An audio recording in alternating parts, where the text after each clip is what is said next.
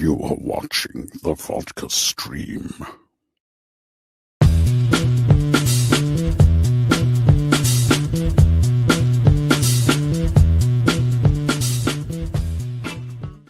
Hey, what's happening, everybody? Welcome to the Vodka stream. What's going on?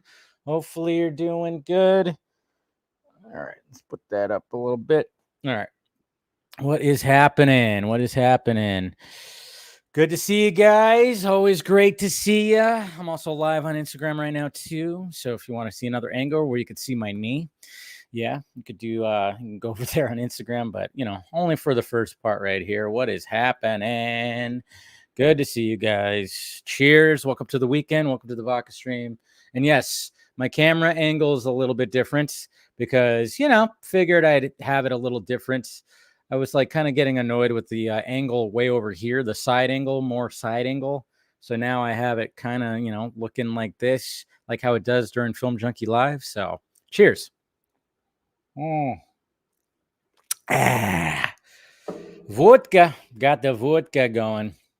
All right. Let's see. We got Ryan right here. Let's fucking go. Yeah. I know you know that I love that saying. Let's go. We got Mr. Venom. What's happening? Let's see. You heard that Aaron Taylor Johnson doesn't want to do 007? I don't blame him. That's a lot. There's a lot to go by that. I mean, I don't know. I fine. I don't really see him as it. So what's going on, Eleanor? Had a pretty good week. Not gonna lie. Had a pretty good week. You know, work was kind of weird. I don't know. It's just like a weird week of things, but you know, overall, good week. What's going on, Mr. Trevino, right here? And yeah, let's see, Dan. How is your dad doing post retirement? Well, he's doing all right. He's just still getting used to being home. He's still getting used to being home. And what's cool though is like now, if he wants to see a movie, like he joined, like we saw Alien Romulus last night. He of course is the one that introduced me to all of that. So so he joined last night when it came to movie watching. He wanted to see it, and it's like he's got the time now, so he'll be joining me for more movies, which is cool. It's weird. I got both my parents are now retired. They are both retired. What's going on, Droga? Good to see you, bud. What is happening? We got Thwip Media right here. What is happening, sir? Ahoy, hoy, Mr. Jason McKenzie. We got Taladia Plays. Hey, 5 months being a member. Cheers, brother. Cheers, man. Happy 5 months. All right. Who else we got here? We got Andrew. What's going on, Mr. Hughes? Hopefully having a good Friday as well. Yeah. I don't know. What do you guys think? I figured like I would be more like where I'm not, you know, not as angled. Usually it's shooting this way. So I figured I'd just kind of like shoot it, almost angle it. I'm not blurry or anything. Am I? Do I need to get into focus a little bit better, or am I looking okay? Let me know what you guys think about the new camera angle. What's going on, Music Man? Let it be known if you're spoiling. Oh, yeah. When I give my initial review, no spoilers. No spoilers in my initial Romulus review. Like, I'll give my drinking review as I do. But when it comes to the panel, when we get people on, we are going to talk spoilers. We'll talk spoilers when people get on. So because pretty much everyone, I think everyone pretty much who is coming on at first has seen it. So yeah, we're going to dive into some spoilers. So get away from her, you bitch. Looking forward to tell you. Yeah, Thwip will be on. Thwip will be on to talk some Alien Romulus. But yeah, so okay, you guys liking what's going on? Jose, I'm thinking of watching the Alien movies in release date order for the first time. Do it. I'll be watching some of the movies over the weekend as I do, and it just seems like there's a lot of like, hey. There's a lot of movies coming out this week, not this week, but this summer that it's like, oh yeah, go back and watch the previous versions. And I just saw something on Twitter too, where I was like, wait a minute, because we still have Alien Earth, the series that's coming out. And the timeline for that's supposed to take place before Prometheus, which I'm like, what? I thought that was going to be like somewhere in the middle, or like maybe even around Romulus or something like that. I don't know. Dan, what movie or franchise would you like to see Fede Alvarez tackle next? I'd like to see him do something original, to be honest. I'm always about originality. The dude's talented. I mean, I haven't seen Don't Breathe yet. I need to see that movie, but I did see the remake of Evil Dead. What else did he do? He did something else too before Alien, right? But the Evil Dead remake, or did Don't Breathe come after that? That's the one. Or did he do? I can't remember.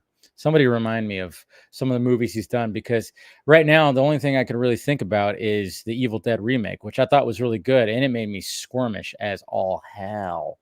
Hey, we got Mr. Balga right here. I definitely have some thoughts on Alien Romulus third act. Choices were made. See, that's what I'm talking about.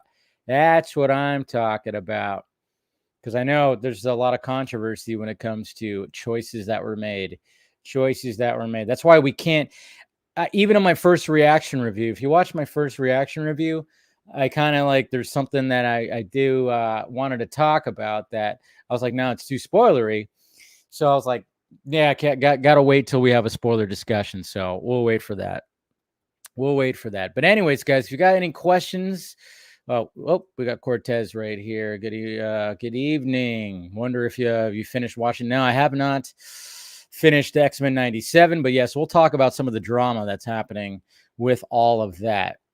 Okay, so he did A Girl in the Spider's Web too. Okay, I didn't see that either. What's going on, Venom Wire? So if you guys have any questions, by all means, ask some questions. And I'm going to give my full review right now of Alien Romulus. So if you guys, same with why am I grabbing that? Same with Instagram. If you have any questions, go ahead and start asking some questions and everything, and I'll get to them as soon as I get done with my full review. And then I also have a little funny story. I have a little funny thing too that I'll even talk about at the end of this. I talked to somebody who's well known, who you guys probably know in the movie community last night in my movie theater, and I'll let you guys know who that is, and let you know the funny part of the story when it comes to talking to him. Anyways, Alien Romulus. Cheers.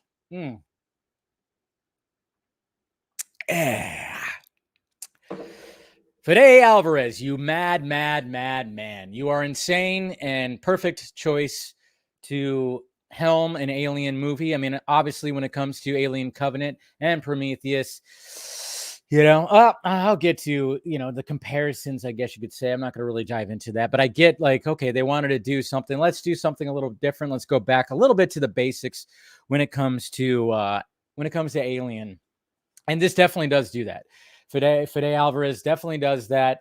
A lot of practical effects. You have the atmosphere. You have the feel. It definitely pays homage big time to Alien and Aliens. And you definitely feel what Ridley Scott started off with, and then, of course, what James Cameron continued with when it came to those first two movies. And enjoyed the movie start to finish.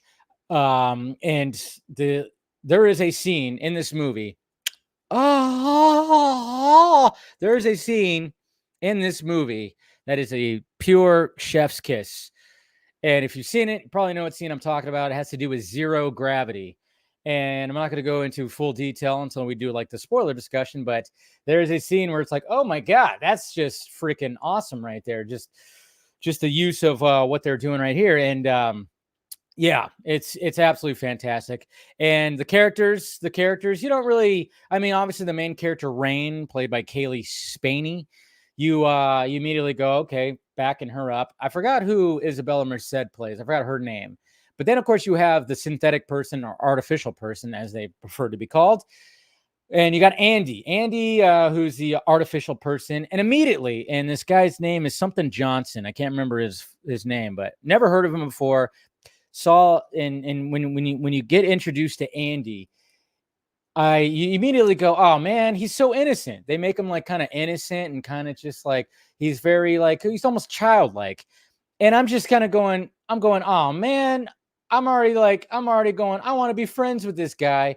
And I'm just thinking, you know what? In these alien movies, the freaking androids, the synthetic people, it never works out for them. They always, except for David in the, in the Prometheus and stuff like that. But he was evil. He was kind of evil when it came to that. But it's just, it never seems to work out for him. So I'm already going. But his story arc was interesting, very interesting when it came to this right here. I will say, when it comes to gripes, there are things that happen too quickly. I thought things that were used to taking a little time to breathe that don't really take time to breathe really at all. And I was just like, well, that was quick. That was quick. And it's just like, there's some things like when we start getting into the meat of this whole thing of going onto the Romulus ship, that things just happen very quickly. And, some of the other characters are just very much throwaway characters. Like, there's just throwaway characters. You don't really care. It doesn't really have, you would think that, I thought they were going to try to have that feel of the first one with that, the way that group was. You don't get that really with those these characters, except for Andy and Rain. You get mainly them. And then, of course, Isabella Merced's character, which I can't remember her name. But, yeah, his name is David Johnson. I should have remembered his first name, obviously. But, I mean, I don't know. There's like something about his eyes. His eyes. Something about Andy's eyes, or David Johnson's eyes. The way that he looks and the way that he was looking at things. He just had this innocence towards him. And I'm like, oh, man. I want to be this dude's friend. And, again, if you watch any of these alien movies, usually the synthetic people it doesn't really work out for them. But, either they turn evil or they get effed up. It's just like one of those things. But, yeah. So, but yeah, there's that one scene where it's just like, that was beautiful. The face huggers in this were a lot freakier than any other version. The face huggers in this, I thought, they look like it was just like an invasion of spiders, and I don't like spiders. So that gave me the heebs and the jeebs when it came to the face huggers, like running around and stuff like that. Just awesome. Now, when it comes to the third act, which is very controversial, obviously that's been out there. A lot of people are talking about the third act and things that were happen in the third act. You see it coming. I immediately went, oh boy, I think I know where this is kind of going. And yeah, it's interesting. It is interesting. And I think it's kind of creepy. And there's something that's interesting about it that I'll point out when we start talking about the spoiler discussions of all this. And so what's going on, Greg, over on Instagram? But yeah, so there are some things where I was going like, okay, I'm like, I dig it. I dig it. I dig it. I dig it. I dig it. But it was kind of interesting because I felt like, I was like sitting with this movie kind of going like, man, there's some things in here where I'm going, all right, so it takes place between aliens. And at first I was going, okay, what connective tissue are they going to have? And there is connective tissue, but not as much connective tissue that I thought there was going to be. And I think I built that up in my head a little bit, that there's going to be more connective tissue. And then I was realizing, now this is more of like, okay, we've seen this story. Obviously with Prometheus, that's like the beginning of this kind of story. And you see the beginnings of all of this. And then, of course, it leads into the original movies. And then, of course, there's Alien 3, there's Alien Resurrection. And then, of course, just stuff like that. And it's all very linear and all kind of works together. But this is like taking place in that world of the Wayland industry and all that stuff. And these colonies that are on different planets. And it's kind of like a spinoff. To me, it's almost like a spinoff that has a little bit of connective tissue. And that's pretty much what it is. If you look at it like it's a spinoff, it's not adding to the initial story that is, I guess you could say, Aliens, Alien 3, Alien Resurrection, if you want to even count that. And then, of course, Prometheus and Covenant. It's not really, it's just like it is kind of like a spinoff because and it's kind of cool because you have these worlds, these colonies, and you have these characters that have basically grown up in these colonies, and they've lived in these, very it's constantly raining. You don't see the sun. There's famine. There's grime and dirt and all this stuff, and you just have to work and blah blah blah, and you're just you're basically just born into like a prison almost. So that was kind of, I was thinking about that. I was like, yeah, it's kind of just like a spinoff. There's no like character that's related to, Ripley or or anybody, Reese, or not Reese, that's Hicks. Reese was the character that Michael Biehn played in The Terminator. So I kind of was like, it is cool to look at it like that. But yeah, when it comes to the controversial like climax, I guess you could say, I had no real issues with it. There's something I do want to point out when we get to the spoiler part of this, but man, it does take it. I could see why people didn't like it, and there's yeah, that's pretty much it. But what's funny, guys, is Robert Meyer Burnett was actually in my movie theater. I don't know if you guys saw he didn't like it apparently, and it was funny because I don't know why, and I think I've said it here before. Maybe because there's a guy named Mark Burnett that's out there somewhere. For some reason, when I saw him, I called him Mark. And then he was like, no, Rob. And I was like, oh, shit. So I had a funny little moment where I'm sitting next to my dad at the bar. And he walks in. I see him. I'm like, is that? And then I hear the voice. I'm like, that's him. I'm like, wait a minute. I thought he lives out in L.A. We're not in L.A. So it was kind of funny. So Robert Meyer Burnett walks right. He's with I think probably his daughter and he's with his family and everything. And then I just kind of say, Mark. I called him Mark.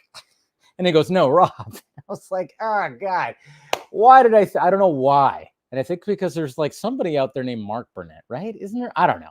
Anyways, and he actually joked about that. And because apparently that's not the first time it's happened. So that made me feel a little better. But yeah, it was just kind of funny. He was actually at the movie theater. He was sitting probably a row behind me or something like that. But yeah, apparently he didn't really like it. And he said, and he said some things too, where it's oh yeah, it's a beautifully shot movie and all this and everything. And it was just he enjoyed how the movie looked. Sorry, I'm just going to open this a little bit. But he liked how the movie looked and everything like that, but didn't like the story choices and whatnot. So, yeah. But overall, enjoyed the movie. Now, when it comes to rankings of the Alien movies, I'm seeing a lot of rankings out there, and I'm just kind of going huh? What are we doing here, folks? Now, naturally, when it comes to rankings, Alien and Aliens are always 1 and 2. Now they might be swapped out, and that's perfectly okay. Because I will say I probably like Aliens more than Alien. Okay, because I think I watched Aliens way more than I watched Alien when I was a kid. So and I always said that Aliens is more like action than scary, because I always thought that. When it came to Ridley Scott and, of course, starting the franchise, obviously it's just one alien on a ship. It's freaky. It's a horror movie in space. In space, they can't hear you scream. That was the tagline, and it works like that. When it comes to Aliens and James Cameron tackling, I thought he did a great job at the sequel, and he made it more of an action film. It's kind of funny because Terminator is kind of like that a little bit too, even though James Cameron did both, because the first Terminator, yes, it has action, but it feels like it's more of a horror movie. The second one, Judgment Day, feels more like an action film. So I think I do like Aliens more than Alien, at least right now. That's how I'm feeling. But when I'm seeing people putting Romulus third over Prometheus, I'm going, huh? What? You're putting this over Prometheus? What? Okay. Okay, I mean, I get it. It's subjective. I get it. It's fine. But I'm just kind of going, Prometheus is fucking. When Ridley Scott came back to tackle this, and he goes, I want to show the origin. I want to go way back. I want to show the engineers. I want to show before there's fucking xenomorphs. All right. There's going to be gore, but yes, I'm going to show the origin of all of this. And then, yes, I'm going to tease the xenomorph. But of course, you have an alien movie and there's really no xenomorphs. Obviously people go, what the fuck? Where's the xenomorphs? But I'm like, that's the beauty part about Prometheus. So when I'm seeing people putting Romulus third, I'm like, no, Prometheus, at least in my, but then I'm just I guess, when it comes to Romulus, I probably could put it fourth. But yeah, when I'm seeing people put Romulus over Prometheus, I'm going, no, I don't know about all that. I really don't think. I think Prometheus is still a very, very excellent movie and a great chapter. It's a great cast. And there's a lot of tension, a lot of buildup, and there's some tension moments in there. And I just, I think Prometheus is just absolutely fantastic. So when I'm seeing people put Romulus, which I'm like, okay, fine. But at the same time, I'm like, no, this is just like, it's a back to the basics kind of like, hey, but Prometheus was trying to do something to add to the mythology of the xenomorph and all of this. There's just so much there. There's a lot on that bone. This one doesn't have a lot on the bone because, again, it's kind of like a spinoff. It's like a chapter. It's like a little spin-off episode or something like that takes place in the world. You're seeing other people having to deal with this whole thing in that world. So, anyways, that's pretty much it, guys. Cheers. Cheers to Alien Romulus. I still very much enjoyed it. I think there's just some things that happen a little too quickly.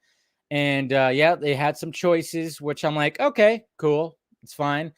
But overall, like I said, great flick. All right. You guys have any questions? Start asking right now. Let's see. How we doing over here on Instagram? I think my dad showed up right now. I don't know if he's still watching, but I know I saw him come in. Hi, Mark. Yeah, we got Dan. Let's see. Dave, would you say Prometheus is the BVS of the Alien franchise? Yeah, a little bit. I could see what you're saying right there. I could see why you're saying that because there is a discourse about it. Some people think it's like long and drawn out and not as exciting as it should be. But I don't know. I think I'm gonna watch Prometheus tomorrow. I'm gonna be when I'm doing work and stuff like that. I'm gonna be watching the entire. I think I'm gonna watch them all in a row, timeline order. That's what I'm gonna do tomorrow. I'm gonna watch Prometheus, Alien Covenant, Aliens, Alien 3. Let's see. I'm gonna do that this weekend. And then Alien Resurrection, which, to be honest, when it comes to Alien Resurrection, I don't hate it.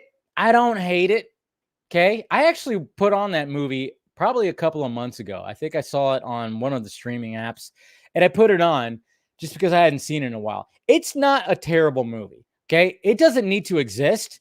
And it's a very horny movie. I was having a conversation with a group chat about this. It is a very horny movie. And then you see who wrote the fucking movie, Joss Whedon. Yeah. So you understand why it's horny. But, it's not a bad movie. It's not terrible. I mean, the ending's fucking weird. But, it's not terrible. It's not exactly terrible. Alien 3 director's cut, way better than the theatrical. Yeah. So David Fincher, I mean, come on. But you watch that director's cut, so much better. So much better. So much better than the theatrical. But yeah, Covenant was weak, definitely. And then I'm not even counting Alien versus Predator. Okay. Let's not even talk about that. Let's not talk about Alien versus Predator. Sheesh. Oh, those movies disappoint the shit out of me. They really do. I can't with those. I can't. Well, they're not even fitting in the timeline. They just exist to exist. I mean, I guess, I don't know. It's so weird. I still remember when Alien versus Predator, and it's crazy to think that it was 20 years ago that the first Alien versus Predator came out. And I remember being super excited about it because I've read some of the comic books, I've played the games, and love both of the franchises, obviously. So, finally, we're getting an Alien versus Predator. This is going to be awesome. This is going to be great. And of course, this is 2003, 2004, before we have internet and all this stuff. So we don't know. We're just waiting for trailers. We're waiting for TV spots. There's no internet, no social media. I mean, there's internet, kind of, I guess. Internet was starting to come about. But I remember seeing like the trailers, and I've probably talked about this before, but I'll talk about it again. I remember when I would see TV spots on TV, and it would say not rated. Alien versus Predator, not rated. You know how sometimes they don't have a rating yet? And I remember just going like, what are you talking about here? What are we doing? It's Alien versus Predator.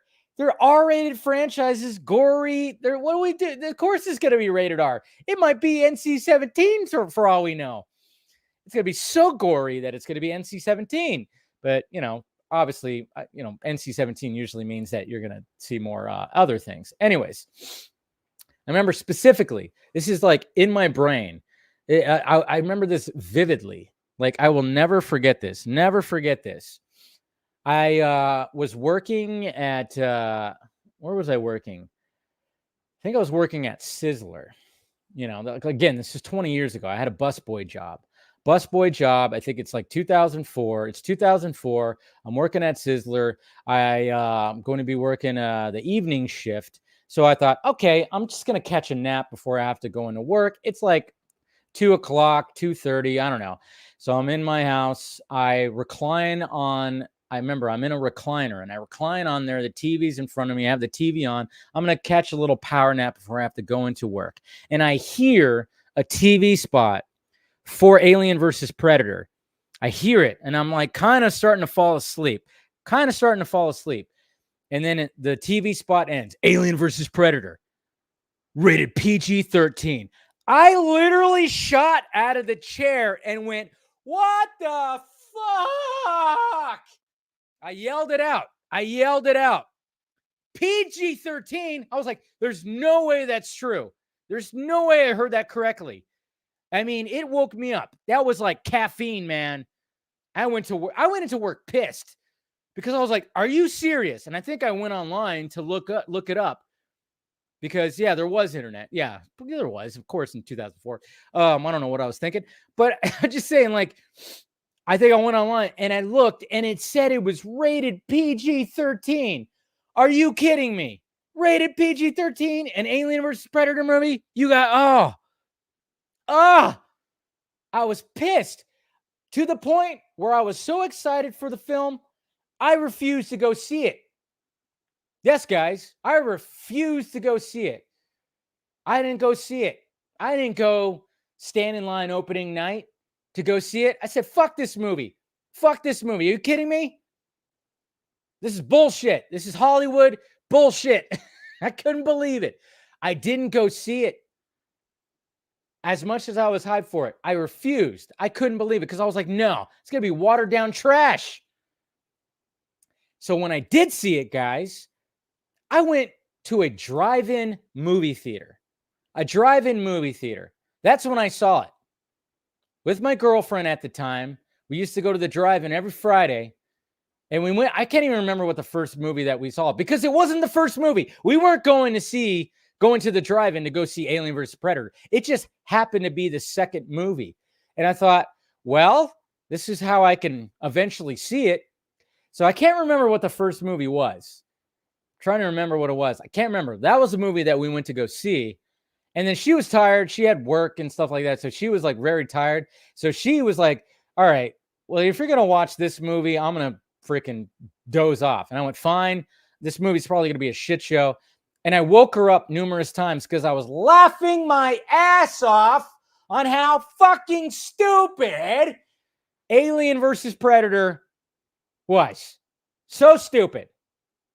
I couldn't believe it. I'm like, wow.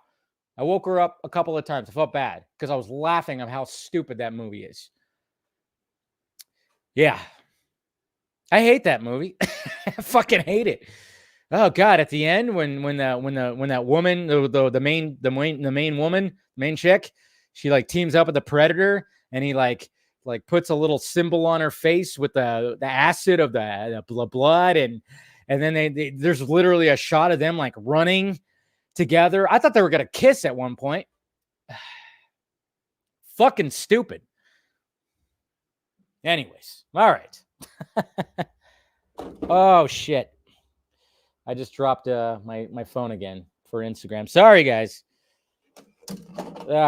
Goddamn. All right, I'm gonna go ahead and end Instagram right now. I appreciate you guys watching. Whew. Yeah. After that rant, but yeah, AVP was my first boy. I boycotted that movie. I was so upset that it was PG-13, even though you could do a decent PG-13. But I don't know. I just knew it was going to be, and it was. Paul W.S. Anderson, okay? Paul W.S. Anderson, he made a good Mortal Kombat movie. He made Event Horizon, which was excellent. And then he made one decent Resident Evil movie, and ever since then, he has made nothing but shit. He's a hack. Somehow he got Mila Jovovich to marry him. I don't know how. He's made shit movies. All the Resident Evil movies after that were shit, hacky bullshit. And what was the last thing that he's made? You know? But yeah, Paul W.S. Anderson. Fuck that. Except for Event Horizon and Mortal Kombat. And the first Resident Evil movie I actually enjoy. But other than that, fuck that shit. Anyways, all right, guys. Thank you, Instagram. Appreciate you, but I'll talk to you later. All right. There we go. Ugh. Share that. All right. Had to go off on that little rant there. Why not? Story time. It was story time when it came to that, because I love Predator and Alien franchises so much, you know, and Terminator. Is that even posting? I don't think it's even going to post. Technology has not been my friend today, so it's probably not even going to post. Anyways. All right. Let me, I'll start answering some questions, but I'm going to start sending off some invites. Start sending off some invites here. Let's see. Let me just let me just do this first, and then I'll go through some of your questions. All right, let's see who else we got. Who is wanting to come on? Okay, got that. All right, but yeah, we're gonna be doing some discussions when it comes to Alien first. Let's see here. Who else we got? All right. No, not that. Not that. But yeah, cheers everybody. But yeah, go see it. Like, go see Alien Romulus. I want more of this. And I know, like, Alvarez in an interview said recently that he wants to do an Alien versus Predator movie with Dan Trachtenberg, who did Prey. And he has a really cool idea. All I'm saying is, hey, let's do a couple more solo movies first. Let's do a couple more solo movies with Alien and Predator first. Let's do that before we start diving into bringing them together again.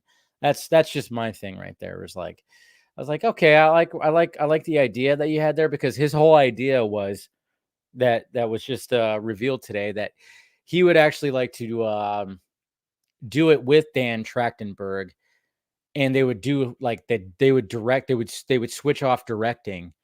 You know, could be something interesting. But let's do, like, you know, yeah. Anyway, so yeah, that was just the whole thing right there. Let's see. Burp, burp, burp, burp, burp, burp. Oh, that's the wrong thing. Hold on. There we go. Sorry, sending out links right now for people to join. Why? They need to change those symbols. My God. Sorry, I'm complaining about nonsense right now. Feeling very ranty. All right, we're good now. Anyways, so cheers to Alien Romulus. Ooh, yeah, I'll be drinking these June Shines tonight. Tequila June Shines. So let's see what happens with these. I was like, you know what? I've been drinking wine. Doing like a little commercial for them right now. Been doing wine a lot recently, and I'm like, you know what? Let's take a little break from wine tonight. Just sip on one of these right here. So let's see what this is like. I don't even know. Okay, good. Not too sweet. I was worried about it was gonna be too sweet, but I know these are like low sugar. I'm like, thank God, because Jesus Christ. All right.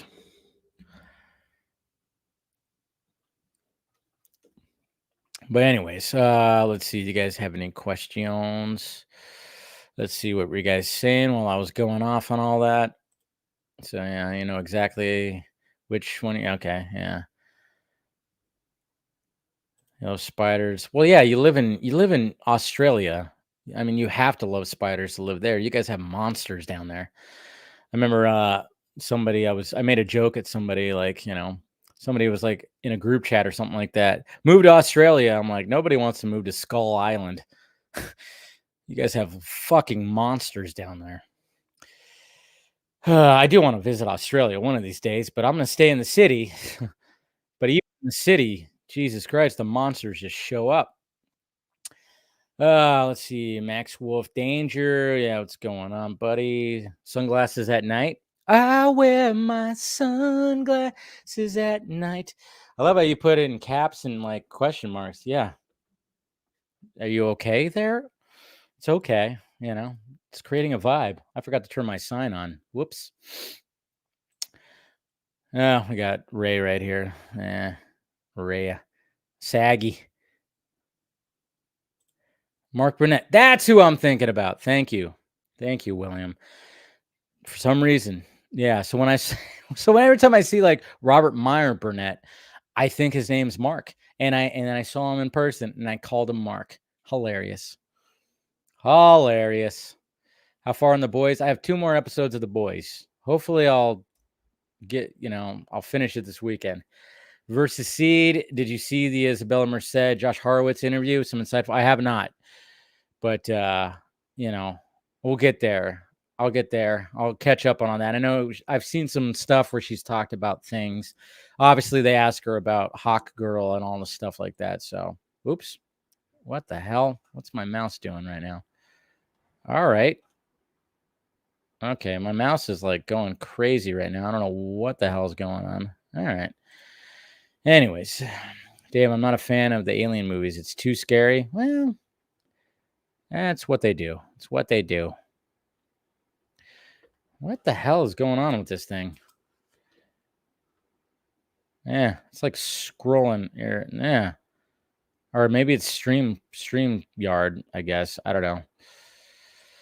Jason X versus Alien vs. Predator. Await my Disney. Oh, yeah. Well, there was also Freddy versus Jason. That was rated R, though. Right? I actually dug Jason versus Freddy. Mr. Anti-Idiotic. I really, really want Kitty Pryde to be Tom Holland's Spidey new girlfriend in the MCU. Interesting choice. Yeah, I wish I could bring up more. Comments, but for some reason, when I scroll up, something is going on. I don't know if it's with my mouse. There we go. Yeah, I think I like hit something on the little wheel right there, and it was acting like crazy. All right, but I think let's see. Wow, Junkie is on the same page as me as far as okay, good. Okay, good. And we could talk about that when we start diving into things. Okay, now it's doing it again. Interesting. So I just have to click it when that happens. All right. All right, Dave, can you talk about Green Lantern show? Yeah, I mean, there's not really much to talk about. Hopefully there's going to be something when it comes to New York Comic-Con that we can get a little more of so we can have a little more of something.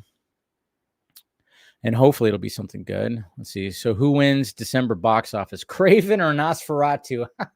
Well, sadly, it's like they could both do like similar numbers. The sad fact of the matter is when it comes to quality, Nosferatu is going to be fucking quality. Craven, well, we'll talk about that. We'll talk about that trailer. Did you know Peter and Kitty are in the Ultimate Universe? Yeah, they've hooked up, right? Daniel, AVP Requiem is like Ang Lee's Hulk, where you have to turn off all the lights. Oh, yeah. Yeah. Yeah. I mean, when it comes to AVP Requiem, those were the guys. It was the two friends or brothers or cousins or whatever. That was a dual directing job. I think it was the dudes that did Crank and Crank 2, if I'm not mistaken. And he was like, okay, it's going to be rated R and it's going to be something different. But it just felt like, it felt like a slasher film with aliens and predators. And it didn't work. It just didn't work either. So love the director's cut. Which director's cut? By the way, did you check when is New York Comic Con? I don't know. I know it's October. I don't know exactly when it is, but yeah, I know it's October. So turn off the TV too. That's funny. All right, let's start bringing some people in here. What's going on, Andy? It's not 1947 anymore. Sorry, I've been watching Rachel Zegler compilations for the last hour. It's not what? I've been watching Rachel Zegler compilation videos for the last hour. Oh, because of all the stuff that's going on with Snow White. Yeah, so and all I keep hearing is like, it's not 1947 anymore. I'm like, yes, it is not 1947 anymore. Good, very good. yeah. You hit the thumb with the hammer on that one there. Did you change your camera angle or something? I did. Okay, I was kind of like my autism was like, I don't like changes. Yeah. No, I know. I changed it up a little bit because I was kind of tired of the whole like angle that way. So I'm like, hey, I can look at my screen and not be so, yeah. So I don't know if hopefully it's better for people. I don't know. If it is, maybe. Testing it out right now. As long as all your artwork is still in, like, it highlights all your artwork. Yeah, I still got the background, but I figured, why not just keep it right there, but just tilt it down lower than I do for Film Junkie Live. So, and then what's going on, Nate? Nice to see you, Dave. Thanks for having me. Yeah, no problem, Mr. Thwip Media. Nice to meet you too, Andy. Nice to meet you tonight. Yeah. And yeah, so how's it going, man? Yeah, it's going well. It's been a crazy week, but really excited to get into the crazy things that have also happened in our worlds, like Alien, all the stuff you've got going on. But yeah, glad to be here. Should be good. And, it's been a while, but Mr. John Garza is here. What is happening, sir? What is fucking going on? Now, you know why I fucking showed up, don't you?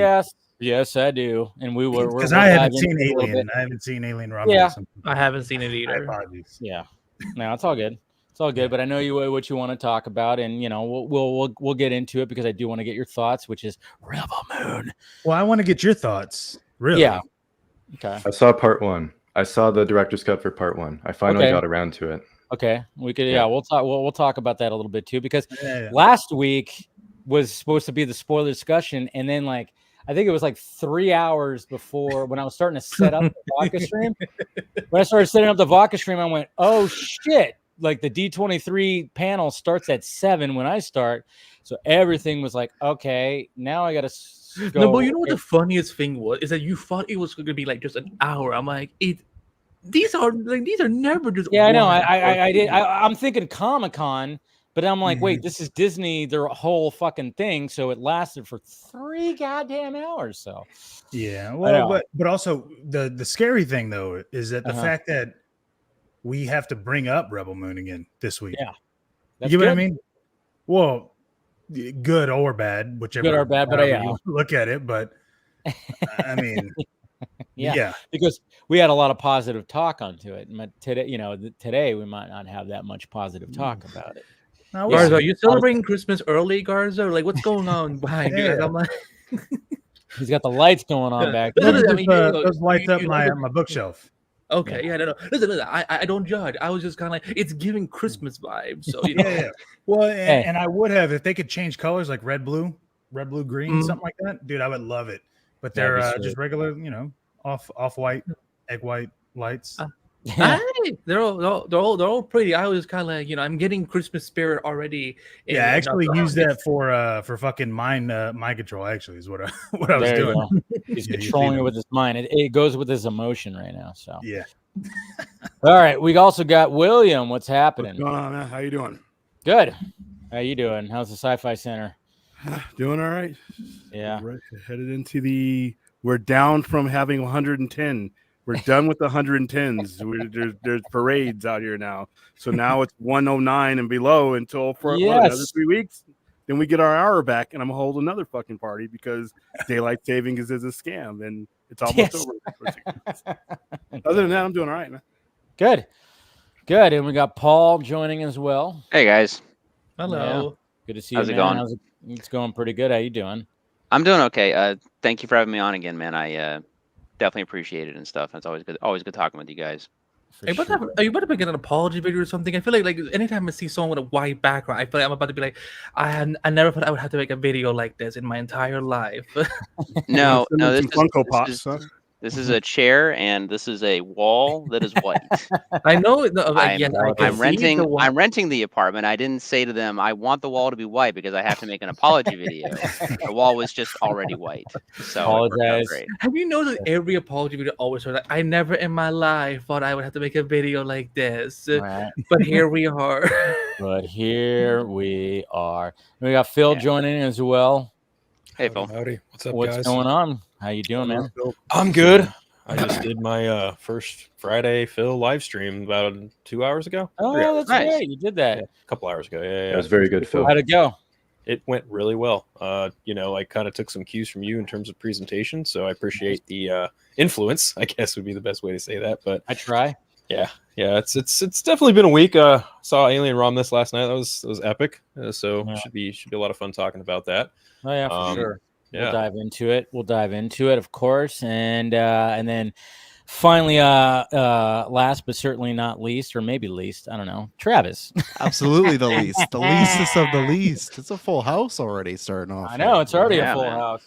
Yeah, it's already full house. Yeah, how's Happy it going? Friday, everyone. It's good.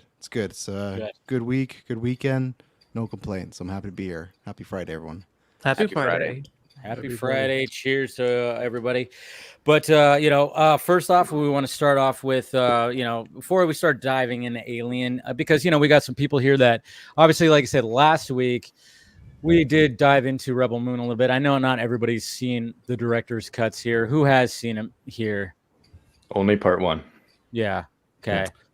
So part one. I feel terrible. If I was in a better place, I would have watched them both by now, but I just haven't had time to have access to them and stuff. Are you actually in a chair? Are you not tied up on your couch now? You're in a chair this time, right? This is my dad. This is my old man's chair. Were you kidnapped again? Is like what's going on? Poor guy. Guys, I'm fine. I'm in a rented place. Good, I hope so. That's just what blink twice. That person would say. That's exactly yeah. Blink what twice if you're actually safe. Start blinking more. Paul, your wall and your setup has me concerned in the following ways. No. Thanks, guys. But regardless of the director's cuts, everybody's seen Rebel Moon Part 1 and 2, correct? Yep. Yes. Yeah. I've only seen part 1 of the, what would we call it? I can't say theatrical cut, but like the PG-13 cut. The PG cut, yeah.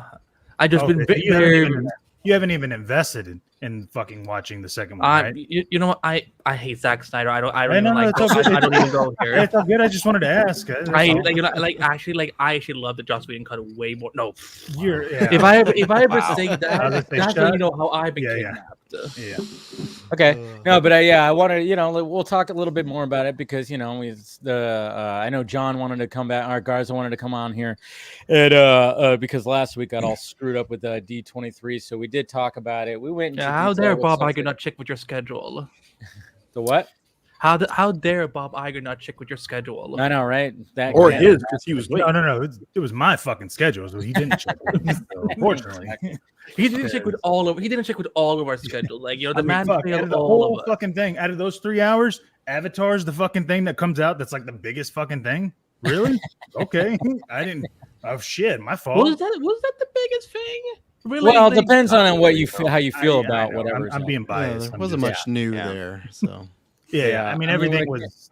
There was never any kind of like, oh my god, like they're gonna bring that out. Like, no, we knew all the shit that was coming out. It just like even Incredibles 3. That's like it was the first time they announced it. It's not like a big surprise. Like, oh fuck, they're doing Incredibles 3. It's like, well, we could figure that. Not me, but was it not already announced?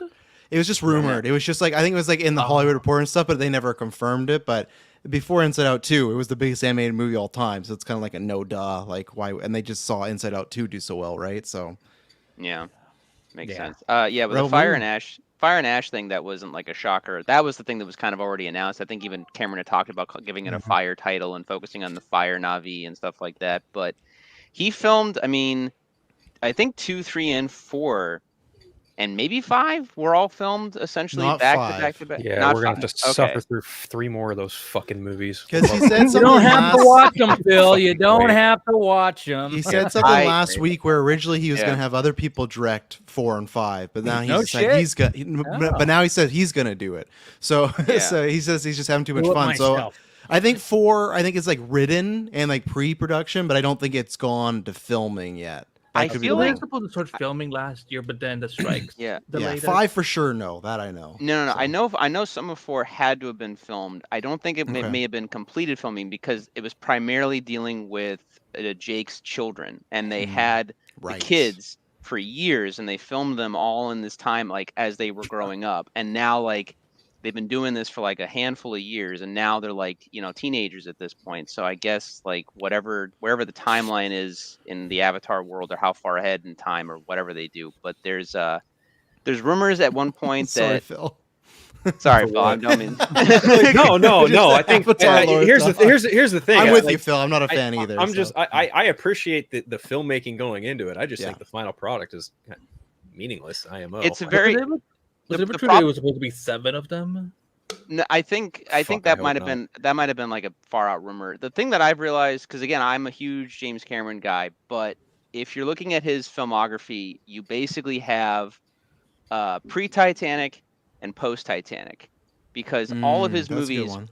Yeah, I mean, I like Titanic as well, but like the movies before Titanic are like very like focused character pieces, that are like these thrill a minute, but there's like these things going on, and then once you get to Titanic, and then onwards, those movies are much more broad spectrum. They're like epics Right. almost too, as well, to like grand Right. scale, big themes. Where I feel like before Yeah. Titanic, he's a bit more punk rock in them. All those movies have like an edge Oh, yeah. to them. Well, yeah, because he was Yeah. younger, man. I mean, Yeah. shit, dude, Yeah. we all. I mean, that's Yeah, we that's all- the way it is. Yeah. Yeah. Why do you think the Terminator came out after Titanic? That's so dumb. to me. The term? No. Well, No, that was Terminator 1984. movies, Terminator was 84. Other, there's been 1990 was many Terminator 2. Terminator movie attempts that have come Yeah. out after. Yeah. But they've all kind of, Nothing's ever topped Terminator 1 or 2. I'm looking forward to the Netflix TV show. Mhm. I think that looks really cool. series, yeah. Zero. Apparently today, or at least I don't know how legit it is, but it is from James Cameron's own mouth. But like they were talking to him about Avatar today and the Hollywood Reporter, and then they basically were like, "What are your thoughts on the animated stuff?" And he was like, "Oh, I'm involved with that in the same way it was with the Sarah Connor Chronicles. Like it's a cool thing. They're dealing with ideas that I had, but like doing a different take on it, and that's cool." And then he mentioned that he was working on something Terminator related.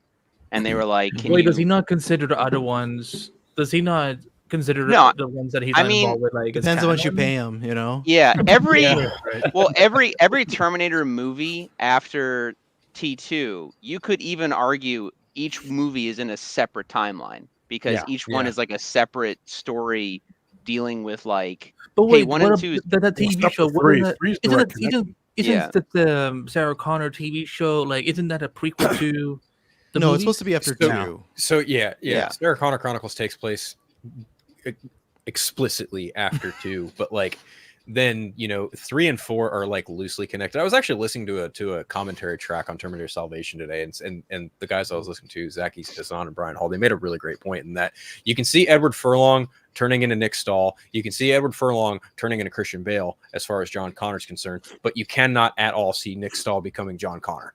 It's true. No. That was Not so at out of all. place. Like It when they was. cast him as, I was like, yeah, that doesn't feel right. But Yeah, it didn't okay. work. It wasn't there. It really didn't work. No, it was not Yeah. a good translation. Well, It really speaking of what didn't work, Okay. I'll be right back. I'm gonna go get a wine glass. Yeah, go ahead.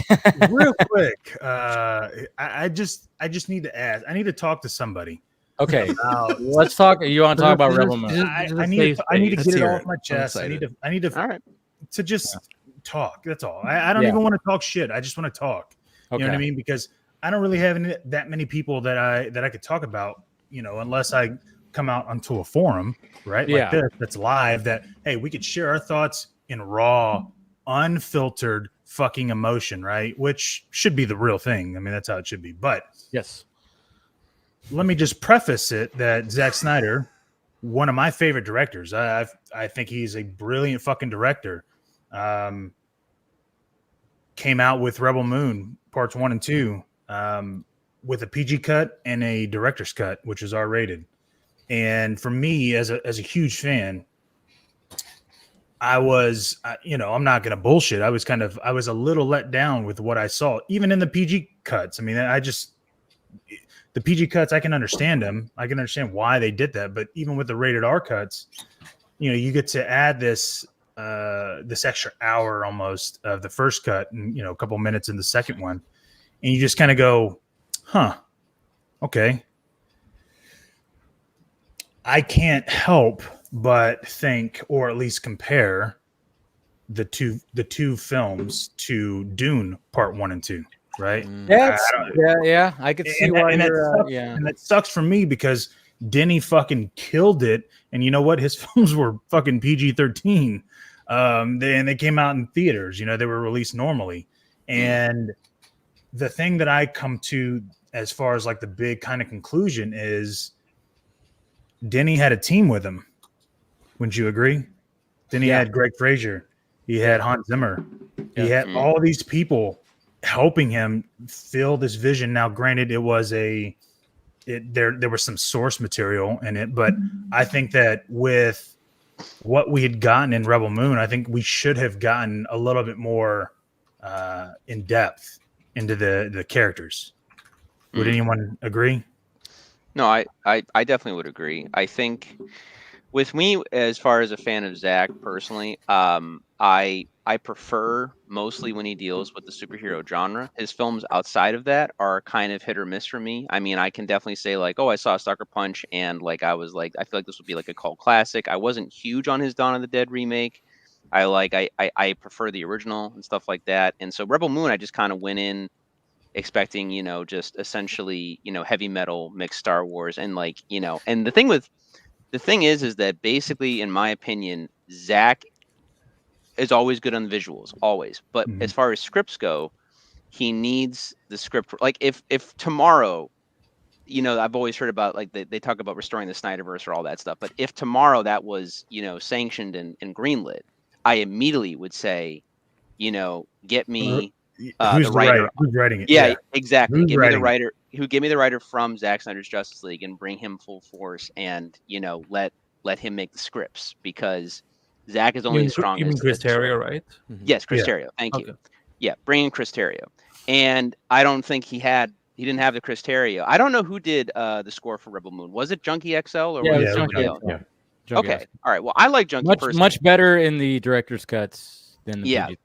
Yeah, and as a fan, I love Junkie as well. I'm a drummer as well. I listen to his music. Believe me, there's a difference though whenever you start to make a score the way that you make it, and it's all drums versus, you look at how Hans really kind of dove into Dune to make it such a unique. Even use the fucking bagpipes, like the fact that Hans was like, yeah, you know what, I'm gonna pull something fucking out of just left field and use bagpipes.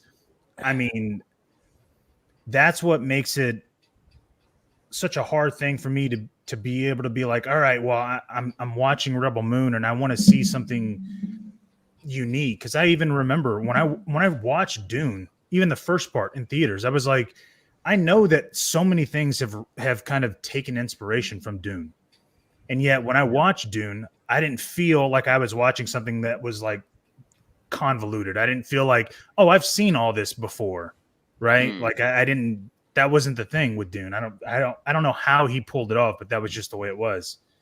Yeah, I mean, I've read the Dune book and I've watched the Dune movies. I can tell you that one of the best aspects of Dune being, or adapting Dune and doing it pretty much correctly, is all of the inspirations that took from Dune are all, in my opinion, and again, you can debate about it, but I feel all of them in a way are kind of a watered down version of Dune, because Dune is such a complex novel, and it was always considered almost unadaptable for that exact reason until Denis came along. And basically, my only complaint with the Dune movies is that I feel that Denis was afraid to just go a little bit too weird, because the books get really weird, and even the first one has weird moments, and I felt he was almost too afraid to get just a little bit weirder with it. But other than that, I thought they were very good adaptations, and we have 2 great movies, and we'll probably get Dune Messiah sometime within the next handful of years. But but then you look at like Rebel Moon. Rebel Moon for me is more of a, Zach is kind of doing something entirely different. I mean, again, I'm not saying that it makes the movie better or worse or whatever, but he's trying to make his variation on Seven Samurai, Star Wars, heavy metal. He's kind of mixing a whole bunch of different things. And again, I think some fans can feel the way they do about Rebel Moon, the way some fans feel about James Cameron's Avatar. Avatar for James Cameron is him taking all of the things that he loves in life and merging it into one big, Star Warsy type idea. And that's kind of how I feel about Zach and Rebel Moon. That's kind of there was a video I saw, and I want to get y'all's opinion on it because I'm going to ask this question. But and I watched, I have no problem in hearing in people's opinions about anybody that doesn't like Zach. Like at the end of the day, like we're all human beings. Like I can admit when some things work, some things don't. But I was watching this video. I forgot what his name. His name, I think it was the writer. It was about writing, anyways. And he had made a video, like a video essay about Rebel Moon, talking about the differences on why Rebel Moon it tried to be a Star Wars. It tried to use some of the Star Wars motifs and all that stuff, but why it kind of failed. And I watched this video and I was like, I mean, now granted, the guy is a Zack Snyder hater, which is cool. That's fine. That's his whole prerogative. That's fine. But I was watching this video and I was like, at the end of the day, he was making some valid points, which is, for instance, if you look at the song Hurt by 9 Inch Nails, when he wrote the song, I think it was Atticus. What was his name? Not Finch. Atticus Ross. Ross. When he had written that song Hurt, and they, 9 Inch Nails played it, he wrote it kind of like, oh yeah, I think he was getting out of either drug addiction. There was something there that he had written the song about. And a couple of years later, Johnny Cash says, hey, I want to do Hurt. Do you mind if I do it? And he was like, okay, sure, I guess, whatever. Yeah. Well, if you were to hear Hurt, you only really think about Johnny Cash's version now. And when it came out, he came out and said, no, Hurt is Johnny Cash's song. Yeah. Because even though Trent Reznor said that too, he's all he did. I didn't even know it was a 9 lyrics. Yeah, the fact that it's the same lyrics, it's the same everything, but the way that Johnny Cash performed it was such a unique take on it. That's what I wanted from Rebel Moon. I wanted hey, listen, I get Seven Samurai, I get Star Wars, I get everything that you're gonna do. That's fine. I just want your take for it. And for me, I just felt like it was just kind of like, oh, okay, yeah, we're gonna go to this planet where the spider, lady lives. Oh, okay, like I guess that's cool. You know what I mean? Like that we're gonna go to this griffin. We're gonna go to this griffin, or we're gonna go to this world where there's this griffin that's trying to get tamed, and okay, we're gonna watch him get tamed. But why does that dude always have his shirt off in any battle? Like I feel like, no. If you're gonna have guns and shit, you need fucking armor. Yeah, no, I see what you're saying. I see it. And by the way, Chris is also here now. Sorry, Chris. I know you're in backstage, and I know Chris has seen all of Rebel Moon director's cut, so he can add to a little bit of this conversation. And anybody who wants to jump in who's seen a little bit of this, we're not going to go like full on. I don't 3 hours. No. We're going to see it and do 7 hours. We're going to do the watch right now. Break it down. Pull up your I just wanted to say this though. I just went to Garza's point. I just went to like listen quickly on Spotify on the Herd through 9 Inch and Johnny Cash's different versions. I'm like, wow, the differences are so massive. Like, they're very massive.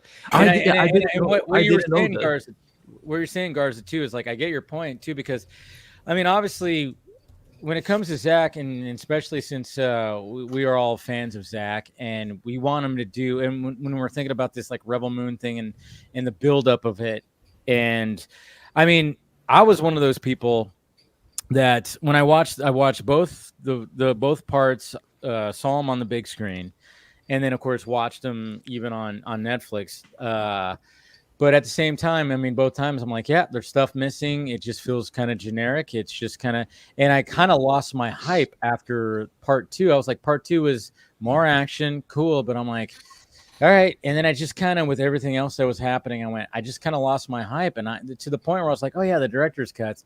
Is this gonna, I mean, it's gonna be better, sure. But at the same time, I was going, I mean, like, how much more on the bone is there? I mean, obviously he was selling it a lot of, like, oh, it's like a completely different movie. It's like a different universe. I was thinking I was going to see different line deliveries on every fucking scene. That's what I was thinking.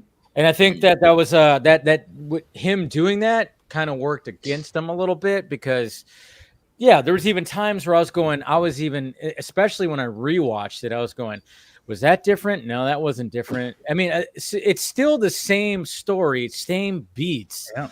But there's just more to it, where you get more backstory, you get more, and that's what I really liked about it. And I kind of think, in my eyes, like when I watched them, the director's cuts in a row, like a couple Saturdays ago, I was like, okay, this is a fucking Zack Snyder's sci-fi movie, and I get what you're saying when it comes to like, especially when Dune comes out, and I know there's been people that have compared them, and it's like, yeah, you can't really compare them, because you know, you have something that's existed already. There's Dune that's existed already out there, and Denny just like did a great job of adapting him. Yeah, he didn't like go. He was a little conservative with it, and he just has great visuals, and he had a great crew behind him. And Zach was just like, hey, I just want to do this. I've had this idea, and it goes nuts and insane. And it's very Zack Snyder.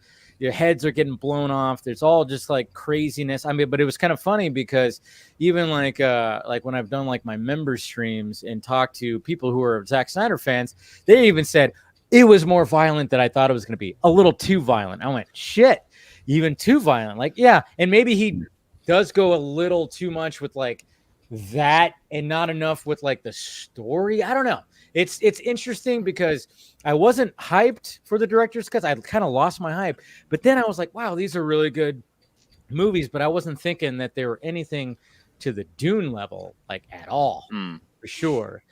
You know, it wasn't like that, but for me, it was just going, I just kind of, especially when I rewatched them the next day, put them on, I went, yeah, these are just like you know, and just being a fan of them, like, this is just Zach being Zach. It's like how Sucker Punch is, you know. And I think he but I do agree with the fact that, like what you guys were saying, if he was going to adapt something else, you go, okay, well, who's the writer, and because I think he's very collaborative.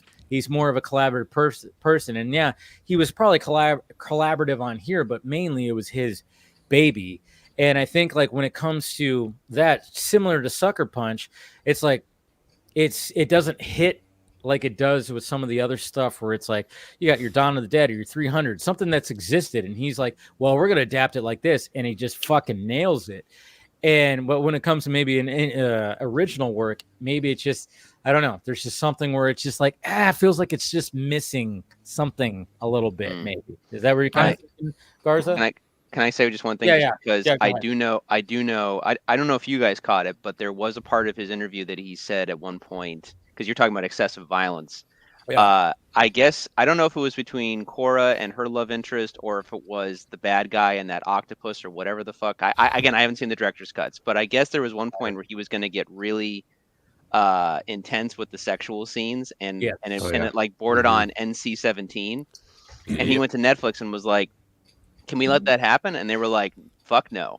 Yeah. Like we tried that with one movie. It didn't get us good play. So we're done with that. Well, that's the thing. It's like the first sex scene is like it's like it goes on for way too long. Yeah, it's borderline. You're kind of just like, yo, I get it. Like, yo, and the fact that they're not even like into each other. Yeah, they just trying to get off. Like, it's just a sex thing. And so the thing I will say when it comes to kind of what I was at least hoping, or at least thinking of when it comes to these films, were, okay, well, I just give me some more depth. I don't know if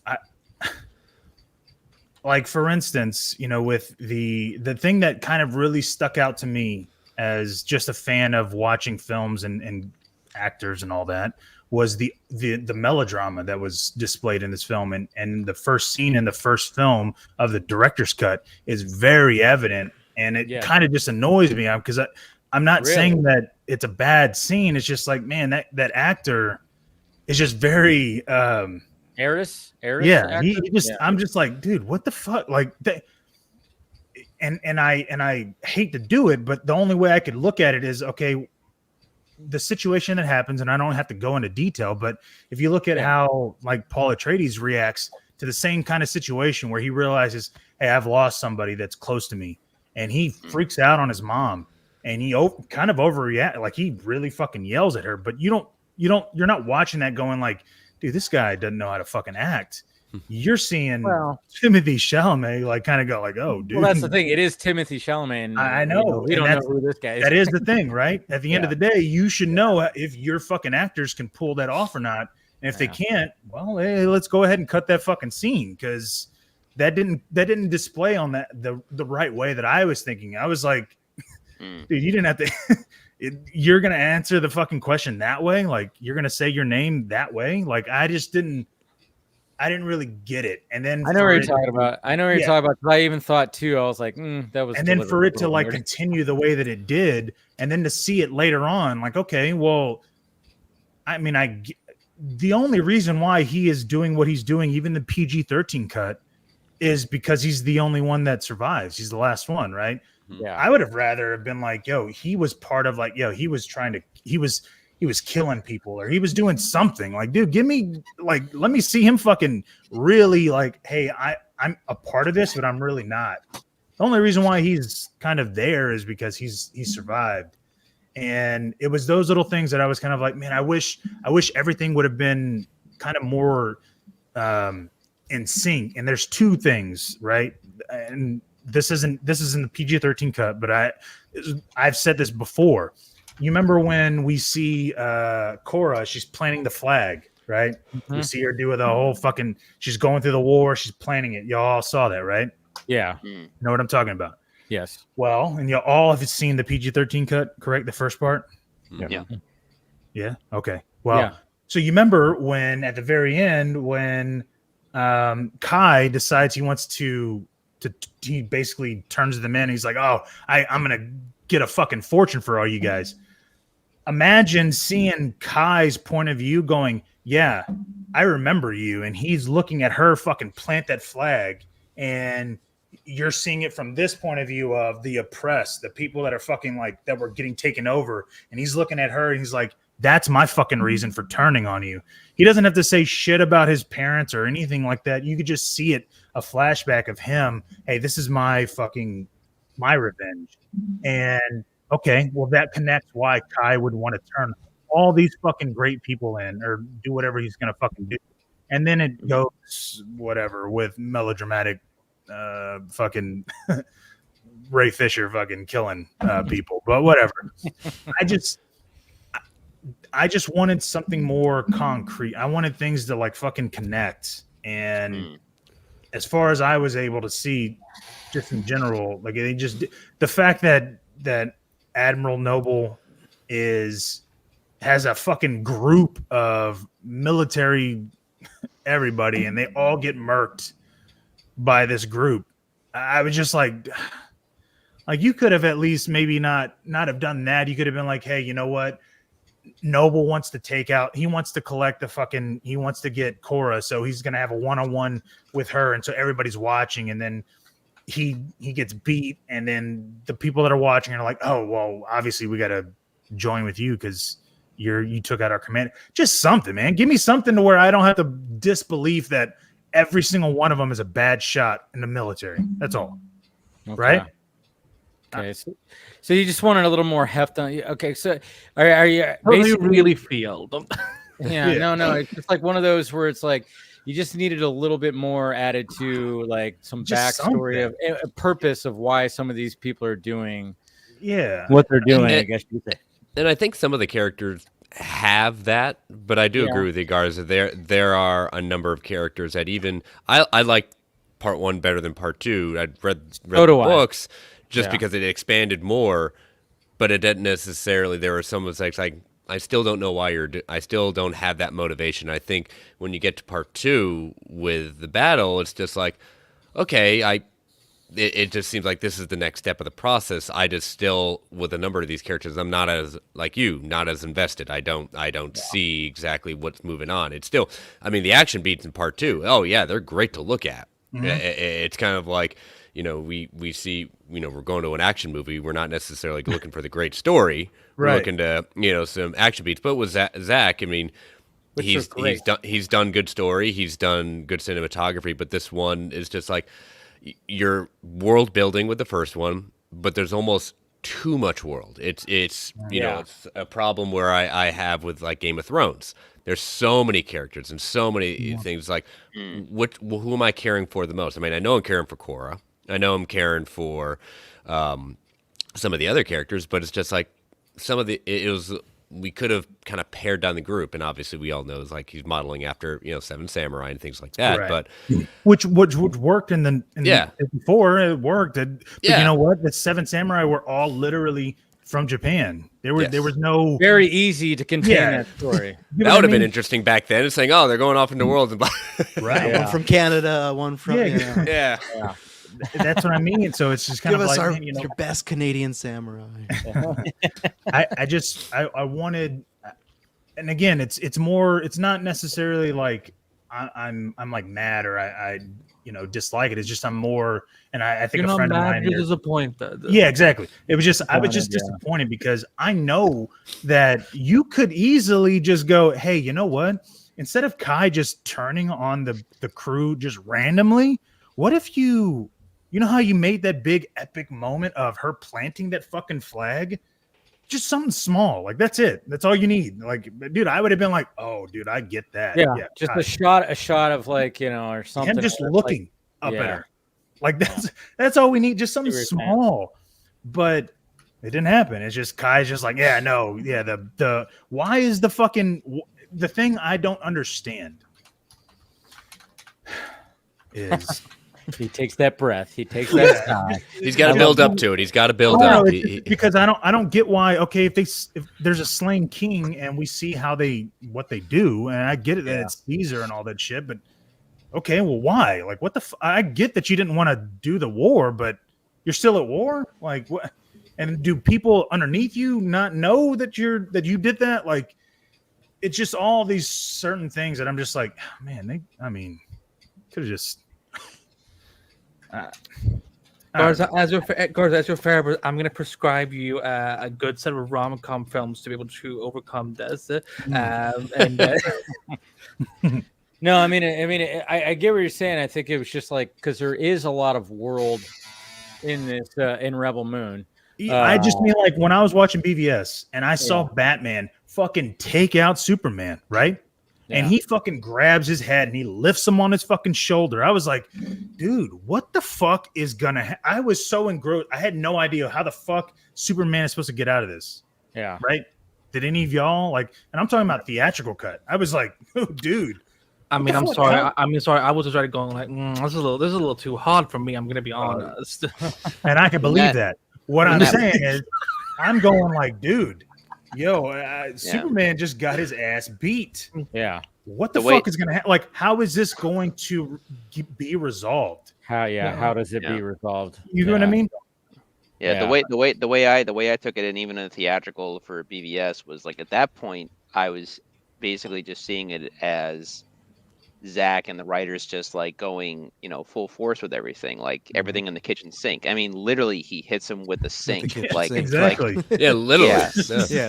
So I mean, for me, it's the moment when he draws like the spear on his chin. I mean, it's kind of like, he's just where are we going? Like, dude, you're not a fucking god. Like, fuck you. That's why I was like, dude, what the fuck is gonna happen? I didn't know. But to your point. One, it's kind of comparing apples to oranges. I know what you're getting at, Garza. It is, but you have two characters that are very deep in history, even in the general public, that they know enough about these characters that you don't need to spend too much time. But we always need to spend time on how did Batman, parents die, because that's we need to do that. I don't know. I still am unclear on what happened that day. I don't. But I hope Matt Reeves really covers it in part. There was popcorn involved. There was popcorn at one point. But backing up what you're saying, you have built up like where these two kind of stand in this particular in that movie. At that point, we know what's kind of why they're fighting at this point. We do know why Cora's fighting, but it's just like some of the other ones. Okay, you just don't like the Empire, basically. Right. Yeah. Right. Yeah. I mean, there's even times where it's like, okay, you build up the team, which was, was cool. I like that. And I like everybody's, but at the same time, there was one thing that, like, especially when it came to the Q&A, and I posted that clip of Zach talking about, and maybe it was going to be, and I mean, again, there's so much world building that there has to be a novelization. There's a novelization, there's spin-off comic books. There's supposed to be all this stuff. But I mean, like, one in particular thing where he talked about Nemesis and the fact that her world is like the fact that her world was basically a society where, like, there was like everything was just kind of like, hey, it's like this. Everybody just, there's really no hate. There's no, it's a world where she was not anything what she turned into. But since the mother world came down and destroyed her world, and she had these gauntlets that were just kind of stashed away, and she knew about them. She was like, all right, well, let me chop off my arms, hook them up, and then she rational thing that we'd all do. And then she downloaded, and it's like, oh, so that's what that kind of was. It was like one of those things where it's like, oh, I didn't know what you were going for there until you actually said it right here, where she was not exactly a fighter. I mean, yeah, she kind of hints at that, but then the fact that when she hooks those things up and basically hooks into her own, like, neural link, I guess you could say, she basically downloaded what was all in there, where now she's like this crazy fighter. And then she of course has these blades made for Oracle steel that she can ignite at her own whim. But it was just kind of like one of those things where it was like, okay, I kind of get what was going on there. But then he, once he explained, it was like, oh, okay. Hey, I didn't get it. You've seen the second one, right? No, only the theatrical. Yeah, right. That's all you need to know. Okay. Yeah. So, because it's in the same thing. So let me ask you this, Nate, because you've been quiet about it. Yeah. When during the scene of Nemesis fighting this, or about to fight Armada, ironic name. Yeah. Did we need a close-up of her shot up to say, hey, these kids, I don't know what the fuck she says. I just know that when I saw that shot, I was like, I don't think I need that close-up of this fucking actress. Nothing against her. I was just like, I'm not buying that I'm seeing this. You mean like just before they go like at it? When they fight? The emotion of like, hey, I forgot what she says. But she talks about how, like, the air is like, right, bad, and she can't. Her babies are like weak and stuff. Yeah. I mean, I don't really know. Like, I can't really go in depth on it. It's probably just him, like that close up is her, like, she's putting her full, like, will into this fight. She has a belief. She's going all in on it. That's really all I could say about it. Yeah.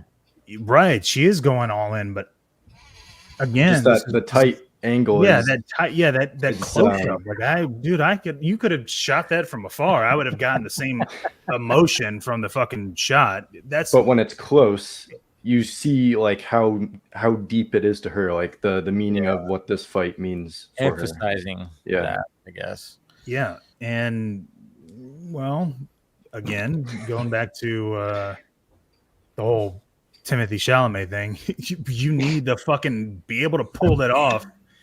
And I know you're comparing it to like the like a big huge actor who's a new Leo. Everyone calls him the new Leo. I'm literally comparing it to another movie. Is all I'm doing. Okay? I know. It's not my fault that movie has fucking list after list of fucking great actors. Okay, my fault Yeah. I'm just saying that I didn't choose on when Rebel Moon and Dune was going to come out. It's not my fault. It's one of the most acclaimed science fiction movies of like the decade. But I'm going to compare it to it regardless. Why is it your fault? Let's dig deep into that. You just shouldn't watch Dune. You should have waited. You should watch Rebel Moon first. And then no one made you buy that ticket. Why is it your fault? Let's get into that. If I had my druthers, no. And the thing is too is also, you know, there's a difference between you know, Dune and how it was made just in general with all those fucking actors. Like, come on, like they all probably took a fucking pay cut. Regardless. They did big time. Oh, they totally did. Because they had to. There's no way that you have that many fucking acclaimed actors and they're like, yeah, you know what? I'll take first billing. I'm cool. I can't remember Batista's salary, but because I think at one point Variety or someone shared them. Batista's salary, he's not even in that much, but like for what he would get, it was like very, very, very low. And Nolan does the same thing, right? That's how Oppenheimer was such a low budget because people just like, I'll take $100 and I'll be in the movie because look, you get to work with Nolan, right? Where I don't think that's the same with like Netflix and Zack Snyder. He has a name, but he's not Denis or Nolan, which are considered top of the food chain right now, right? So that is the tough thing. You could go and get better at, and I don't know. Honestly, it's tough for me to talk about because I watched those movies and I don't remember a single thing. The PG-13, like that scene you were just asked. Thank God you asked Nate and not me because I'm like, I don't fucking remember a single thing, and that's why I haven't. Because when people did see rated R, most people say, well, the story's pretty much the same, but there's some fleshed out. And for me, I didn't really enjoy it, so I'll get there at some point. But as I've said before, there's so much content out there. When I first saw it, I was like, I don't think an hour. I know that an hour is not going to solve what I had an issue with because the story itself was what I had an issue with. Yeah, I was like, dude, same. I mean, I get that we saw that Tarok rides a fucking griffin, and that's dope as shit. But okay, look, you could take that fucking whole thing out. Yeah, but I think that's supposed to be setting up for like a third part. That's what I think. Hey, bro, congratulations! I don't know if that's gonna happen now, but yeah. Actually, just real quick, is Army of the Dead stuff canceled? Are they just doing full Rebel Moon? Who knows? It's all everything's basically I literally shelved. DM. I saw a link. I had to DM Dave. I'm like, is this true? Like there was some Netflix website going like it's there. It's not an actual Netflix website. It's just what's on Netflix. No, they just aggregate news and stuff. Yeah, but it was from the Wrap. It was from the Wrap. They took an article from the Wrap, and it was kind of like something, but at the same time, we're just kind of going like, well, why don't you just call your buddy Zach and ask if it's true or not? Like he's gonna fucking say that. Hey Zach, is your movie canceled? Hey, how's it going? All your stuff you've been working on. You know what he's gonna say? Dave, it's done. Sorry. Dave, you're gonna what he would say is on that cute face of yours, and he's gonna talk to you. Let's go get some well, coffee. you know, well, there's just things we can't really go into. He would just avoid it, which is how we should. That's the perfect way to do it. That's how you should answer any question that's like that. The way I look at it is the way that he was when he was making the rounds, which let's face it, the marketing for the director's cuts was just barely anything. It was barely anything. Nobody's even talking about it. It was 2 weeks ago. Yeah. And when he was making like just a couple of rounds and a couple of the interviews we saw, there was something that he's emphasized again, that he's emphasized before, is the fact that he just wants to do a small movie with no VFX shots, which it seems like he's going, yeah, I tried this thing. It was cool. It was fun. And I've been doing this whole thing of like ensemble cast, big shots, big cinematic stuff and everything. I just now want to just do a small movie. I have the perfect solution. Wait, it just came to me. Oh, boy. He does a rom-com. And then and that's the thing Blake Lively can finally do, an actual rom-com movie. An actual rom-com movie? Listen, man, I watched movies. I think I watched one that she doesn't get in trouble with editing afterwards. I watched. I don't even know what the Asteroid City. Is that the? Yeah, that's Wes Anderson, and that's an ensemble cast movie where they probably work on a very low budget. Yeah, I watched that fucking film. By the end of it, I was like, "What the fuck did I just watch?" I didn't even want to watch it. It had no appeal to me. Like I'm not really big on Anderson. Dude, I'm with you, Dave. There's a few things of his I like, but I'm tapped out on Anderson. I've had I'm like, I get it. I get the shtick. I get it. I get how you have like all your shots are perfectly framed. Oh, beautiful. Yeah. beautifully framed. Yeah, Everything's colorful. Everything's vibrant, and you have weird scenes. What was the one? That sounded like at the beginning of a Trump impression. You know, It's beautiful. Wes everything's Anderson's movies are beautiful. It's all beautiful. centered. It's the most colorful movie you've ever seen in your life. Make Wes Anderson Wes Anderson again. Yeah. He hires nothing but white people. It's my favorite type of movie. What was the one that he got like nominated for a bunch of Academy Awards for? Grand Budapest. What? Yeah, Budapest. Budapest. Yeah, I really enjoyed that. I really I like enjoyed that that one too. movie. Yeah. But like with everything that he's done, it's like, yeah, you really have to be in a mood to watch his movies. And when I saw the Asteroid City, I was like, I just don't know if I'm wanting to just dive into that. I'm never gonna be in that mood. I have to get really high. You have to be super patient too, because so many of them are so slow. Very. Yeah. Okay. With Wes, because I'm a fan. With Wes Anderson, he no. I'm just gonna preface. I'm not gonna say like, oh, you guys are wrong or right. I'm a fan. Right. You shut up. You shut up. All right. No, you shut the fuck up. Whoa. Right. Anyway, all right. Just settle down, Nathan. You simmer down. You're the one with the white background. Go make your apology video, grandpa. Oh God! All right, look, Andy, you okay? Does someone need to give you a hug tonight? I need more than a hug. So, oh boy. Anyways, go ahead. All right, you basically have like his beginnings with like Bottle Rocket and stuff like that, or Rushmore, and then you get to like Royal Tenenbaums, which was kind of like his darling for a bit, and then you get to like eventually like Grand Budapest. And a lot of fans think that like he kind of like peaked with Grand Budapest, but me personally, his animated stuff like Fantastic Mr. Fox or The Isle of Dogs. That's brilliant. Those are really good. However, like lately I think he's kind of like in a slump again, because there was a brief period where he was also kind of in a slump before with like Darling, I can't even pronounce the title correctly. Darlige Limited. Yeah, Darling Limited. Yeah, I'm not a fan of that or Steve Zissou.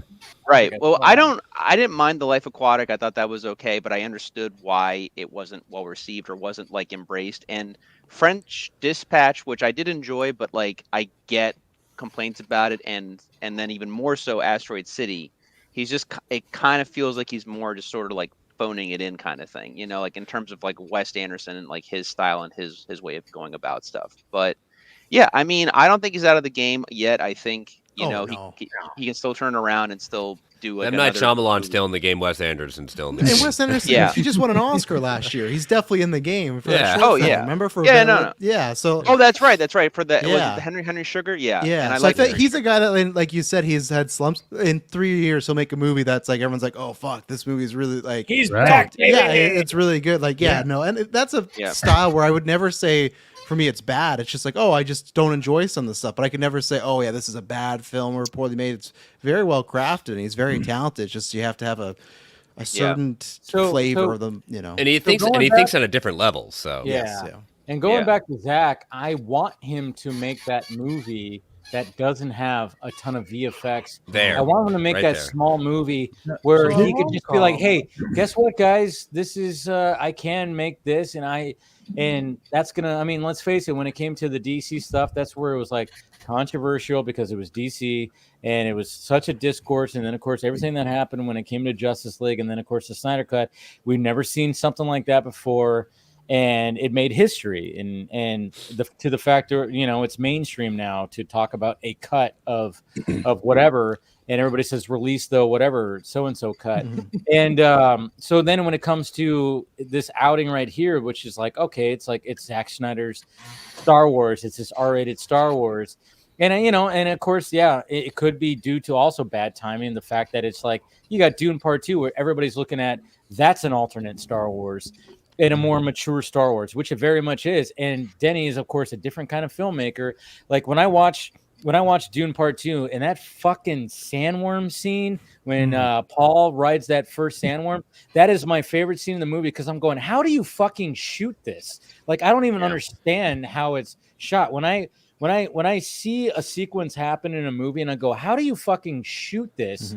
It's just, it boggles my mind, and I hope that Zach can like challenge himself to be like, hey, I mean, he's done it before because it's like when you watch stuff like, the shot of 300 when he made that rig. There's a difference though. Here's the thing that I'm worried about, and this is just my personal thing of like, listen, I get it, man. the fact that he has now done with Army of the Dead and now with Rebel Moon, the fact that he has been the cameraman and he's been the cinematographer, and then he's been a lot of people are talking about this. He's been doing all this stuff, and he's been writing with Shay Hatton, and nothing against Shay Hatton. That's cool, like whatever. But you know, hey, the dialogue is normal. There's nothing you know, the fact that Chris Terrio brought in, you know, the red capes are coming, right? Like he's bringing in fucking, you know, and that's the thing, civil, like American Revolution fucking just quotes just out of the fucking blue, right? And that's the thing about BVS is, like, from what I heard, because, you know, I was talking to somebody close to, you know, when I was talking to that certain person that was close to Zach, he talked about how, because I asked him, I was like, okay, what was BVS like before Terrio came in? And he specifically said it was which was specifically just like basically Goyer in him. He goes, it was way more action. Of course, we saw the Metallo concept art. So Metallo was going to be like a villain. Metallo concept art? Yeah, you didn't see all that? Yeah, look it up. Metallo was in it. Metallo was going to be a villain in BVS. And he told me, he goes, it was a lot more action and a lot less political. Yeah, you know, there was no political intrigue.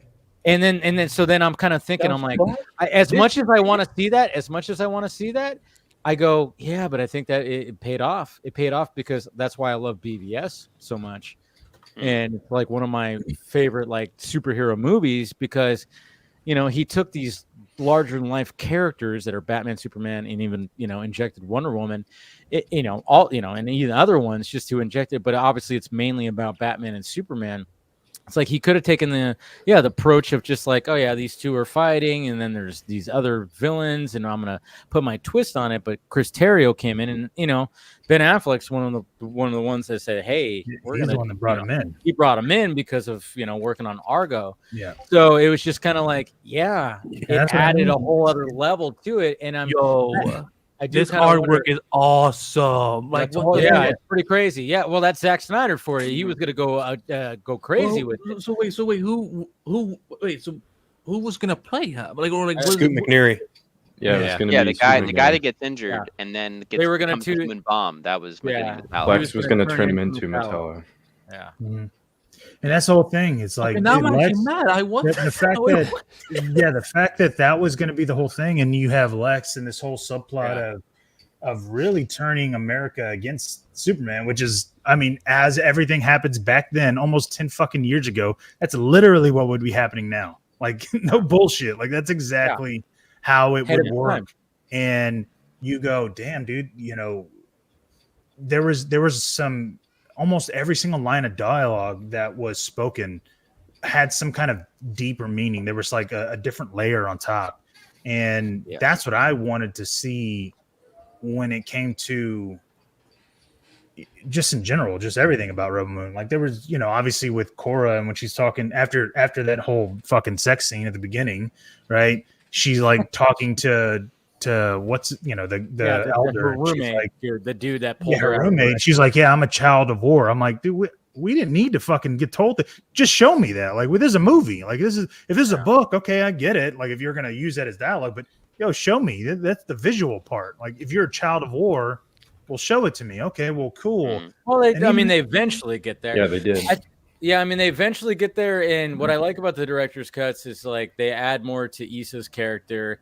Like, when you see the portrait, and you see, and, you know, there's a lot of mythology that is in there, but it's, I think, you know, especially seeing, you know, being there for the Q&A and Zach talking more about it, he has a lot of really cool ideas that are very fleshed out and very thought out.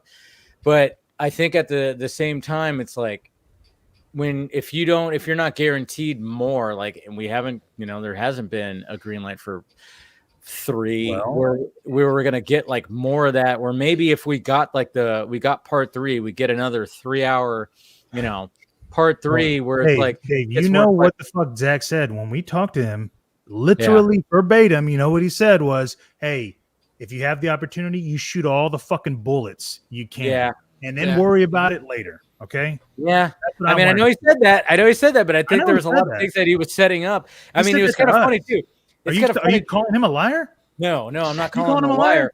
I'm just how dare you? How dare you, sir? I think the context in which that conversation is completely different compared to Rebel Moon. When you're referring to something like DC, you shoot all your bullets. Wait, Dave, can you just show my screen for a second? It's nothing bad, but it's funny. Like when it's nothing bad. It's nothing bad. It's nothing bad. It's you should trust me. Like you're like one of the first pistols. Oh yeah. I talked about it. About that shit. Yeah. Damn, look at that. Wait, can I just ask, because and I'm not finding this out. So was he supposed to play John Corbin initially? Then he got changed to Wally when they decided to take out Metallo. I mean, who knows if he was? It was the doctor, the Dr. Amel or ML. I forgot the guy that talks about. Hey, we took his sample to Emirate and we discovered that kryptonite destroys. The kryptonite destroys the Kryptonian cells. The doctor that's talking, he was the one that was supposed to be creating the fellow. Oh, and they said, no, let's just make him work with Lex. Which, okay, that's cool. Okay. I mean, you're gonna change it up a little bit. No, I'm not gonna listen. Okay, this is gonna be controversial. I love BVS. Everyone knows I love BVS, but fake fan. I kind of wish we would had Metallo instead of Doomsday. It wouldn't have worked. Yeah, how much do you like BVS, Andy? Because I'm surprised, because I feel like I love the ultimate. Metallo's not going to kill Superman. That's the thing. Yeah, I feel like the movie that you love is going to be nowhere near if you get Metallo and that type of version. I know. Is there any character that can kill Superman? Let's put it that way. Metallo, well, whoever the writer wants. Depending on, I guess anyone with magic. I mean, I will say that Metallo does have, he's. I know he has a kryptonite heart, right? Yeah. Mm-hmm. So he does have an advantage. In Superman Public Enemy. But I don't know how that would fit in BVS. But yeah, exactly. But then Batman, what is Batman going to do? Yeah, exactly. He's going to make that spear. I mean, it's a whole different movie then. Right. And I don't think it's the movie you guys love. Oh my God, I triggered everyone apparently. I'm so sorry. No, I love BVS for what it is, but I'm just saying, I also wouldn't have minded this. No, I was just asking you because I feel like that would be a comment, and this is not to sound like disparage you, but that would more sound like a comment that people that didn't like BVS that would hear them be like, "Oh man, I really wish it was like that." I know. That's why I was asking for the follow up, because I feel like people would go, "Oh yeah, I didn't like this. Oh fuck, they're gonna do Metallo. I wish they went that route." But that's where I think, like Garza was saying, like the very political nature. One, I don't think Goyer is going to get you that. If it was just a Goyer script, he's not going to. Yeah, I know. Goyer. And he's a talented writer. Don't get me wrong, but he's not the same as Terrio, right? That's just not his style. That's just not his style. But at the same time, maybe that there's a multiverse where that movie might not be as mixed as BVS too, because if it's just a more action movie, it might be a more okay. You're right. It might be more polarizing. I always thought that BVS was going to be was going to be a traditional world's finest movie. So I thought, okay, Batman and Superman, they're gonna have their conflict, and then we're gonna see them fight a villain together, and then that's gonna start leading to Justice League. And I'm like, okay, cool. That's what I always thought. Again, which did happen though in that order that you laid out. Yeah, he just had to die first for him to appreciate. Yeah, they still team up though, right? Yeah, all I'm saying is that.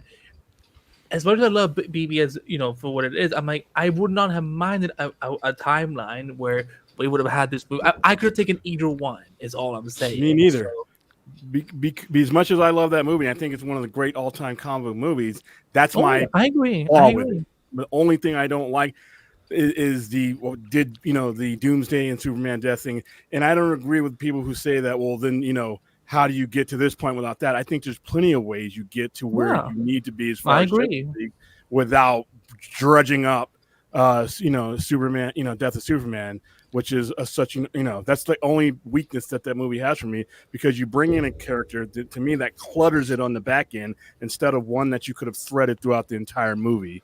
And like I said, there are other ways to get to where I think that you would eventually got with Justice League, is then to kill Superman and to bring in what was supposed to be Doomsday, and I never really got confirmed whether that was even what that was, but I think there were different ways around it. And I stand by it.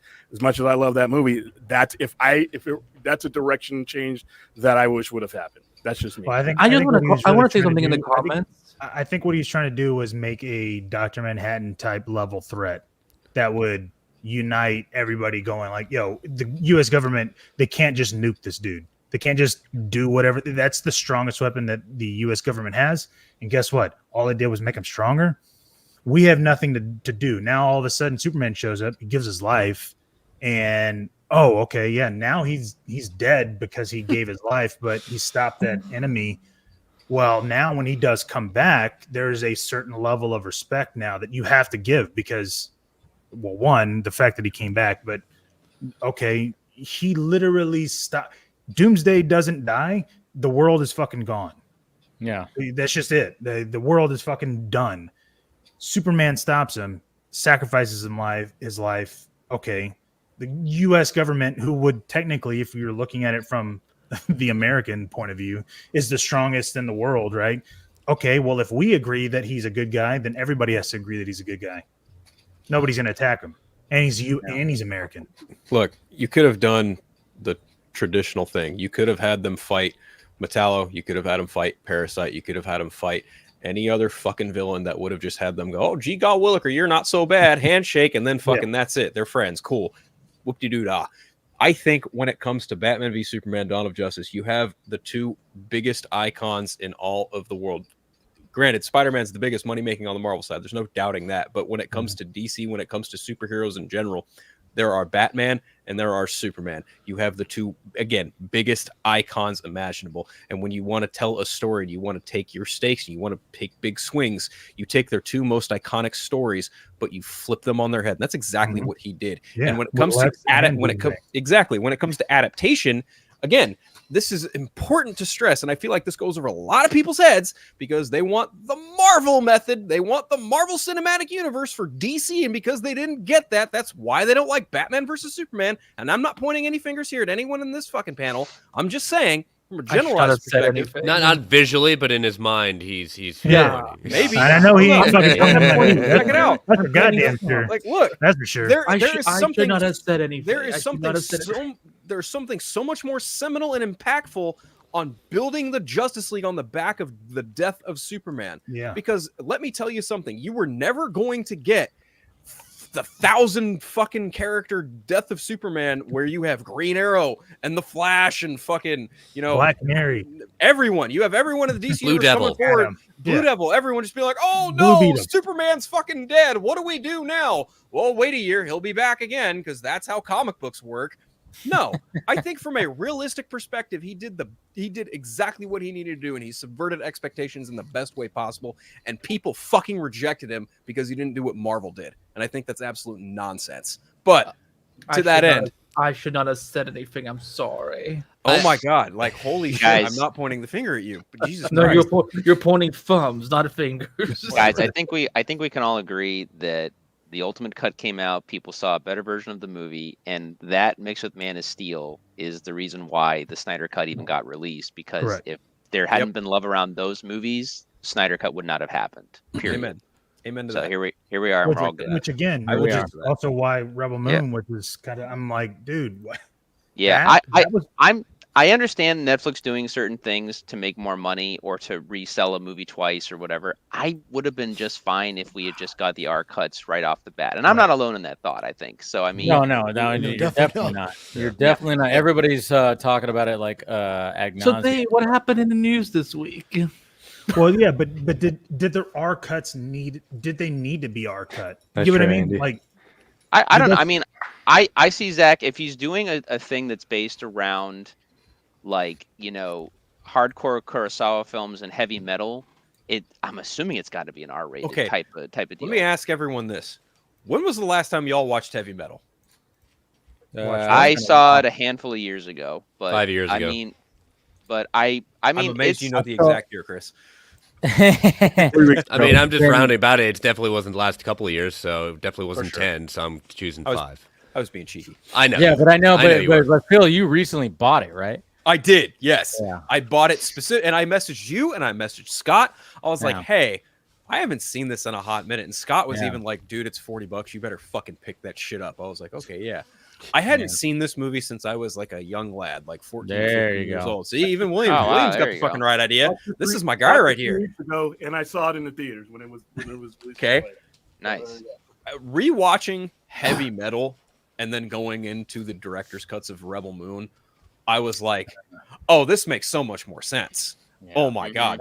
Because you have all of the Kurosawa elements of assembling a team of people to stop this invading fucking communist level of just war impending on this one little farm planet making grain. Honestly, I think if there's anything weak about Rebel Moon, it's the fact that it all hinges on the fact that they're going after a planet full of grain.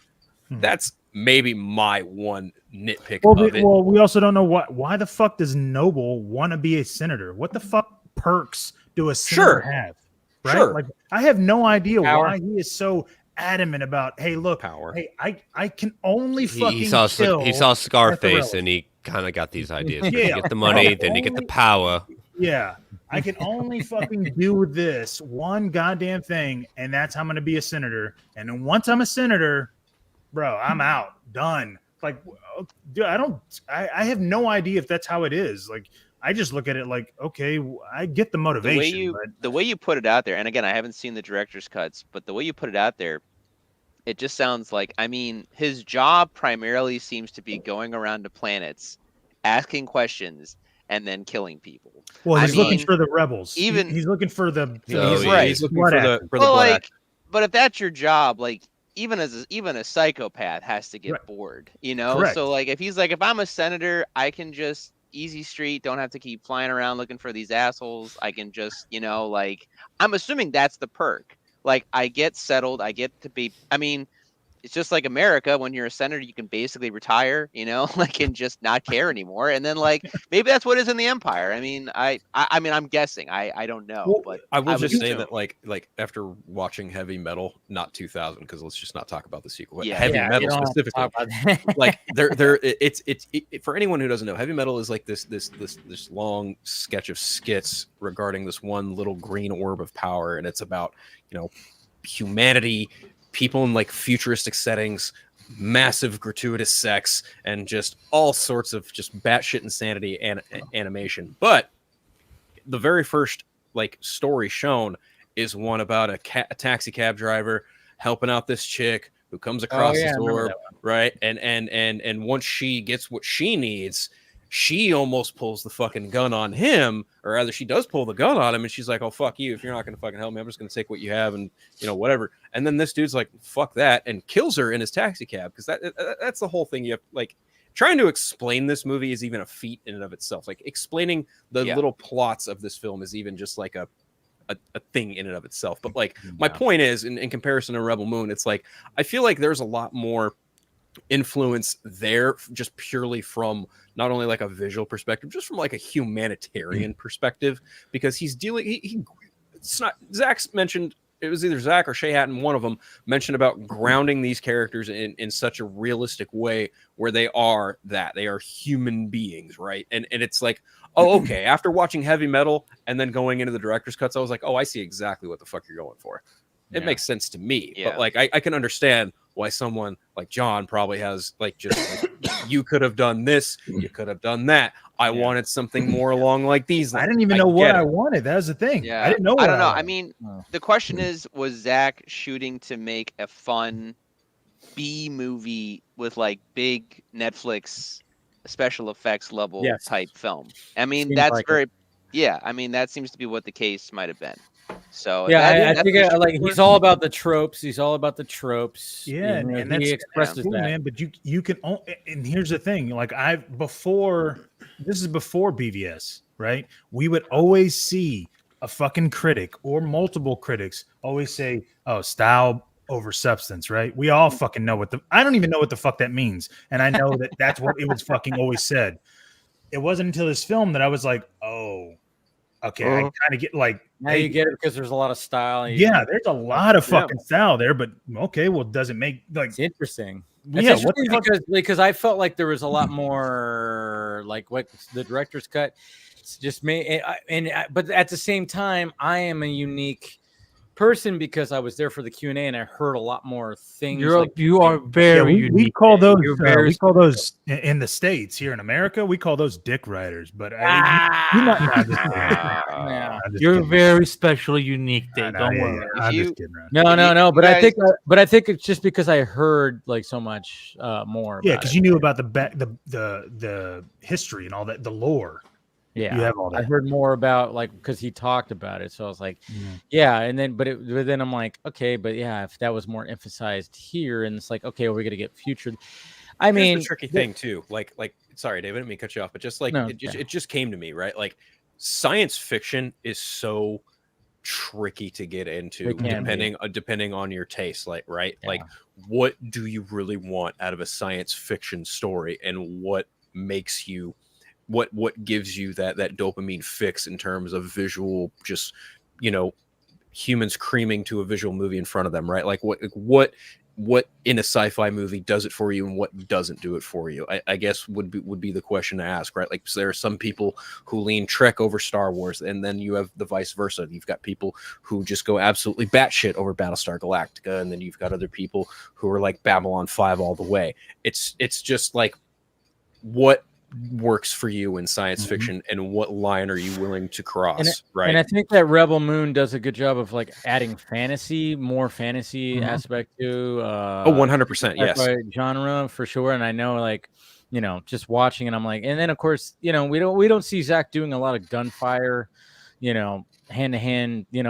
We've seen a lot of hand to hand combat. I mean, obviously, when it comes to DC stuff, you have heroes fighting hand to hand combat. He's good at that, but we don't see like the heroes of the story, like, face off in a bar, like firing off, multiple guns and shit. We don't see Zach doing a lot of that. I want to see Zach to just do a traditional fucking just action movie where it's just, that would be cool to get more of that. I mean, we've seen him do bullet time stuff and everything like that, but it's never been quite like, and that's what I like. That's what I like about Rebel Moon 2 is like, you get a lot of more of that, because obviously with the superhero stuff, it's like, well, you're not going to have any of them doing gun stuff. I mean, obviously when it came to the Nightmare things, there was some gun action that happens, but at the same time, it's like, this was kind of like, I do like those scenes, obviously, but I get the fact that it's like there's just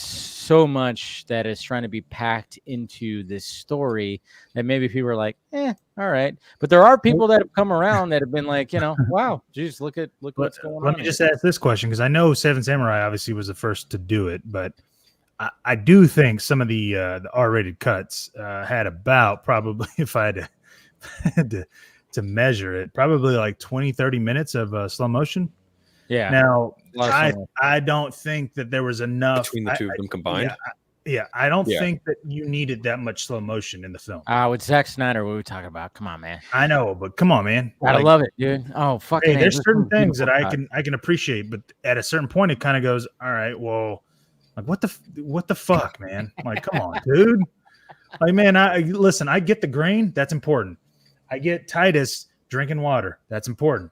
I didn't need to see them fucking filling his cup in water in slow motion. I just didn't. It's dramatic. I love this. Someone's snoring. I'm hearing something. Yeah, I'm just. That was just the. And you know what? At the end of the day, fuck it. Zach can do whatever the fuck he wants because he's the man. Kudos to him. I'm just like, yo, dude. I'm sorry, man. I wanted something to.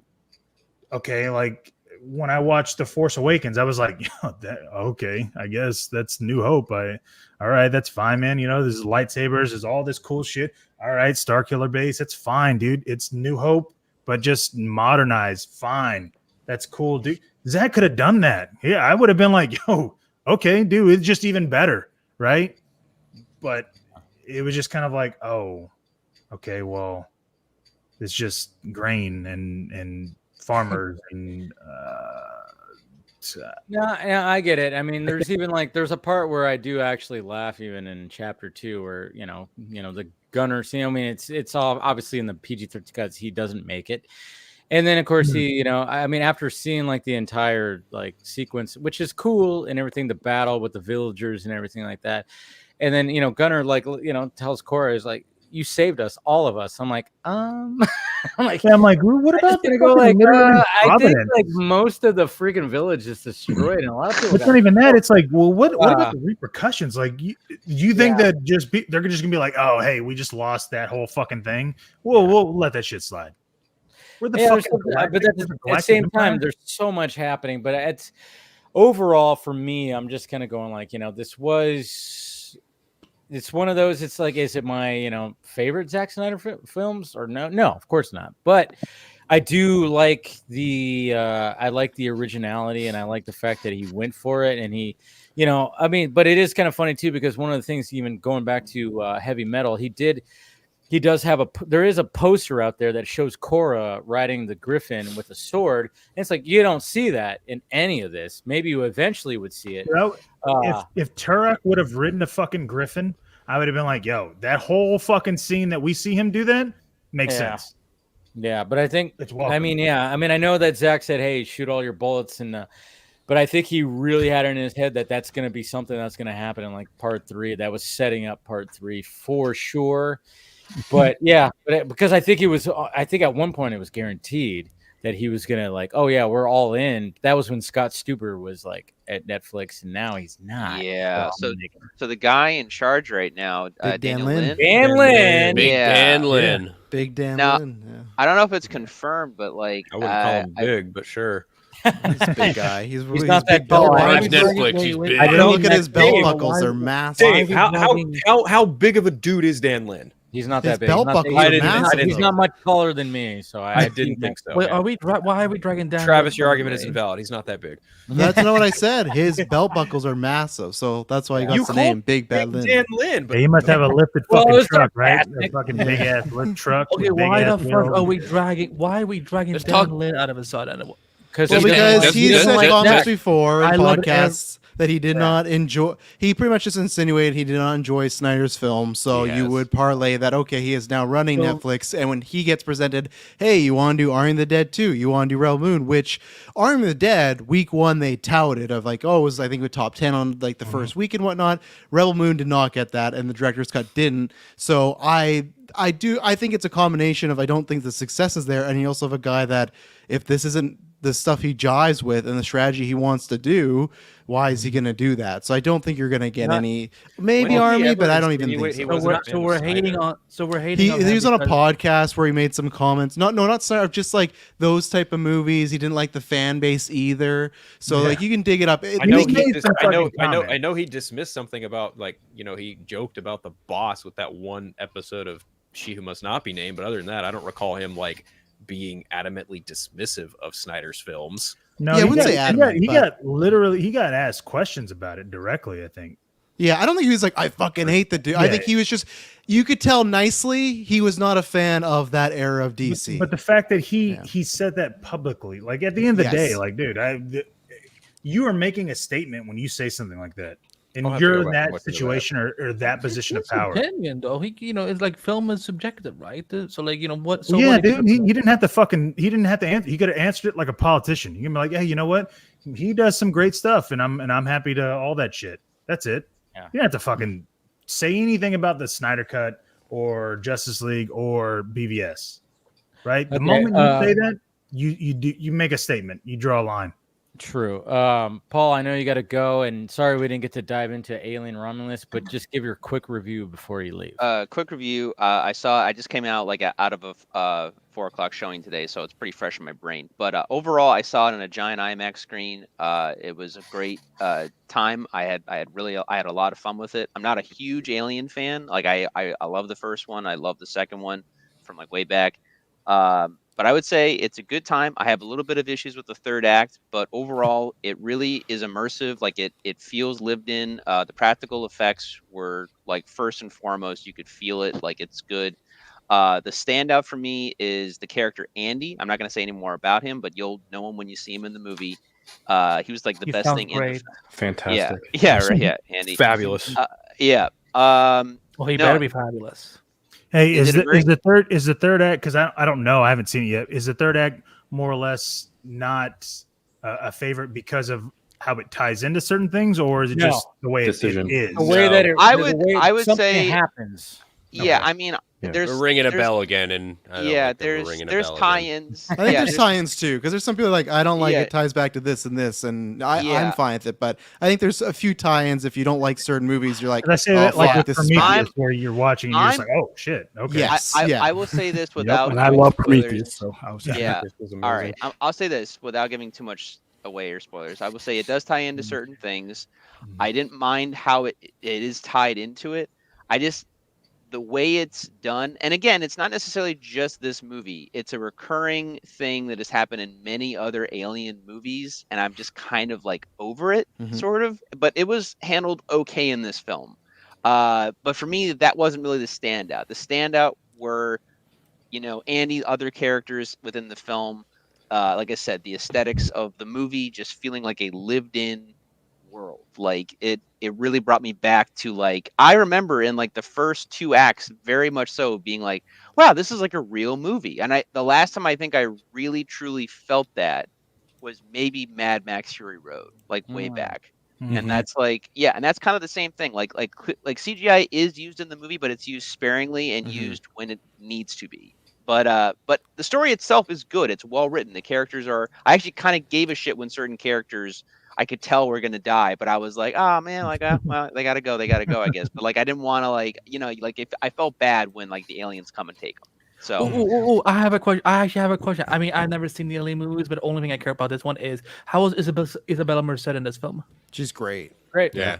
Especially the third act, she has to do a lot of heavy lifting. I don't mean physically. I mean like acting wise, it's not an easy role, and she just knocks it out of the park. So like all the actors they got, every one of them was believable in their part. There wasn't any actor where I was not engaged with their performance. I'll put it that way. So Well, I'm happy to hear that. I'm excited for her. She is having a year. Alien Romulus, The Last of Us. Her agent getting Madam Web. She has a good. Don't talk about Madam Web. And don't forget, she goes Last of Us next year, which is going to be huge. She's a good agent. So. But anyway, Paul, I know you got to go. Thank you for joining, and appreciate it, man. I can't wait for your apology video. Okay, thanks, Andy. But thank you, Dave, for having me on again. If you guys want to follow me, I'm at pmickey1988 on Instagram and at Paul Panhook on Vero. You guys are great. I always love chatting with you guys, and have a great night and everything. And we forgive you. See you, Paul. Later, Paul. Thanks, guys. Talk to you later, buddy. Talk to you later. Bye, Paul. See you later, Paul. So this is. I feel like I spent the whole hour. Hey, Andy, let me talk. I'm just kidding. You're not even on the fucking camera, okay? You don't get to say a fucking word. Show back up, okay? That's how these rules. That's old school rules. That's street rules, okay? I don't know if you weren't here back in the fucking day, okay? Street rules were not my fault. You're on camera, you get the fucking talk. If you're not on camera, guess what? You shut. I'm just getting sleepy from all this Rebel Moon talk. Listen. You keep talking to my boy like that. Yeah. Soldering iron in your face. Yeah, you're using the wrong tone, okay? No, I'm talking to you, just FYI. I know you are. I know. Good. I love when my men fight over me. But anyway, did anything happen? No, it's all good. But, no, I was gonna say I do apologize about taking an hour's worth of. Oh no, it's all good, man. But I love talking about this. Do you feel better now? No, I don't feel better. I feel worse, actually. This is coming here to therapy for Garza. He just wanted to express himself. All right, Zach's next movie is gonna grab you back. That's what it needs to be a rom-com with Blake Lively. The thing is that if Zach were to announce he's gonna do a next movie, and it's announced that he's still going to be doing his dream lens. He's still going to be doing his cinematography. He's still going to be doing all that. He's going to be working with certain people.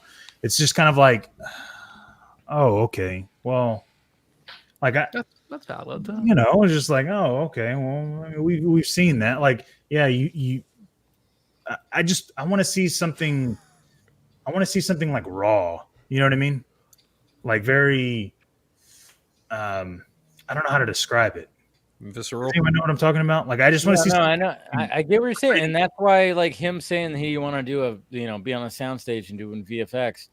that sounds pretty raw to me. Yeah, make it 40 million, see what happens. You know, like this is yeah. what you got. The dude and then go from there. the dude knows how to work a budget. I mean, he made 300 for like what, under like 40 million. Yeah, exactly. Like 50 million. Like 60, it was like 50.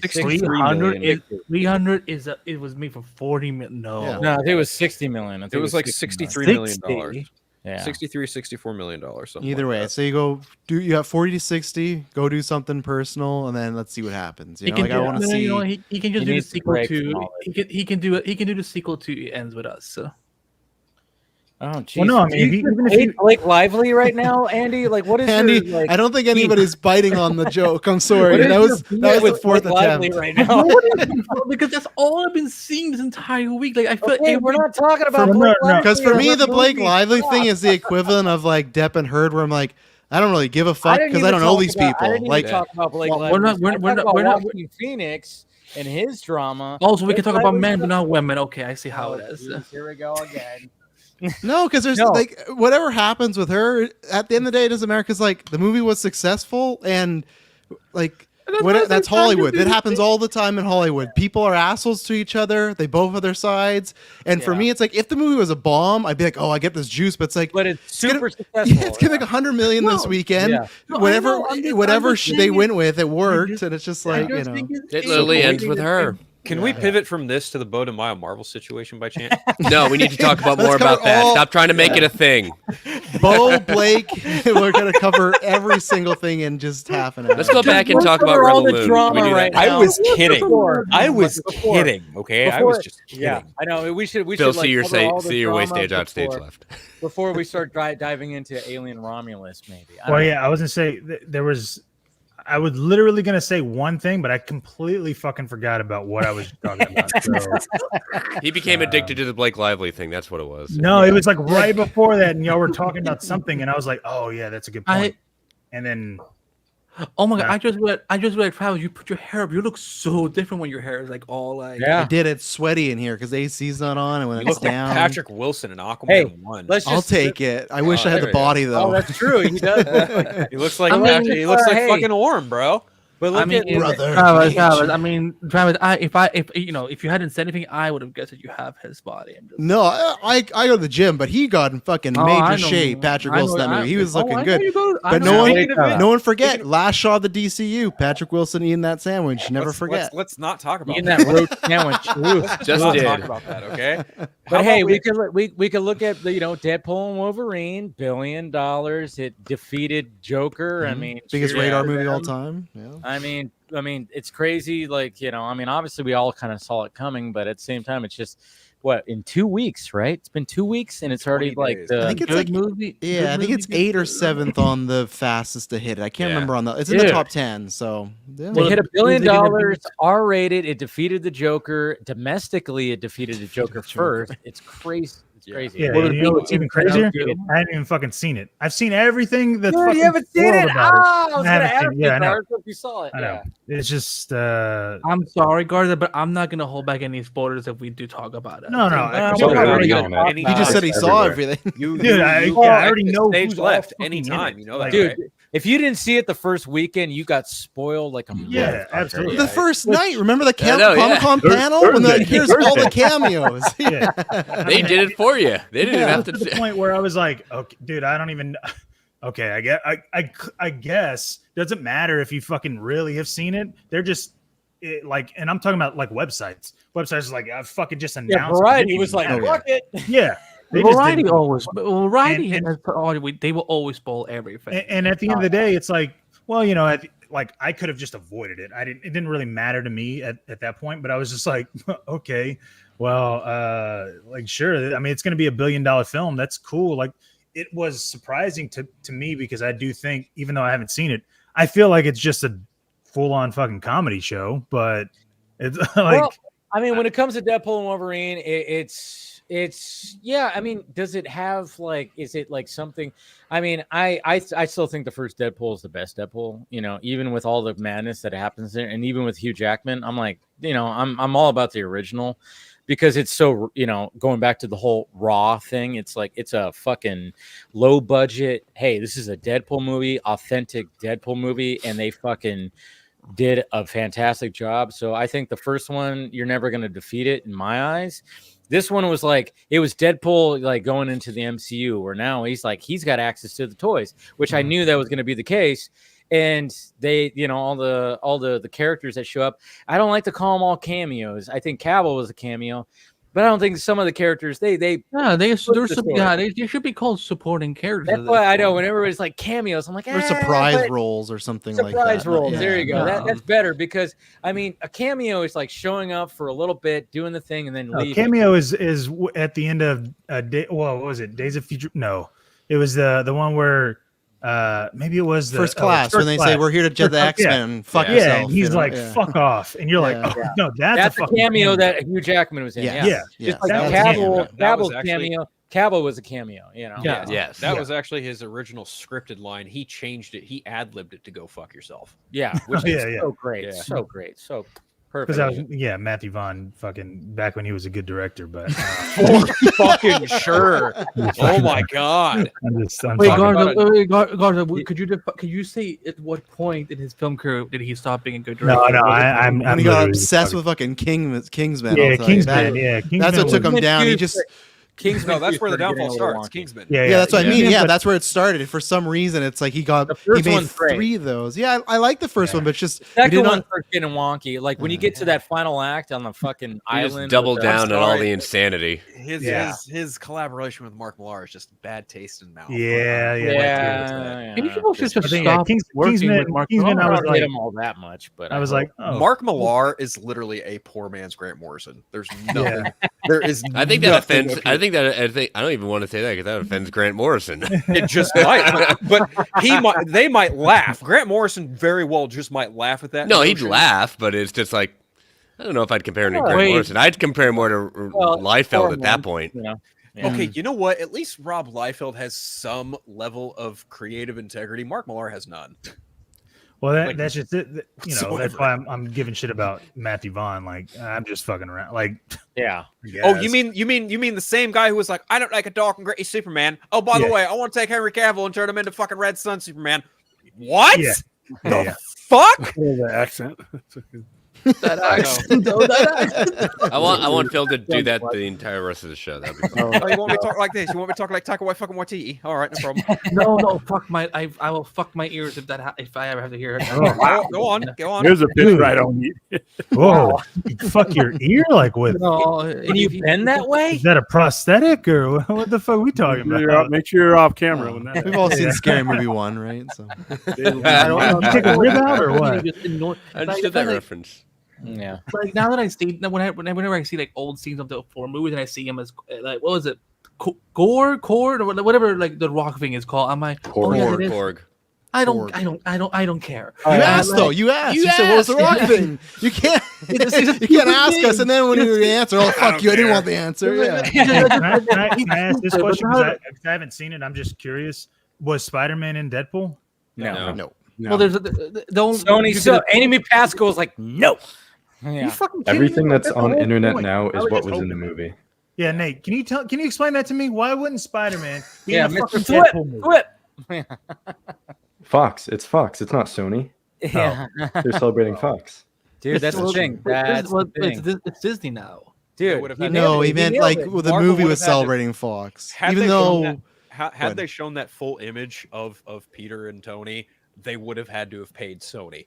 But they had the helmet in front of it, so they didn't. You want to know something that's hilarious, Garza? You get the fingers. You get the fingers. Okay, so what's hilarious about the closest thing that they got to Spider-Man being a Deadpool is Tom Holland's brother was one of the Deadpool guys that they found. Oh, okay.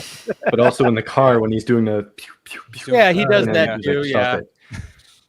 But yeah, what I've gathered, what I've seen and talked to people is like, yeah, one of the main reasons is like that we haven't even seen or heard anything about Spider-Man 4 is because Sony has their fucking Amy Pascal.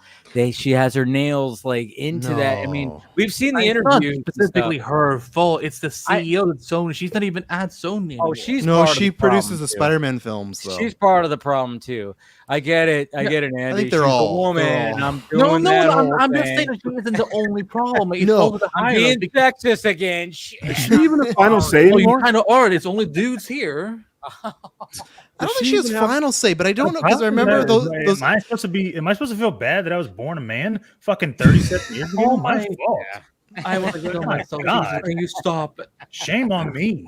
Because those like emails came out that made her look really bad, and that's when Sony like parted ways with her. But then she still had some deals with the Spider-Man franchise, and every time those movies come out, she's always doing press for them. So I feel like she has some, like she has definitely some power there. She's not just her; it's Avi Adad. Well, yeah, of course, fucking Avi, yeah, man. So there's also a dude there, so we're good. Is he still? Is he still alive? I thought he literally. Yes, he's still alive. Alive and in his position. Oh yeah. Well, he was part of Madam Web, right? Yeah, it's him. Yeah. It's him and Matt sense. Tolmach who basically oversee Venom, Madam Web, Morbius, and now create like.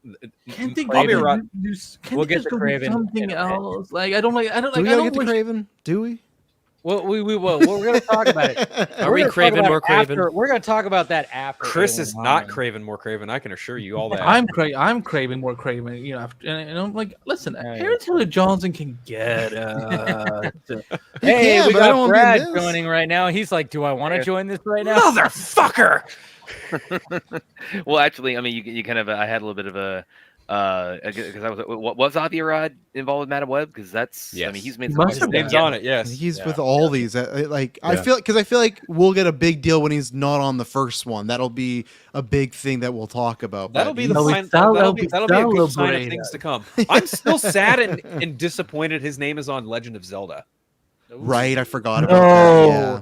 And he also produced Borderlands as well too. Let's not talk about that. Let's not talk about that. Okay. Back up. Anybody watch that? I haven't seen it yet. Is he actually? I'll probably watch it yet. Is he actually doing That's a hard pass. Dave, I don't think any people have watched it in the world. Miyamoto and Sony are producing Zelda, and Avi Arad's attached to it. I want to end it all. Why? Well, why can't I have one video game property without his name on it? Nah. I don't know how the Mario. There's that. This is what we're talking about. It amazes me that Universal didn't sign some kind of Universal pun intended deal with Nintendo to be like, hey. Oh yeah, movies. Keep these people off. I don't know how that didn't happen after Mario. It's like, right? Hey, let's break the bottles. We're all happy. Let's just do it all together. And the fact that they're like shopping all Nintendo properties to other studios, I don't understand that at all. But see, that's a Nintendo thing. They don't want to give up control. They want to decide who and where. They've been like that since day one. And even in terms of Pokemon, there was a pre-existing deal with Warner Brothers, which is why Warner Brothers got to distribute the Detective Pikachu movie. Mm-hmm. Yeah. So somebody in the chat was actually saying that Avi Adad is actually a producer on X-Men 97. Is that why we have this controversy? I don't think he is. Well, I don't think that's we why. have a controversy because we have a controversy. Oh, it's not about Avi Arad though. Yeah. I'm not going to blame Avi on this one. I'll blame other things. Yeah. That controversy is kind of. It says consulting producer, so I don't know how much. Well, you know, yeah, he's 76. Give it a few more years. Sorry, what? Oh, whoa! He's that old? Wow. He's getting he's up there. He's up there. He's up there. 48. Yeah, dude, this whole controversy with X-Men, with it really took off last night. Sweet Christ, he is a consulting producer on X-Men 97. Wow. He is. Yeah. But you know what? Actually, when I'm looking at his IMDb, he's not listed on Madam because he Web. was part of the original series. That's why. Oh, is that why? Yeah. So I think he actually was not on Madam Web.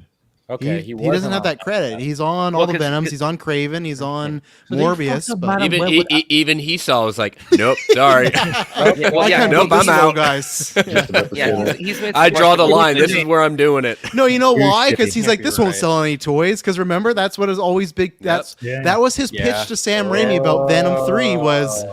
Which he's not wrong, but Venom's going to sell a lot of toys, and that was the initial. We got to get Venom in here, and that's why he wanted Carnage in the sequel. And he said, "Oh well, we don't want to see the blade go in the whatever the body." So apparently, if you go to his house, it's covered in toys, just layered in them. So I would so jump creepy. into a In other river. words, I would not those toys. I would jump into an ocean and go to his house. Nah, I bet his house is cool. Well, like come on, you're telling me, he has a bunch of cool comic book toys all over. I'm sure the guy. I'm sure the guy has great stories. Like I take the same way. I'm sure Remember he's when got stories? Yeah. Like I would talk to him the same way you'd get the gold. Remember when Kevin Smith? What produced? He talked to who's John the Spider? Peters. John Peters. Yeah, Yeah. that's why. Because like you Peters. can have that type of conversation with I will Avi. just say that guy's Avi Arad character. is Marvel. Avi Arad is Marvel's John Peters. But Sony- but here's that but far. here's I the, won't go here's that the thing. Like Avi Arad, now, but even then, I mean, he is big responsibility of why we have Spider-Man. Yes, that's why I won't go John So that's what I'm Peters saying. I'm route, going to yeah. give credit where credit is due. Yeah, his record right now is terrible, but can't Yeah, it's can't not Madam necessarily Web not have terrible. it. Okay. Also, Spider-Man the animated series. You don't get that without Yeah. him in some capacity as well. Fine, whatever. So we got some things that are but this whole X-Men 97 thing is like been crazy because I mean obviously we when we heard that Bo DeMeo like got released, we got removed, and then everybody's like rehire, and then all of a sudden it was like then he posted some things where he was just like, hey, and then he posted like him as Cyclops, very you guys saw that image? I put Scantily. it in the thumbnail. Yeah. And then all of a sudden it comes out, huh? No, it's your show. Go on. No, I was just saying like he posts that, and then all of a sudden it comes out that it's like he sent, it kind of like very naughty kind of poses to other workers. Allegedly. We'll just say that right now. Let's not say Allegedly. naughty. Let's say allegedly illegal, inappropriate images. Illicit. Naughty. Illicit. You don't send Yes. Use that word. you do not send images like that to your staff. You do not. you don't do Unsolicited, that. yes. Especially after if the story is true of hey they don't like this, could you stop? And then it's like all right, and then it keeps going. But here's the thing: like you literally have to tell someone,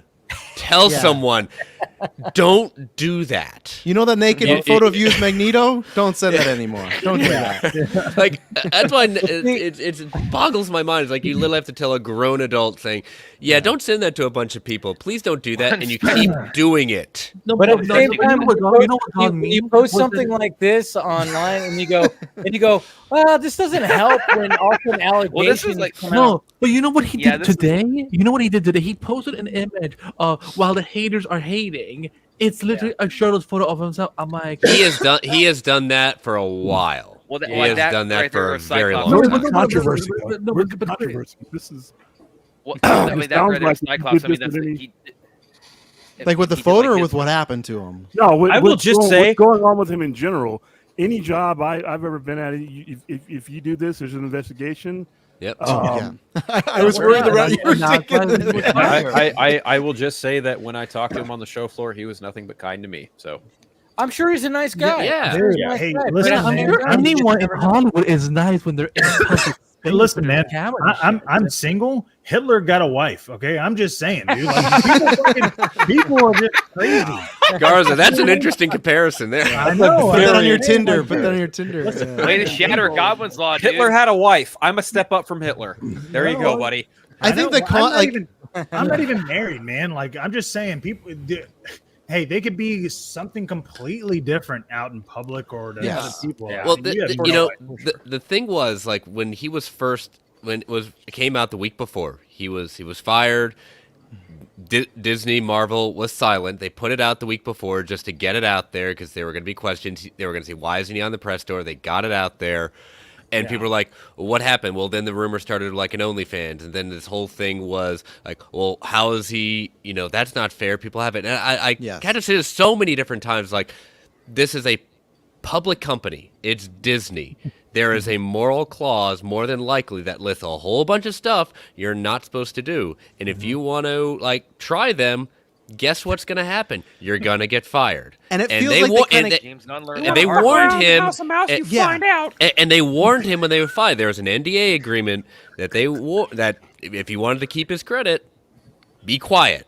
It He feels like didn't. they gave him a mulligan of like, Yeah. hey, like if this stuff was true, right? And Yeah. who knows? Because he has a lawyer and he says, hey, Yeah. we're gonna go to court, we're gonna show our stuff. So maybe in 6 months we talk about, hey, none of this shit was true, and Disney's great at spinning web because they got lots of money, right? But if it's a scenario of about that Disney saying fucking of part- Disney that has part lots of on the money. death, Oh, fucking too. tell me more. yeah, exactly, right? But if it's a scenario of he's sending photos and one of the reports is that he grope somebody, if he does this stuff, right, and Disney sits them down and says, "Hey, stop this." Who made that report? Oh, right. No, you know what? Never mind. I'm going to shut up. But either way, this stuff. I'm saying if this does happen, right, and they say don't do this, and then he does it again, and then they say, "Okay, we're going to part ways with you, but let's do an NDA, and we're not going to talk about it," because even when they fired him, they just said we wish him the best of luck. Yes. Even Brad Winderbaum said great stuff about his work, right? They gave him an out to just say, and Brad he kept going.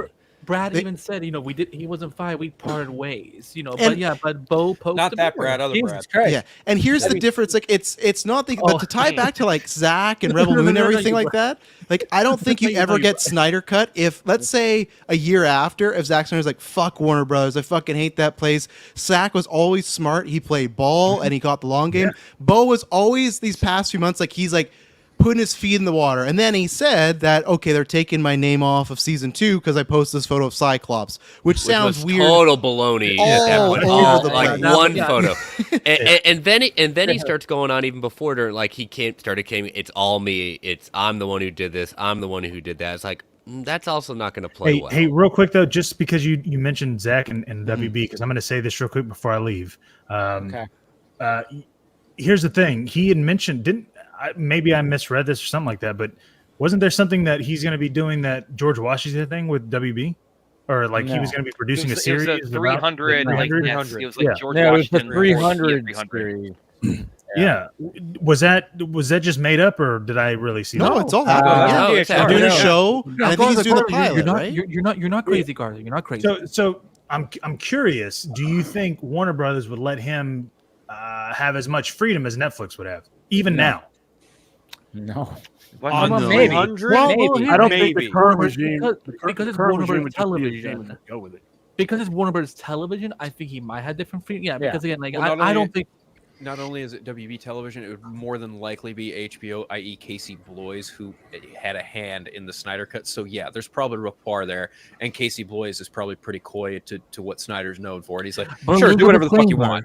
But disclaimer, it does not mean the Snyderverse is coming back just because it's Warner Brothers television. Just saying that right now.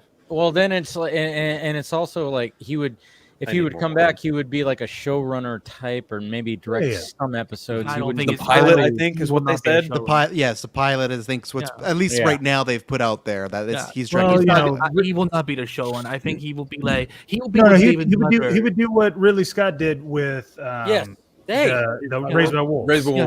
Or David Nutter. What David Nutter does with almost every TV show he does a pilot for. Exactly. That's what I think.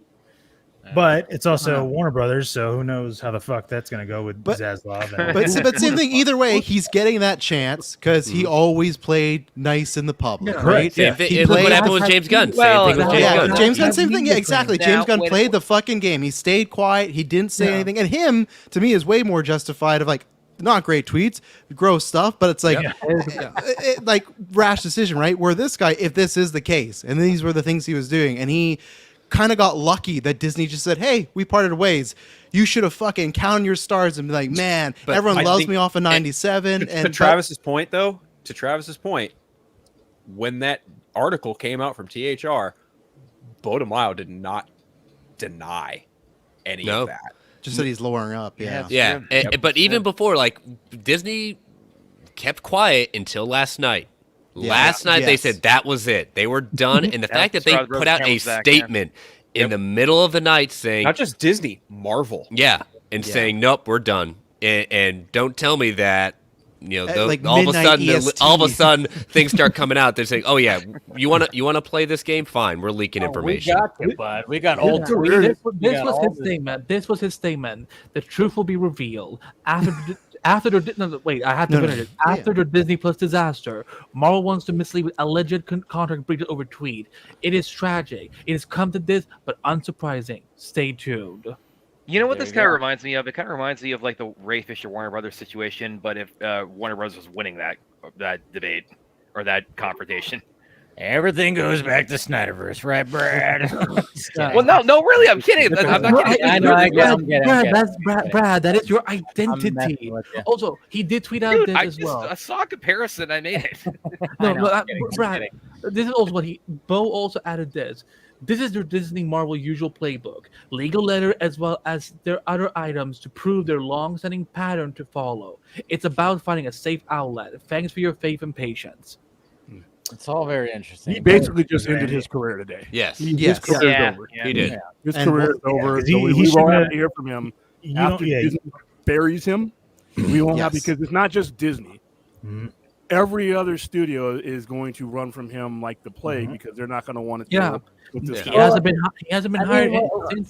I mean, you look at his Twitter profile. I mean, it's full on. He just has his boobs. Well, his Cyclops thing there is like Wolverine getting like the suit like electrified off of his body in Deadpool Wolverine. Yeah.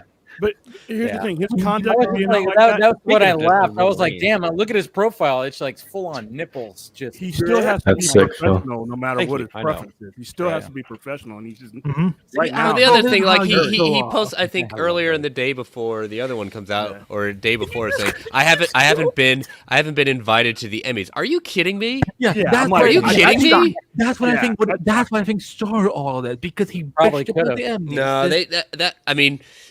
I don't think that started it. It was just like, you're trolling and it's just making you look foolish. And the only thing you can only do this if you got like a fucking smoking gun. Like if that's the case where something does go down and then we found, oh fuck, like there's this text, this email, no warnings or anything like that. But I doubt it with Marvel putting out a statement saying there was an investigation and they are rigorous finding. Big evil company is still going to cover their butt, and that's the thing where it's just I don't know. I don't know why he did it. We've got the money to cover our ass. What do you expect? Oh yeah, one day at Disneyland is going to pay. Have we heard anything from Victoria Alonso? I'm just saying. She's playing the game though, right? But that's my point. That's exactly my point. There are stuff that her lawyer pushed back about it with some other things, but after that, nothing. To play absolutely nothing. They had her dead to rights though, because does Victoria Alonso I know want to come back though? That is the question. Does she really want to come back? I doubt it. No, but now she's producing other stuff though. She's working on Hollywood now. Like William said, Bo is like, he's gonna be fucked after this. He's done. All bridges in this type of business should be fireproof. And years down the line, you don't know what the situation is going to be. The people you're not working with today, you could be working. The situation determines whether you gravitate towards certain people. Right. But what he's doing, he's making it so that even if there's no outcome now for him that would make it to where anybody would want to touch him. He's toxic now. Even if you side with him, you're like, dude, you're a headline that my project doesn't need right now. Actually, I just thought I thought you were about to quote Tony Stark, like, "There's no version of this where you come up and it's over." Actually, I just saw another comparison too. It actually kind of reminds me a little bit of when Charlie Sheen had his big 2.5 minute meltdown. Oh my god! He had winning. He was like a star of Mars, man. I'm winning all the time. I'm by winning. Tiger blood. God damn, man! I'm a if wizard. you watch those Mars, you watch that last season that he's in, man. You watch because I love that show. But I'll watch reruns. When you get to that last season, I'm like, Jesus I think it's Christ. season 11. Yeah, he's like cracked. Yeah. He's so skinny. Oh, he's coked out his mind. He's so cracked out, and the way that he talks and stuff, I'm like, Jesus Christ, this is like, it's bad. Like, I hate that last season. I don't even like watching it. It's so bad. I mean, that show has just... So nitpick.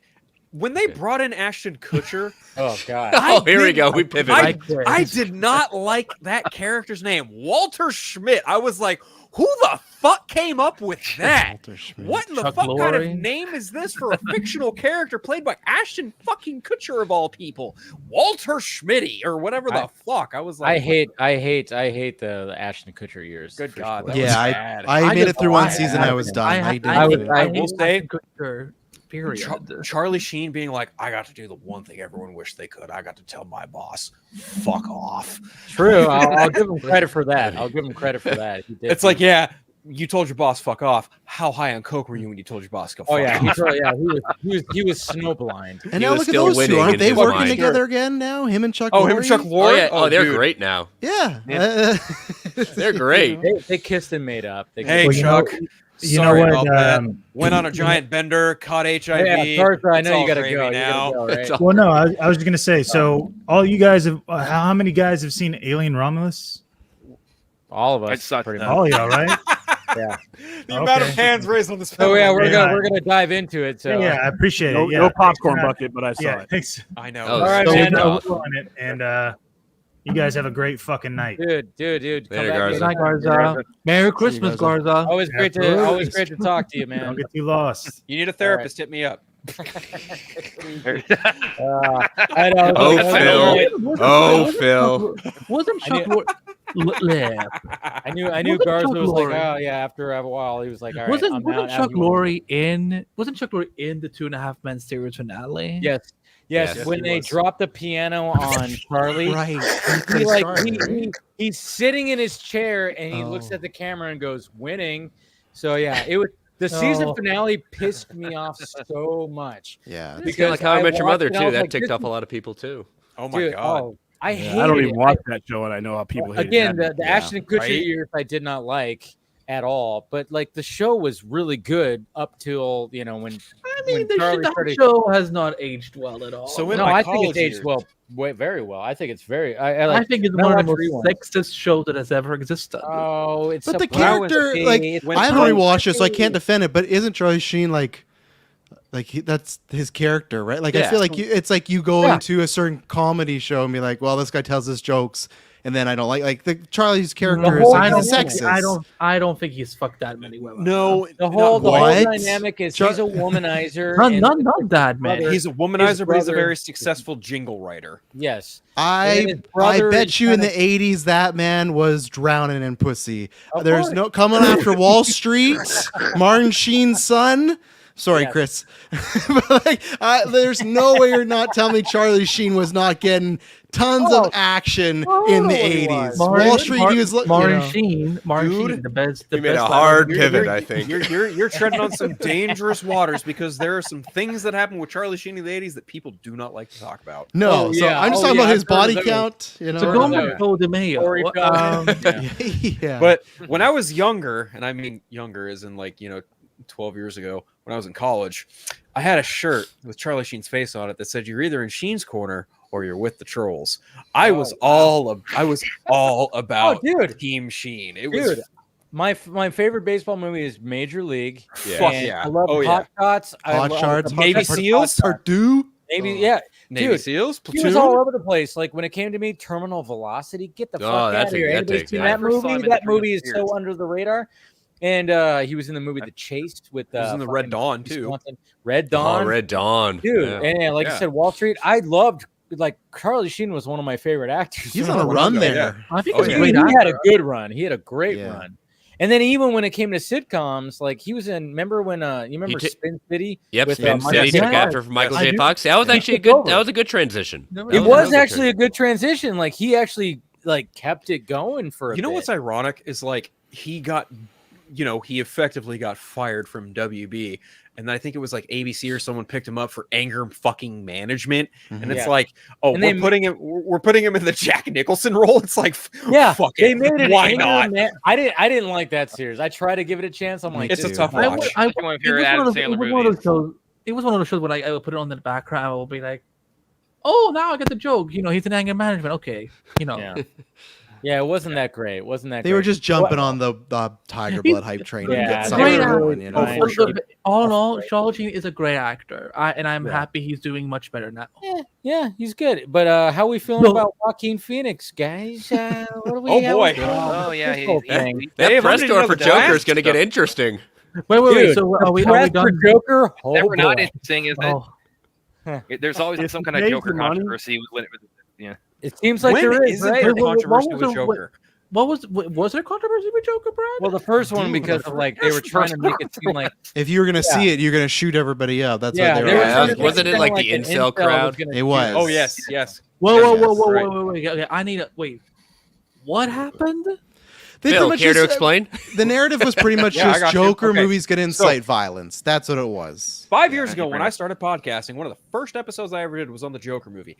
Everyone thought that by the time this movie was going to come out, anyone who was influenced by it was going to either go crazy, go mad, go shoot, go kill because of what this movie was implicating, all based purely off of fucking trailers. Mind you, this is also after the fact that when the movie premiered at Venice Film Festival, it got nothing but like a 10-minute standing ovation. So people were going to go see this fucking movie. The next movie after it got 12, so it beat it. Yeah, well, nobody gives a flying fuck, Chris.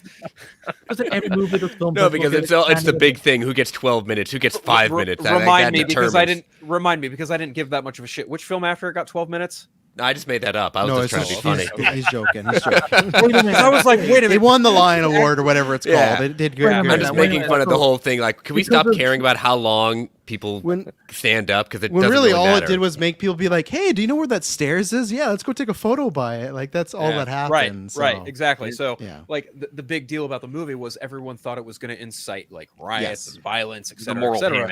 But the thing is, all it did was just basically start a second wave of lesser level clowning. People dressed up like the Joker, and they felt inspired by this character, and they brought awareness to mental health. Like, Todd Phillips inadvertently brought awareness to mental health in a second wave, and people definitely do not like to talk about that. I don't understand. Wait, so like they thought this movie was going to send violence. You can say that about any movie. True. It was that everything he just said, because when we screened the movies, we sent 150 people and we had to screen them. We had to, you had to have your ID. You had to have. They had dogs. It was crazy. Not only that, but what had happened in Colorado. That was explicit. When we got the email, it was those two things: the nature of the movie and the climate at the time, and the nature of the last time that this character was on screen. That happened. Yeah. And they would say in the email that we're not saying that this is necessarily 100% justified, but we have to cover a whole bunch of bases. Like I said, we had. The security, this is the only movie that we've done like 700-800 type of promos. This is the only one where anybody that got on our list had to have their ID with them to match on the list. Everything else, they wanted us in. There was dogs there. And like I said, afterwards, you're looking like this is fucking crazy. But at the time, they were dead serious. If you forgot your wallet that day when you came up to our that screening, you just didn't get in. Yeah. Nothing wrong being prepared. Wow, I cannot believe I missed all that because I was like, especially in our line of work, man. Yeah, but it's like because there will be something. So like, does that anyone too? remember, yeah, it was a big state thing. Yeah. Like, does anyone remember the first time seeing the first Joker movie? I remember. I saw it on my birthday week. I was like, this is right, because your birthday is like the first week of October. Oh wait, no, okay, so right. Mine. Correct. Yes. Yeah. Besties. High five. In Canada, there was none of that in Canada. We weren't checking wallets or anything. I know. Of course not in Canada. No. So when Arthur gets his fucking his sign stolen by those Gotham punks, right? And he's running down the alleyway, and then he gets hit in the face with his fucking sign, right? And his sign breaks. Me and my friend who I saw it with just started fucking cracking up laughing, and everyone else in the theater's just like, we gotta watch these guys. Yeah, right? Exactly right. Yep. And then I looked at my buddy and I was like, hey, and he was like, yeah. And you're like, it says Joker. It's supposed to be funny. No. Nothing's Chris just hit the nail on the fucking head. Right. Yes. Like, I walked in like, okay, this is kind of Batman related. It's not supposed to be funny. It was not supposed to be funny at all. And the fact we just laughed at this man getting smacked in the dome with his own fucking sign was just like, like I still like. Anytime I watch the movie now, I still kind of laugh at that part. No one's judging you much. Okay. Much. No, exactly. Much. Just a little bit. Just out of curiosity, was there any like big did after Joker came out there was no incident came out. Nothing happened. The revolution didn't happen. Because I think if something would have happened, we wouldn't have got Joker 2 legitimately. Like if there was another, like William said, Colorado situation, I think they would have said like, it doesn't matter if you made $1 billion, we can't fucking do another Joker movie. That was it got built up, and it was just like this release of air of like, oh, just a movie, and then everyone kind of moved on. But it was just the time and just politically, like William said, it's just like people because I remember like were people allowed to dress up? No. So that was actually not even yours. Oh wow. Yeah, because they usually tell us like to have people dress up if they can, and like they'll put us with influencers and all that. This one, no. It was weird. It was the weirdest promo. They had a show Killing Joke, and that's where we did the ticket giveaway for most of them. and that's not a non-controversial Batman story. But yeah, we sit for that movie, get a ticket. God damn. Yeah. Well, we do that a lot. Like for 2049, they'll have a show, because they want people that are interested in that movie, or if they're concerned that there's a group of audiences that are not as familiar with an IP, or if it's a really old IP, like if it was released in 1982 and now they're doing something in 2017 at the time, they want to make sure that there's some type of connection to it, so that a lot of the people in our market do that. But a lot of it is just you just want to create a gathering point for. You don't just want hand out tickets, like you want people that are going to be engaged in the IPs and the content. So that's why we do it that way. But Joker was the only one that was that high security. And like I said, I think the vast majority of it, because I know the theater staff were freaked out, is because of what happened in Colorado. Yeah. That is just not something. That's the worst thing you want to have. It's always going to be precautious. There's nothing wrong with that. So we haven't had that since then, though. Since then, it hasn't been, It's been fine. Do you think you'll get it for this? Nah. Because the environment is totally different. There'll be something like that, but not to that. I don't think it'll be that much. Yeah. People are more vigilant too. The worst thing you're going to see, the worst thing you're going to see is a bunch of couples who have no business actually being together because they're just so hinging on this idea that Joker and Harley actually belong together. Relationship. Nate, I know you need to go, and I apologize, man. I know we wanted to talk a little bit more about things, but it's all garbage. All good, man. Yeah, it was guards hour. Yeah. Yeah, so, it's late here, so I should. But before you leave, just give your initial review of Alien Romulus, at least. Yeah, sure. So I really enjoyed it. I saw it last night, IMAX. I think that's the best way to see it. Like big screen, big sound. It was incredible.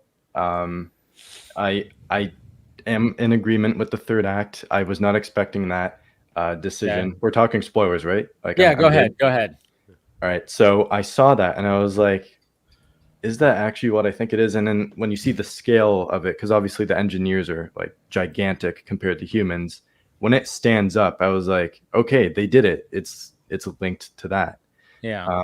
So I really like, I'm on the fence about that, but I thought it was a cool direction they went in, that it's different. It's not like the same, like another xenomorph. Sorry? Not like Resurrection when they had the hybrid. Yeah. But yeah, I thought Kelly Spania's reign was incredible. David Johnson as Andy was, I think, the standout for me. He was incredible. Oh, 100%. Yeah. Like every little thing he did was like incredible. And yeah, the cinematography was great. Practical effects, amazing. I think Fede Alvarez definitely has a place in this franchise. I hope he comes back in some capacity to do, like, we're assuming they're doing another one, right? Yeah, like they have to. Yeah, for sure. I'm assuming he has a place in the franchise in the future. I can't see why he wouldn't with how everyone's reacting to this one. So I had a great time. Like everyone else was saying, third act, a bit of a dip, but it was interesting. And I just liked all the character work. The action in it was really good with the face huggers. All the xenomorphs. The zero gravity scene. Yeah. Incredible. That was intense. Yeah. That was intense. When she starts shooting, I was like, okay, you're killing them, but the blood is gonna float. And I was like, okay, how are they gonna deal with that? And they did. I was like, okay, they did it. Like they actually thought they thought through with that. So I was happy about that. And yeah, really enjoyed it. I think I gave it like an 8 out of 10. Nice.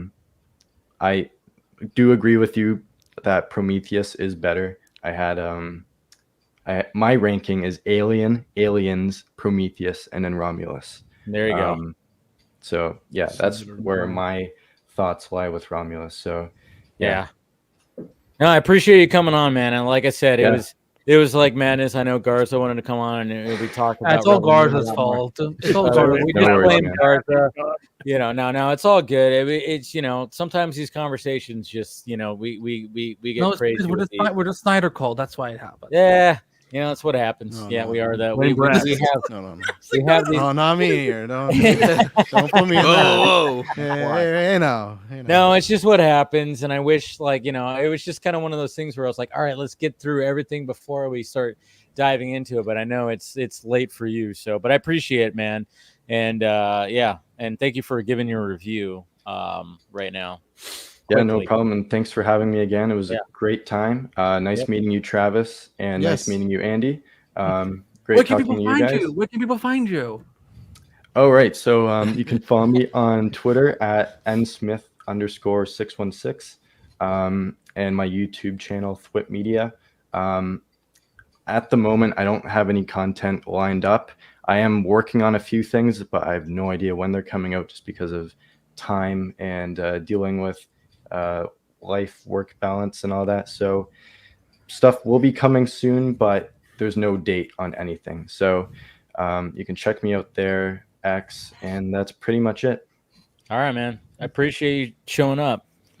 Yeah, no problem. Thanks for having me again. Have a great night, guys. All right, Take care. take it easy.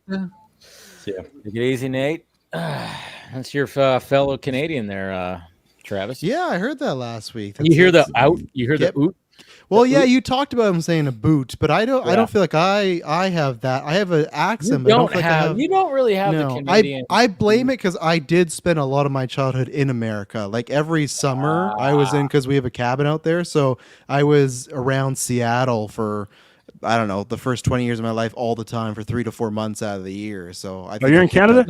Yeah, I'm in Kelowna, which is like 4 hours away from Vancouver. So oh, you're a Canuck. You're a real Canuck. I am. Yes, yes. We're down here. All right. Yes, but it's warm here. But yeah, no, I'm also Prometheus lover. I don't know where I rank it yet because I loved Romulus. So right now it's like Alien, and then I gotta watch Romulus again, and it's that and Prometheus, and then I go Aliens because I do like Aliens, but I don't love it as much as other people. I'm definitely an Alien guy. I think because I veer more towards the horror side, so that's why I think I love Romulus so much, because Prometheus has a bunch of horror, but it's a bit more explorative, it's a bit more psychological, philosophical. Where that's what I do love about Romulus. It is a full-on haunted house, haunted space, ship. So that's where it's like gross ass movie. Yeah, and like I think the same thing. Prometheus also has like third act issues, so it's funny that to me, like a lot of the cons, third act, right? Yeah, a lot of cons I have for Romulus are similar. Like both movies have times where the characters just do something completely dumb, and you're like,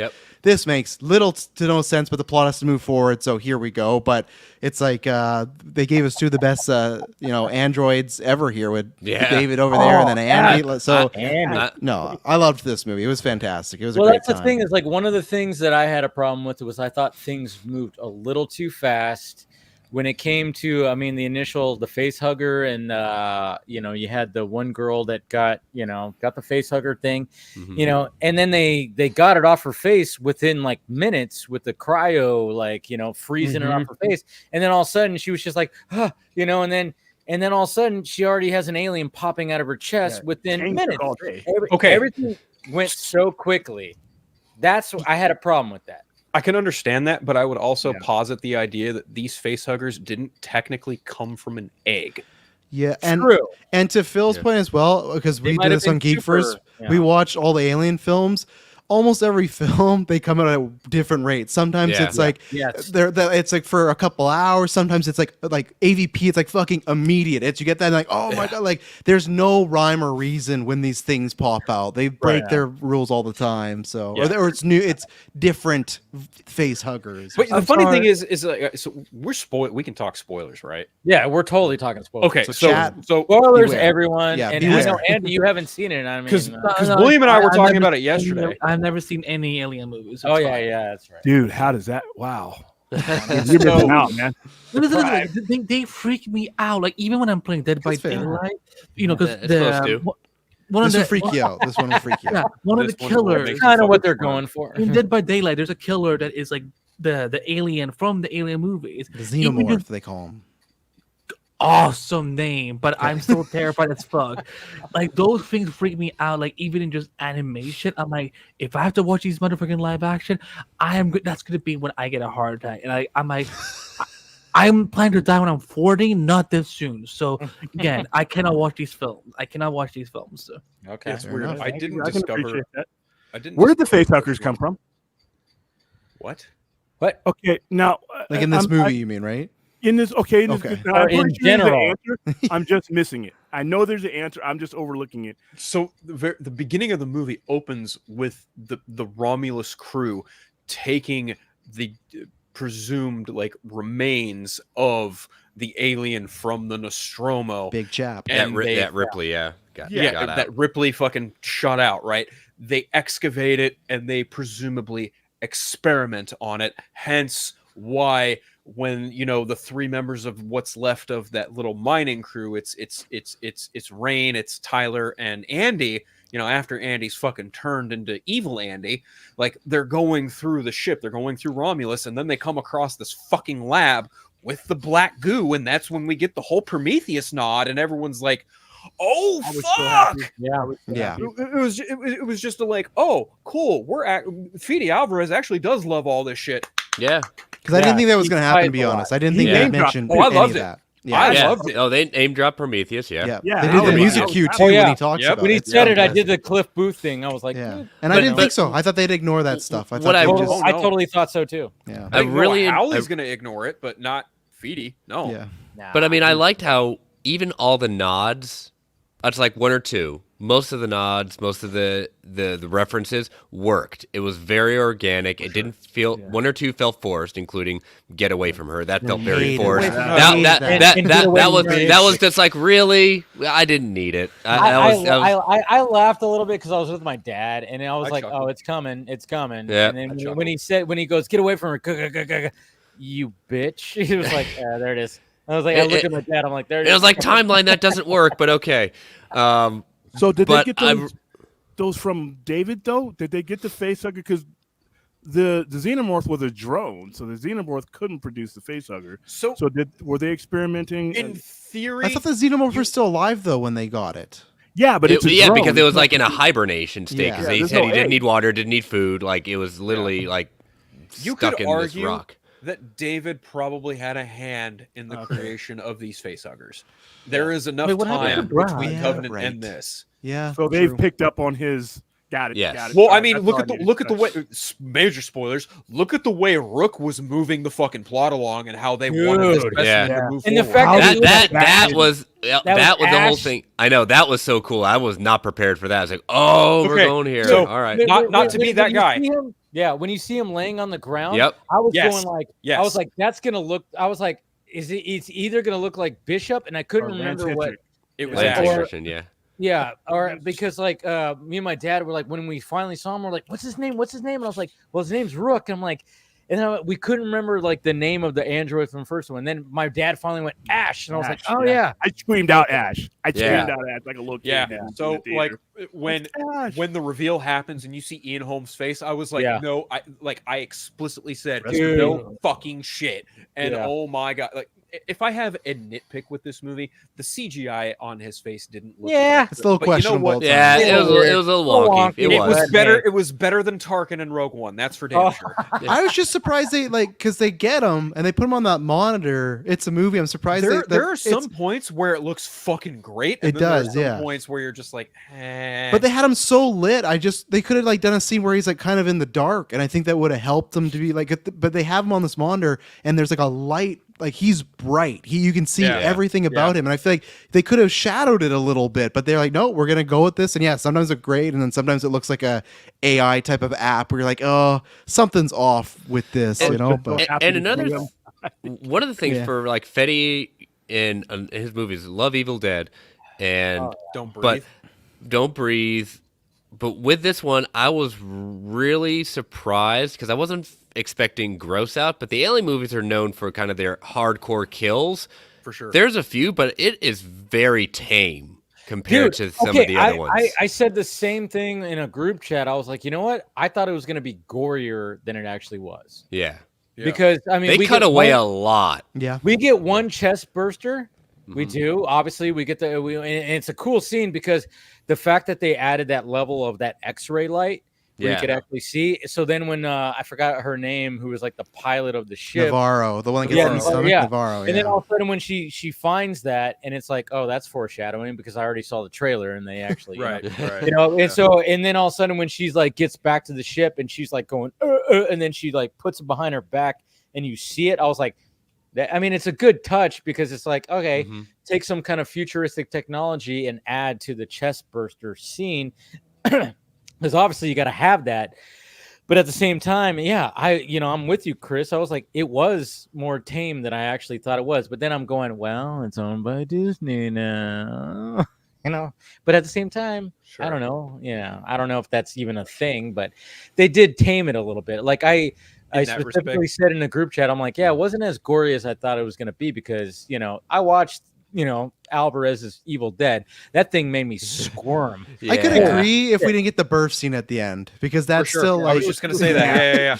That was probably the most. Yeah, that was fucked. Where she just plops out a fucking egg, and you're like, engineer egg. Engineer egg. Not only like an engineer alien hybrid human egg. That was just all sorts of like, what the fuck? Pet owner. So when that all happened, I mean, even Isabella Merced, I guess in a recent interview said like, there's a scene where even the crew had to like look away. I think she was just kind of selling it, but I'm like, all right, it's obviously this scene because but it's so funny because they establish it right away when she goes like, when she tells Rain, immediately, pregnant. And I'm like going, I even turned to my dad. I'm like, this shit's going to get fucked up.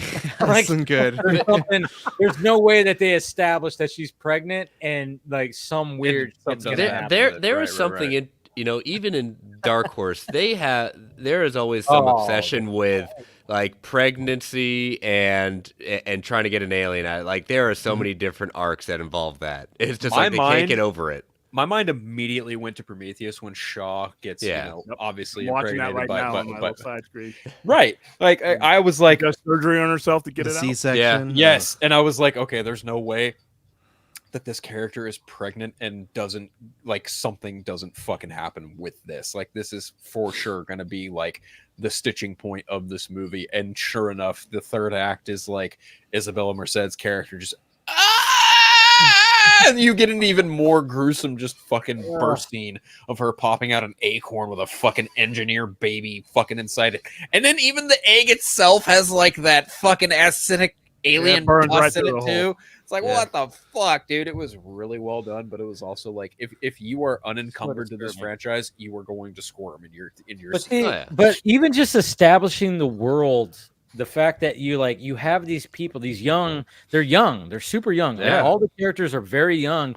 And it's like they don't, I mean, obviously when it comes to Rain's character, she's dreaming of a world where she could watch a sunset because she's never witnessed a sunset. She's lived on these colonies that have terraformed worlds, but obviously what was established in Aliens was the fact that it's like, even though you terraform it and you can make it livable, it's still very, I mean, essentially it's like living in fucking, Seattle or something like that. It's just gloomy all the time and rainy and you don't see sun and they live with famine and fucking, sickness and stuff. There's a lot that is packed up. Like when when you get introduced to her in the beginning, she's dreaming where she's sitting on a hilltop and seeing like a sunset or a sunrise, whatever it is. And then of course she wakes up and then you hear she's getting woken up by, a voice through the intercom. And then they even say like, if you're coughing, report to this. It's like, you realize like, oh, she lives in a world that sucks. And then when she goes, hey, I put in my hours, now I can get the fuck off this rock. Try and again. Then they go, nope, sorry, you got to work like 6 more years. Yeah, come back. And it's so fucked up. But then at the same time, when we get introduced to Andy, the android or the synthetic person or artificial person, he's got such an innocence to him where I'm going, fuck, man, don't make me like this guy because the synthetic people never fucking go well in this. And I'm like, it just reminded me of I prefer synthetic person. That's Bishop. Yep, That's totally Bishop. Bishop. I prefer artificial person. But that was what was really interesting about this whole thing. It's not just tips of the hat, but it's the lore they work in and try to help like general audience who may not be as familiar with it. It works as Easter eggs for us, and we know this, but it brings in kind of all these pieces together where it's coming from. Yeah, but like his innocence and the fact that he was telling the dad jokes and stuff. And then like David Johnson who plays him. I'm like, he does that thing with his eyes where he's just kind of like, he's always looking around and just kind of has this like look in his eyes, and I'm like, God damn it, stop making me want to hug this guy because I know it's gonna go bad. I'm like, and then shit goes bad numerous times, and I'm like, fucking hey man, stop. So you understand why Rain is so protective of him. Yeah. Once we found out who the synthetic android was and being Ash, and we just put it in his. Oh, this ain't gonna go well at all. We're gonna get company, Andy. Dude, it's a good story arc when she puts the disc into him and he starts acting like the fucking company, android. Yeah, what is your directive? I have a new directive. It's just so scary. And at one moment too, I can't remember how she sets the line up. Oh, because they ask him to open the door, right? And he does it. And she goes, "How could you do that?" And then he goes, "What? Leave someone behind?" Just that like little shock because he gets told like you were gonna get left here, like you would just be decommissioned. So it's such a good little turn that they which do. Is kind of cool because it's set up by one of the other characters, that douchebag character, Bjorn. Yeah, they were all happy at the end that he met his end. Yeah. Too over the top for me, that character. I wish they toned him down a little. I'm with you on that. He pushed the envelope a lot. Yeah. It was like he was a little too douchey, and I was kind of hoping that they were gonna have like a similar camaraderie, like maybe like the first Alien, but there wasn't enough there to do that, I guess. And I think like the movie, they were really trying to emphasize the camaraderie between obviously the three, which is who makes it out at the whole end, but yeah, Andy's arc is just like when you kind of fall in love with him first, you're like, oh man, protect this guy from all it's worth, like Jesus Christ. When he gets beat up at the beginning, and then she tries to like grab him, and then like kind of like does that little hard drive or like that flash drive thing that she does where she kind of like helps him like get back to where he is, or like reboot him a little bit. But when he like fucking gets the disc in there and then he freezes up and his eyes roll back and he's just, you see the Weyland-Yutani in the back of his eyes. That was intense. Yeah. Intense thing, talk about that intensity. Jesus Christ. So when Andy got his like upgrade from Rook, and David Johnson's whole performance in this movie was just absolutely fucking spectacular. Oh, he's the standout. He's the 100%. Like the flip of the switch from like being the broken droid to the just straight up fucking maniacal one who's like, no, I'm all about the mission. It was just so well done and well executed. Just holy shit. This when I think about the rankings of like aliens for like the franchise, for me personally, like it's easily in my top 3 now. Like it's Alien Prometheus, Alien Romulus. Yeah, I love this. Okay. I really, really enjoyed this one. All right.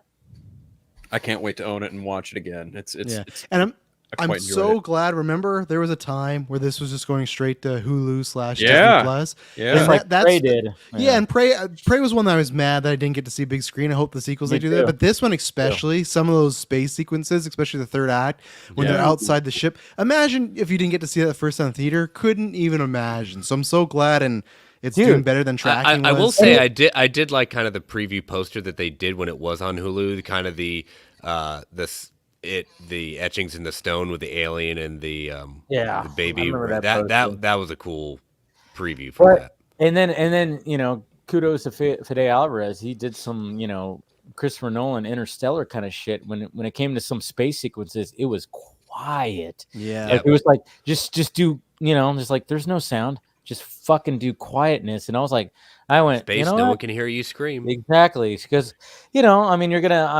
obviously you don't want to do that too long unless you're really emphasizing that like Christopher Nolan did in Interstellar. But he put an element of that in there. And I was like, all right, good for you to like put that in there, because obviously previous Alien films, they didn't give a fuck about that. It was all just whatever. But yeah. What about the musical cues? The musical cues were great.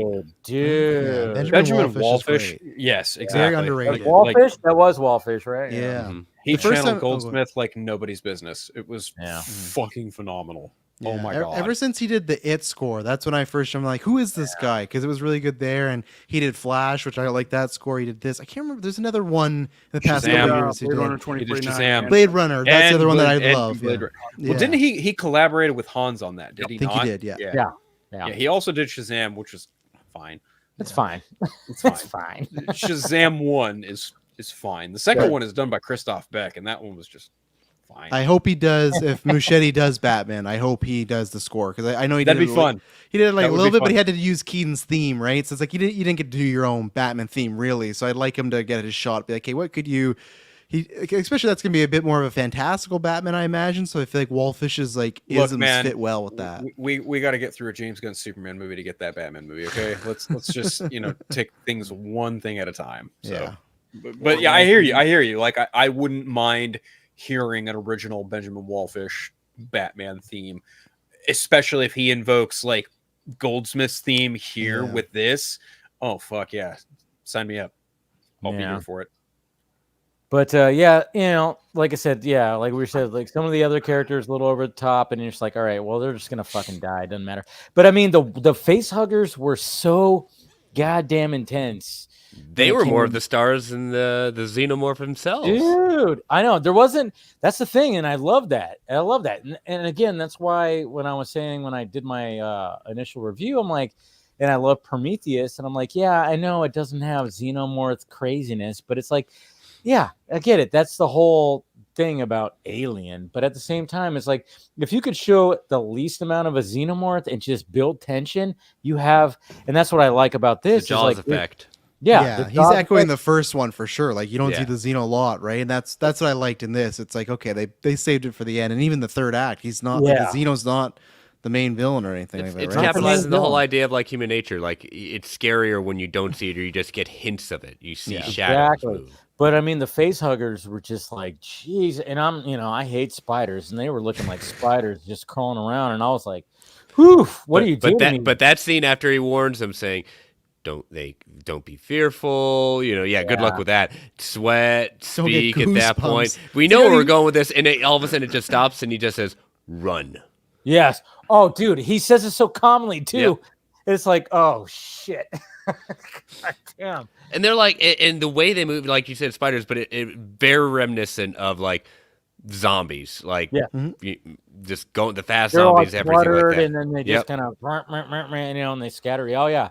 Very much like that, and I like the fact that it's like, all right, if we're gonna get through this thing, it's like they're very much all about your heat signature kind of thing. So it's like, all right, well, let's heat the room to be 98.6 or whatever the fuck.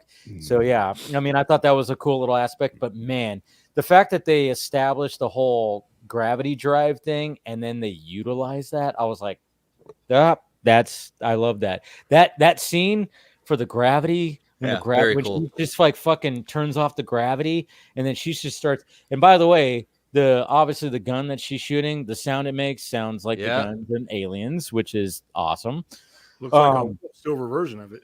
Yeah, and so when she's like doing that, and all the fucking acid all the blood acid is just floating around, and they have to maneuver through that. I was like, that was my favorite fucking scene of the whole movie. I was like, that is you. Yeah, you're insane for doing that, Mr. Alvarez. Love that. Great set piece. Yeah. The thing about Prometheus is in this movie really shows you you've only seen the surface of this world, and some people are just satisfied with that surface. To me, the mythology backs up everything. That's what I love about it. What Prometheus was doing. So I'm glad. I was happy because I didn't know where he was going to go. First of all, I was happy to see Ash because I'm like, you showed this whole movie during the trailers and found a way to still keep me engaged and not give me everything. So I was happy to see him or whatever he was, But the whole Prometheus thing, when you name dropped it, when you saw him pull up that vial of that shit, you're like, oh wow, yeah. And then the black ooze, yeah, and then you realize that that's literally Prometheus right there. So they haven't given up on that storyline. You may not never get a movie completely dedicated to it again, but they've worked it to within anything that's coming along. And I wouldn't have been surprised to see David. I wouldn't have been surprised. I would have fucking backflipped if I saw David. That like I was wondering if we were gonna see David or Bishop. I was like, what other androids that might show like when up? they were frozen, like when they were getting in cryo, and he like comes in out of the class and said, "Hey, what's up? By the way, I've implanted you with this shit. Goodbye." I would love it if we get because Nate brought up like a sequel, and I don't know where I am on that. I want Fetty to do another Alien movie. I don't know what you can do with these two characters directly as a sequel to follow up. I'm sure if they could find something, but yeah, if they could do something, and not a whole movie, but if they could get Fassbender back as David, which is an all-timer performance, I would. You can bring Ash back after 42 years. You can bring and that's the thing about this. You can maybe bring just one character back just to have a continuation. You don't need to bring all of them. It's a cool franchise where you can have an anthology, but with ties. Yeah. To see what was interesting about this movie, it was like when me and my dad were we met up for dinner before my brother and my nephew met up with us. We were just eating dinner, and then we're talking all kinds of shit, and then we started talking about this, and he was like, "So apparently this is between both the Alien and Aliens." I'm like, yeah. And I'm kind of curious because the only thing that I know that I saw somebody made a comparison to when you see the trailer of them, of Rain and Andy walking within the world, there's like a sign that says bar. And you see that in Aliens when they show up to that world. But I'm like, that's the only thing that I know there's a connection. And then we were kind of just like doing our own thing. And like, my dad was like, I think Sigourney Weaver is going to show up in this. And I was like, you think they're going to do something like that? I was like, we'll see. But then did anyone actually capture the reference to Alien directly in the database when Rook is talking? So there's a blink and you'll miss it moment, but in the database it actually shows. Oh fuck! What is the character? It shows one of the characters. It shows the other girl. One from Alien. The worthless one. The one that screamed and got sprayed in the exactly. It's like, go get it. I can't. I love how to make a point, Phil. You have to like put away the cat. I love my cat. She's a great little fucking terrible monster. She's your face. She's your face. It's poetic. You got Jonesy. There's always Jonesy. Correct. Except this one's just I know. When they showed her, I know, but that's what it was great. Like watching this with my dad because we were both like my dad. It was like. I never heard him so vocal about this because he was just, I think it's Parker. It's Parker. Parker, that's what her name is. Yeah. They showed her picture, and I do love the fact that, of course, they use hey, we're going to use the technology that they used back in the 70s, that futuristic technology in the 70s. So they kept up with that aesthetic, just like how they did, in Star Wars. You got to keep the same stuff, but you can add a little bit to it, of course. But it was just like one of those. My dad was like, I think Sigourney Weaver's going to show up. I'm like, I don't think so. I think I would have got that spoiler blown for me. The only thing I got blown for me, the only thing I really got blown for me, like when it came to spoilers, is they're like, somebody showed a picture of Isabella Merced and so like, you're not ready for what happens with her. And you see her screaming. I'm like, is she going to have an alien fucking baby or some shit? I already was like, I didn't look, but I was like, is there going to be some kind of something? And then I started seeing people comparing. I started seeing some people talk about Alien Resurrection. When I started seeing people talk about Alien Resurrection, I'm like, oh fuck, they're going to do that alien hybrid thing again. They did it better, of course.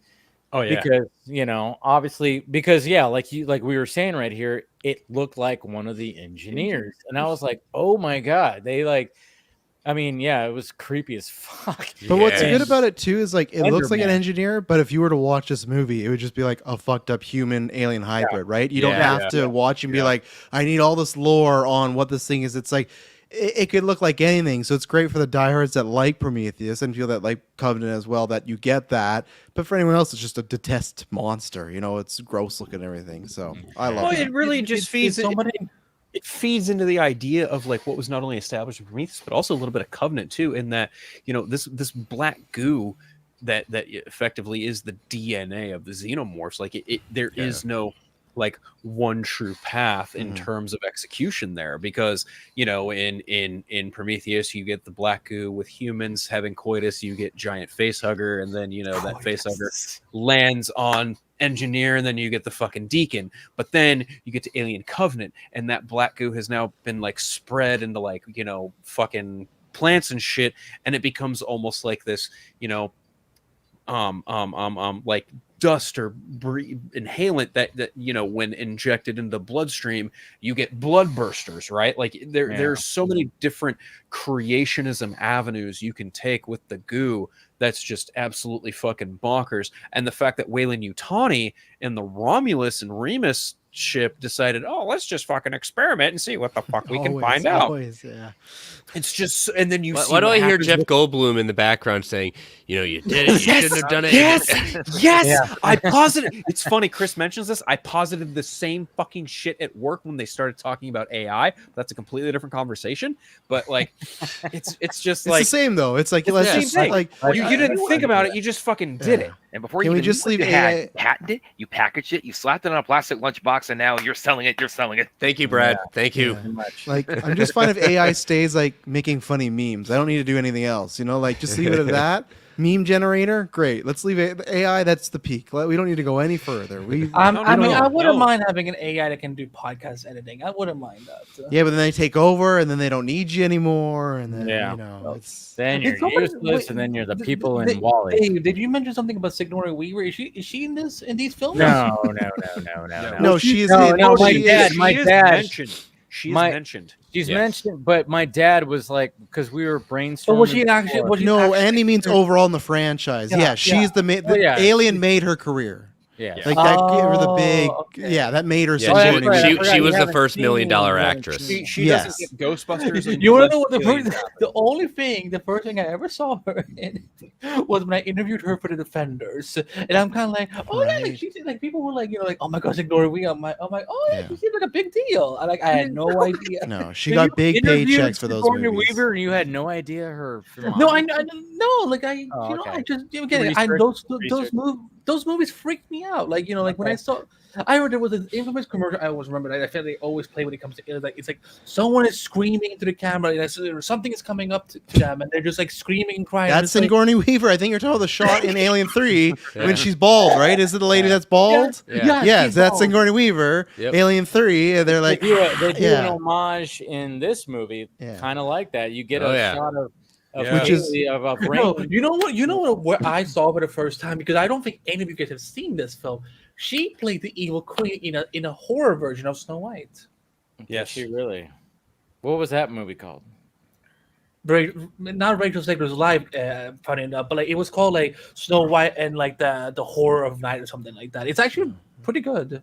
Oh, okay. But it's funny, that classic shot, if you look into it, Fox actually, I don't know why, but they didn't want they weren't going to give Fincher the time to shoot that, and he like snuck away and shot that with Sigourney Weaver. Sounds and like Fincher, it became like the shot of the movie. But they're like, oh no, we don't need this. We're over budget. Let's go. He's like, I really want this. So he's like, oh, Sigourney, let's just go. And they did it. You can look into it, and it's just like, I don't know why it's such a studio note of like, how much hate Alien 3 gets. That shot is so iconic. Oh yeah.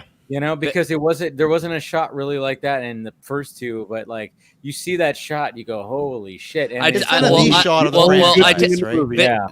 I'd say that and her holding Newt in Aliens. Those two shots, I think, are.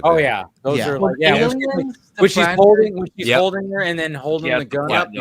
Yeah. Was Aliens the franchise that Joss Whedon had his hand in at one point? No, that was Alien Resurrection. He wrote Resurrection. Yeah, he wrote Resurrection. Alien went through a bunch of people, like Fincher. Obviously, I can't, but like it's a who's who of people.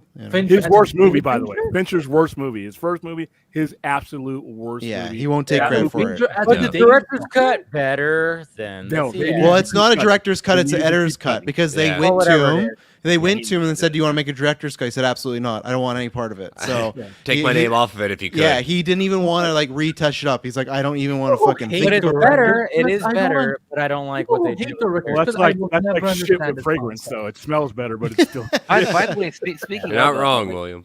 Speaking of, it's like another. And by the way, if anybody hadn't explained, my computer just started buffering like crazy, so I just had to read. Yeah, I was asking like what happened to date with Brad? We're already done with this whole alien talk. We're done, Brad. Sorry, I'm just kidding. well, I mean, it's worth bringing up. You saw it, right? Yes, I did. Yeah, did. Okay, good. Yeah, so I'm not getting spoiled on anything. And in fact, actually, one of the coolest things I think to come out of it is the fact that we're now talking about that third AVP movie that William was so excited about. Okay, the fact that Fede Alvarez and he mentions Dan Trachtenberg in doing like a Robert Rodriguez, Quentin Tarantino smash up of like Dawn of the Dusk Till Dawn type of Alien v Predator movie, I'm just like, fuck yes. Oh, like Planet Terror and Death Proof kind of like thing. No, no, he wants to shoot it half and half. Yeah, I mean, I liked it. I get it. Like when I saw that today, I was like, okay, that's cool. But I'm like, let's do some more solo movies before we get to that again. Because like I've yelled about my gripes about the AVP. I heard, I saw you doing that report. Yeah, I cannot stand those movies. They would me either. They would have like that would have to be taken with so care because I think you could argue those almost synced both franchises to me. And like you look 100%. At the box office receipts for those, like for what should have been such a huge like culture phenomenon, it's not much. Even in the 2000s, like this was it, and I just. Yeah, I actually really would be fine if they don't touch it for like another 10, 15 years. Like I'm fine. Just they can wait. Just, they can wait. They can wait. Just do the stuff. Like do the show. Do Prey 2. Do the Wasteland one. Like I'm not dying for it. There's got to be a way to just kind of like. I mean, what's interesting is like when it comes to both of these franchises, it's like. I mean, obviously, when it comes, they just released that. Did you guys see that whole fucking timeline thing? Yeah. That, now, like Alien Earth is now the prequel of everything, which is interesting. How do you call it Alien when Prometheus hasn't even happened yet? That's what I'm very curious about. That intrigues me because I'm like, what the hell? Why is okay? Alien And by the Earth if we get to 2092 and we don't have like interstellar travel, I'm gonna be so pissed. Right? We don't have flying cars. Prepare to be pissed, Brad. Prepare to be pissed. But see, it's kind of funny because Alien Resurrection and possibly dead, but you know, probably Alien Resurrection is just by itself in 2380. I think so Prometheus was an Alien movie. You're learning a lot. Yeah, it is the.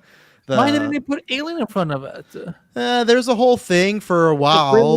Ridley Scott was like, fuck y'all. Yeah, but even then, when that movie first started, it was one of those like, is it an alien movie or is it not? For a while, they played very coy and they didn't even reveal that. They played that really. It was just, oh no, Scott's making another sci-fi movie. And then I think once they got closer to release, they're kind of like, yeah, it's a fucking Alien prequel. But like for a while, they're like, no, it has no. They should just put Alien in front of it. That just seems so. That's what happened with Covenant. It wouldn't have been an accurate title. It wouldn't have been an accurate title. That's why it's not. It's in the world, and it does definitely lead into it. But I think people would have been. Even some people already were pissed. The people that don't like Prometheus hate that because it's not an alien type of movie. Like they didn't put it in there. I mean, because Ridley Scott was like, hey, let's get into the origin of all this, and you don't see the actual alien or the xenomorph until the very end, where they kind of.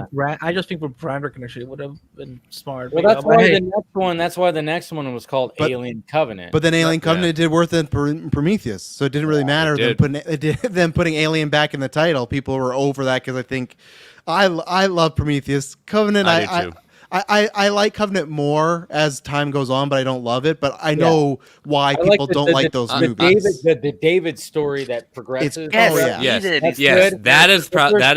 That's one of my favorite parts of Covenant. Is like bringing back David when I wasn't expecting it outside of the opening. He carries that movie, you know. But I get why people don't like those two. It's because if you don't like the don't explain the monster thing, people will fucking hate Prometheus. I'm fine with it, but I get why people don't like those two. But yeah, I'm happy it got some love in this movie.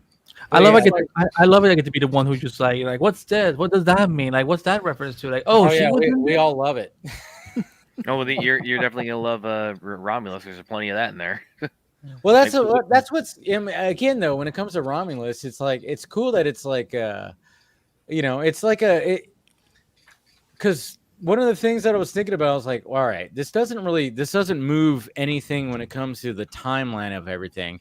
But it's just there's enough there where it's like, oh, this is kind of like a spin-off. This is showing you characters in the world that has been established by Wayland and all the colonization and shit like that. And then of course you get these characters that just end up being in this nightmare. And it does kind of move it a little bit with, of course, what happens at the end with the alien baby and all the that stuff, and the fact there, and I've seen a lot of people going, oh yeah, the Alien Romulus is the Force Awakens of the Alien franchise. I'm like, I see where you're kind of saying, but not really. I like Force Awakens. Well, they kept themselves in the history. They don't want to see the history and the mythology of it. Yeah. But then how can you say a movie is this when you don't know the history that got you there? And that's what he was trying to do. It's almost like they just want the 2% of the universe that we've seen. I want to see and this goes back all the way back to the 80s. I've always wanted to see the history of these characters.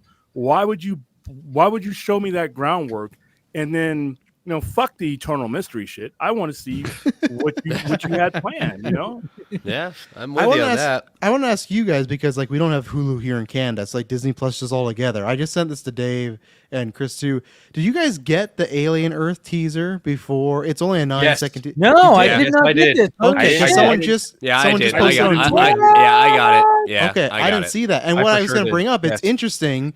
It's a xenomorph in the teaser. That's what's very curious about that, which I did not know. It's a xenomorph, and the bro it up on screen. No, it's fucking bootleg. I'm not gonna. Yeah. I just shared it because we were talking about, but I hadn't seen it because in Canada we didn't get that. Just got fucking Speak No Evil again. It shows a xenomorph, and his faces or his head is reflecting the Earth, and then of course you see his face, and then it screams, and then it says Alien Earth. I saw people talk about that, and I was like, what? But I didn't see the teaser. Is that the next show? I was like, how long have they? No, it's a TV show next year. For I got Hulu. it. It just wrapped. Yeah. But at the same time, I'm like, all right, if this is before Prometheus, that's what intrigues me. I wonder if they jump back and forth, maybe if lots of it takes place before, but if there's maybe some other like a dual timeline going on, because if you're showing a xenomorph in a teaser and they do put this out in the public, people are going to tune that show expecting to at least see a xenomorph. Well, of course they're gonna, but you can't do that if you're before Prometheus, right? So that's what's apparently Timothy Oliphant's in this. Yeah, I heard about that. Yeah, really. Yeah. Oh my god, my hype just went so much more up there. Okay, for sure.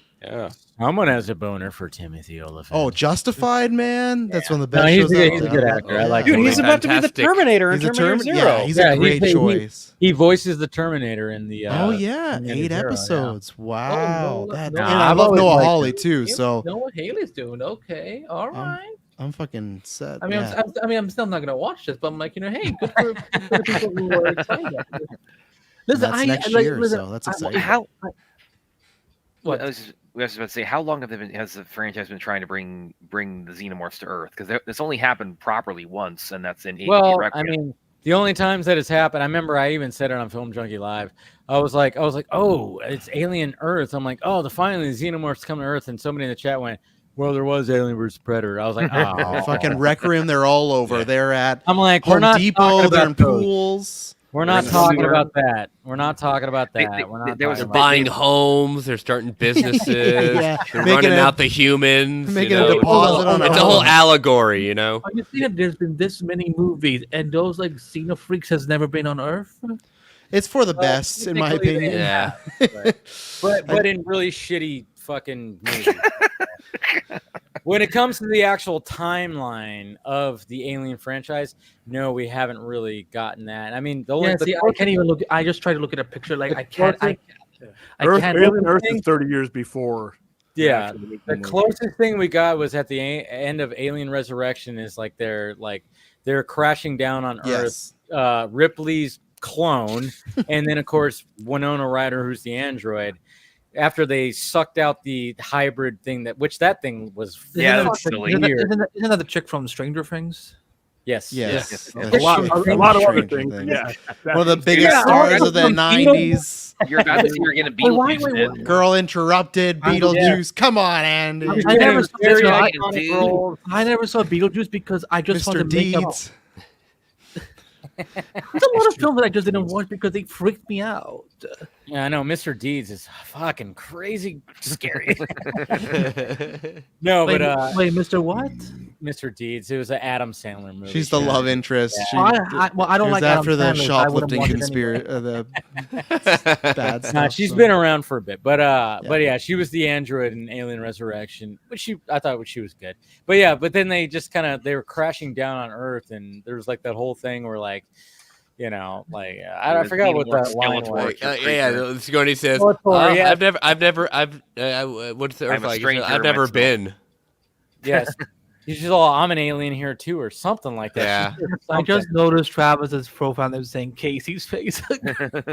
Yeah, no, poor Casey doesn't get to see it to the 23rd where he lives. I know, so. I know. I didn't. Yeah, That I was sucks. like, he's not gonna. He wants to see it so badly too, Yeah. and I was like, yeah, we're gonna be doing discussion, so it's like, there's no way that, you know. Well, listen, if Garza was able to come on tonight and talk about a moon that came out like weeks ago, then That's y'all true. better. Casey's y'all gonna better come on in 2 weeks and just for the first hour talk Yeah, about we Alien Romulus. we can get Casey on here next week after.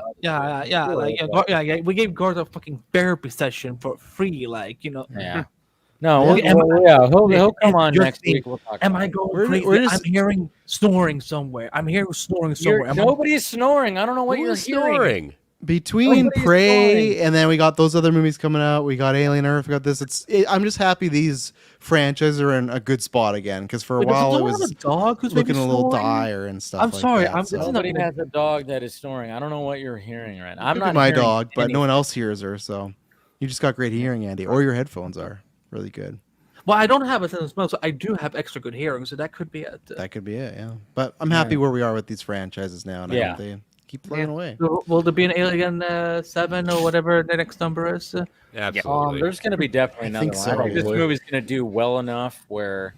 Yeah, it's But I only mean, cost $8 million, so. I mean, honestly, I would love to see Ridley Scott to finish what he started. I don't think that's going to happen. No, but He gets some seeds for that planted in this in But Romulus. he's intertwined it into what's going on, though. Yeah, So I think it's gotten to that point where it's like, yeah, you know, because he's a producer on this, obviously, and he probably had a lot of input, and it's just like, yeah, do this and do that. I mean, this is what I was kind of going for, and the fact that, you know, like I said, like we said, the hybrid alien baby thing looked like an engineer. It was like they could capitalize something on that. I don't know. You know what kind of reminds me of actually? Anybody here remember the '95 movie Species? Yeah. Yes. Yeah. Yeah. It's Another that, Giger-inspired. I watched that movie for reasons because of Natasha Henstridge naked. maybe opposite. repeat moments. Yeah. well, so, and No, it was a good movie though. there was the alien kid that's born at the end, but it was Yeah. really bad '90s CGI that has not aged well. So this was kind of reminded me of that, but it was like 25. Well, it's done practically. When you see like that cocoon and you see the fucking thing open up and you see the baby in there, it's like, oh my god, what the fuck? You know, it's so. Ugh.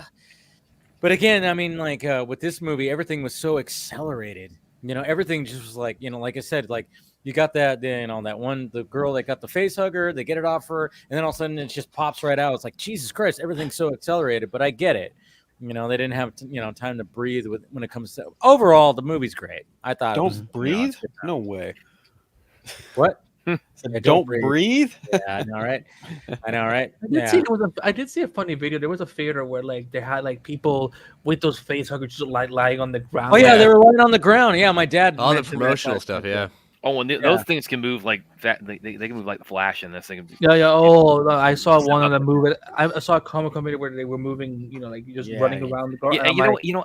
I bet you anything. It's like when we get to Halloween, you're gonna see like a lot of those, you know, around on people's lawns for Halloween. Oh, I will not leave my. They mostly come out at night, Halloween. mostly. Mostly. Oh, look at that! Look at that! Look at that right there, Chris. Mostly animatronic ones that'll just jump out of the bushes. Yeah, I don't get it. What was the joke about mostly?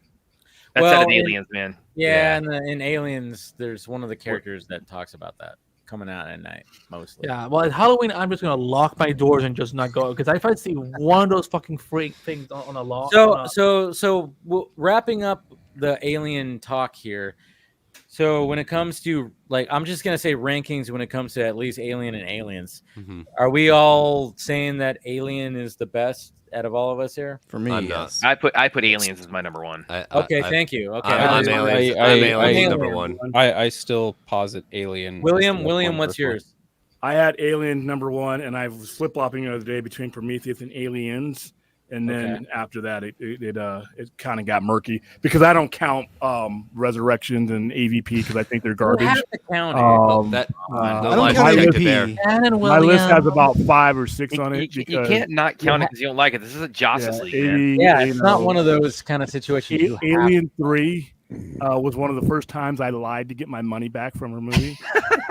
Well, what was the lie? Yeah, I'm curious. There was babies crying. Wasn't no fucking babies in there. I just knew. It was just you were crying because you wasted your time and money. I felt like I got cheated. Wow. I got cheated, so I got my cash back. Because that movie blew. I mean, I was crying what happened with what happened with Newton Hicks. That's what I was crying at. No, the whole movie. But it sounds like we're divided then with the as classic. There's 3 of us that said Alien at number 1, and then there's 3 of us that said Aliens at number. And the dog alien. Oh, the dog alien made out of what? Reynolds wrap with that one? That was beautiful. That was bad. I paid more for my ticket than they did for the special effects. Well, I mean, it was 1992, so I mean, come on. But I had Bram Stoker's Dracula. I mean, you had that CGI battering. No. The thing, it should have been practical. That's with the dog. Definitely. They the way tried. The looked, they should have been. It should have been. You should YouTube it. They tried to do practical, and it went awful. And I think they were worried for the dogs. Because they got a dog, and they made him outfit around the dog, and it was. I think they were worried for the dog's safety, so they did try it. I'm sure. Oh wow, I didn't see that. Yeah, you can YouTube it. Just Alien 3 dog practical alien, and it looks awful too. Yeah, it's terrible. Yeah, so it's just ahead of its time, unfortunately, for doing that. But he went on to do better movies. He went on to do better. Yeah, good for him. It just sucks because the way that Aliens ends when they, Ripley gets away, Newt gets away, and then Hicks, as fucked up as he is, he gets away. But then of course it's just like when it opens up and it's just they're dead, and it's just that's it. And then there is a comic that they did the original. The original movie. Well, remember Neil Blomkamp? Yes. Oh, I'm so heartbroken that didn't happen. Yeah. I was really looking forward to that one. That would have been so cool. What's that? If they could have just put that, There's a comic. I said, did they do comics for Aliens? There's there's tons. Man, tons. I didn't know how big this franchise was. Yeah, you really are out of the loop on Alien, man. But Brad, I cannot. They freak me out. Like I just cannot watch it. Yeah, the whole AVP thing came out of a Dark Horse Presents. Now, with that said, I will give it a 10 out of 10. There you go. We got a 10 out of 10. Hey, you know what? Unlike the trolls saying, "Oh, this is trash," and hasn't seen it. You haven't seen it, but you're actually positive. So I'm not. Listen. I'm not gonna try something I haven't seen. Unless it's made from Josh Whedon, then I will. I know how. Well, there's only one of them that was written by. He's probably dead by this point. But listen, from the little I've seen, I will give credit to this franchise for how practical a lot of things seems to be. Because I'm like, that's not CGI. That's not CGI. That's not. I'm like, okay, good on them. I mean, this franchise lives on, in that space, no pun intended. But the fact that it's like, and that's what Fede Alvarez wanted to make sure that he captured was like, hey, we got to keep it practical, and he did. Obviously, there's some scenes that do require. I mean, specifically the scene that I love the most, which was the no gravity acid scene. Obviously, that had to be CGI.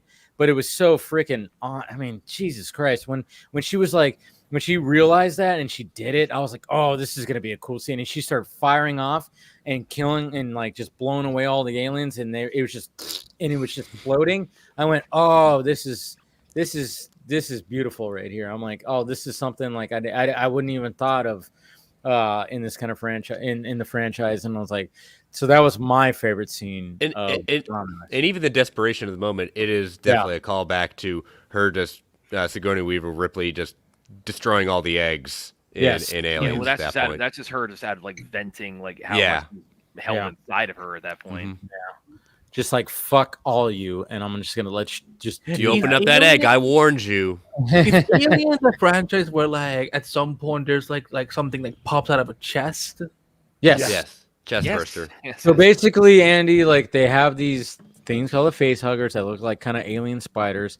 Wait, so are they actually okay? Are we? Is the fandom calling it face huggers, or are they actually called face huggers? That's what they call them.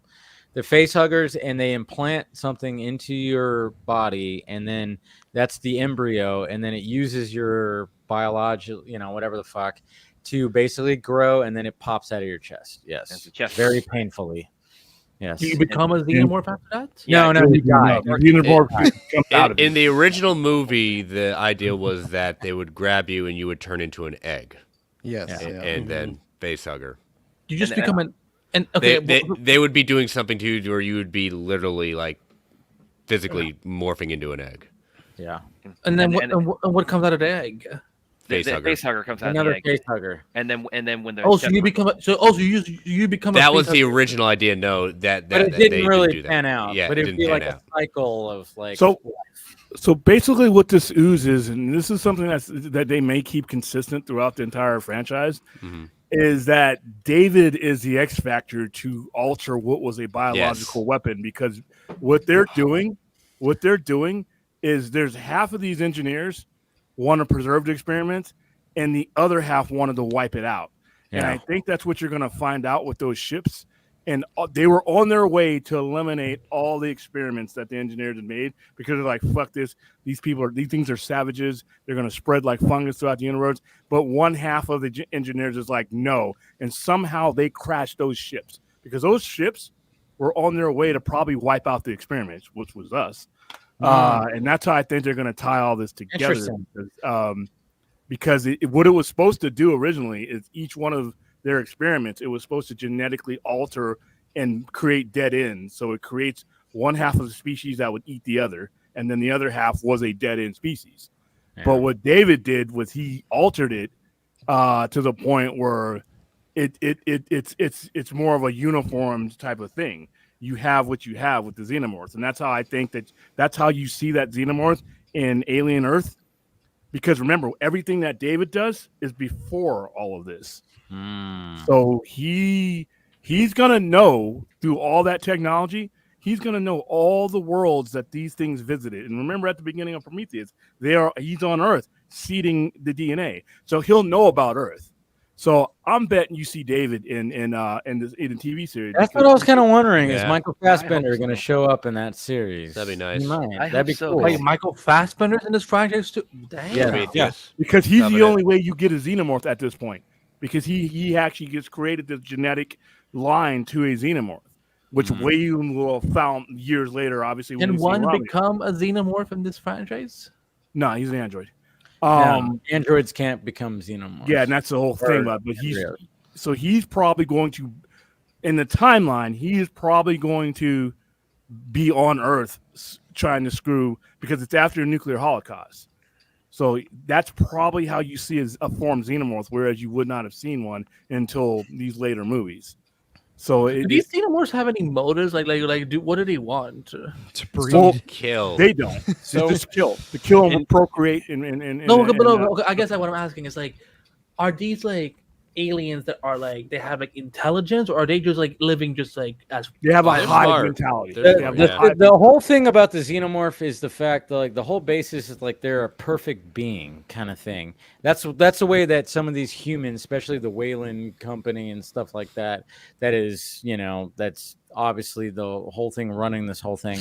They just look at it as this is evolution where humanity needs to go. It just hit me, but they think this is a step forward in humanity. They just looks like predators. That's but the thing is they don't need air, they don't need food, they can there's needs they don't have. That's David's whole spiel in Covenant, is that he's trying to create the perfect organism, more or less. And then what is Ash's prime directive from Weyland-Yutani and even Rook's and Romulus? Oh, we need to preserve this perfect being.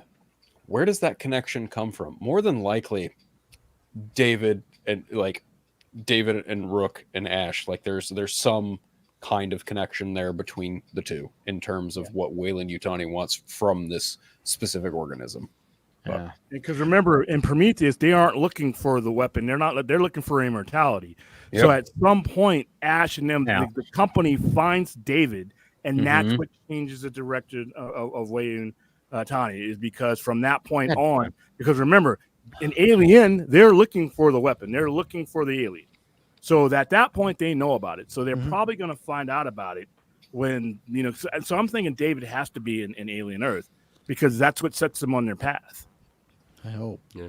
Hopefully. I'm sorry. They sound like fucking idiots if they think that this is like, the step forward in evolution. No, humans making bad decisions based on. You have to watch robots help you. I'm sorry. This sounds dumb now to me. Well, that's the way. That's why. That's it's supposed to. Well, Andy, I mean, like every sci-fi franchise, what do the scientists want to do with the monster? They want to study it. Yeah. Right. Okay. Don't kill it. And every single time they're not making the same mistakes. They're just making all new ones. God, you can. I get that.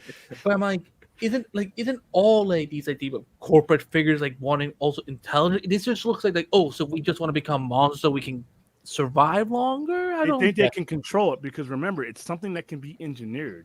The original can be something that can be engineered. So because if you watch Prometheus, and I think Covenant talks about it too, it's like when you see Weyland, which is Guy Pearce, right? Yeah, he's Weyland, and Correct. He's very old, and he's all about like living as long as he can, and it's all that about that.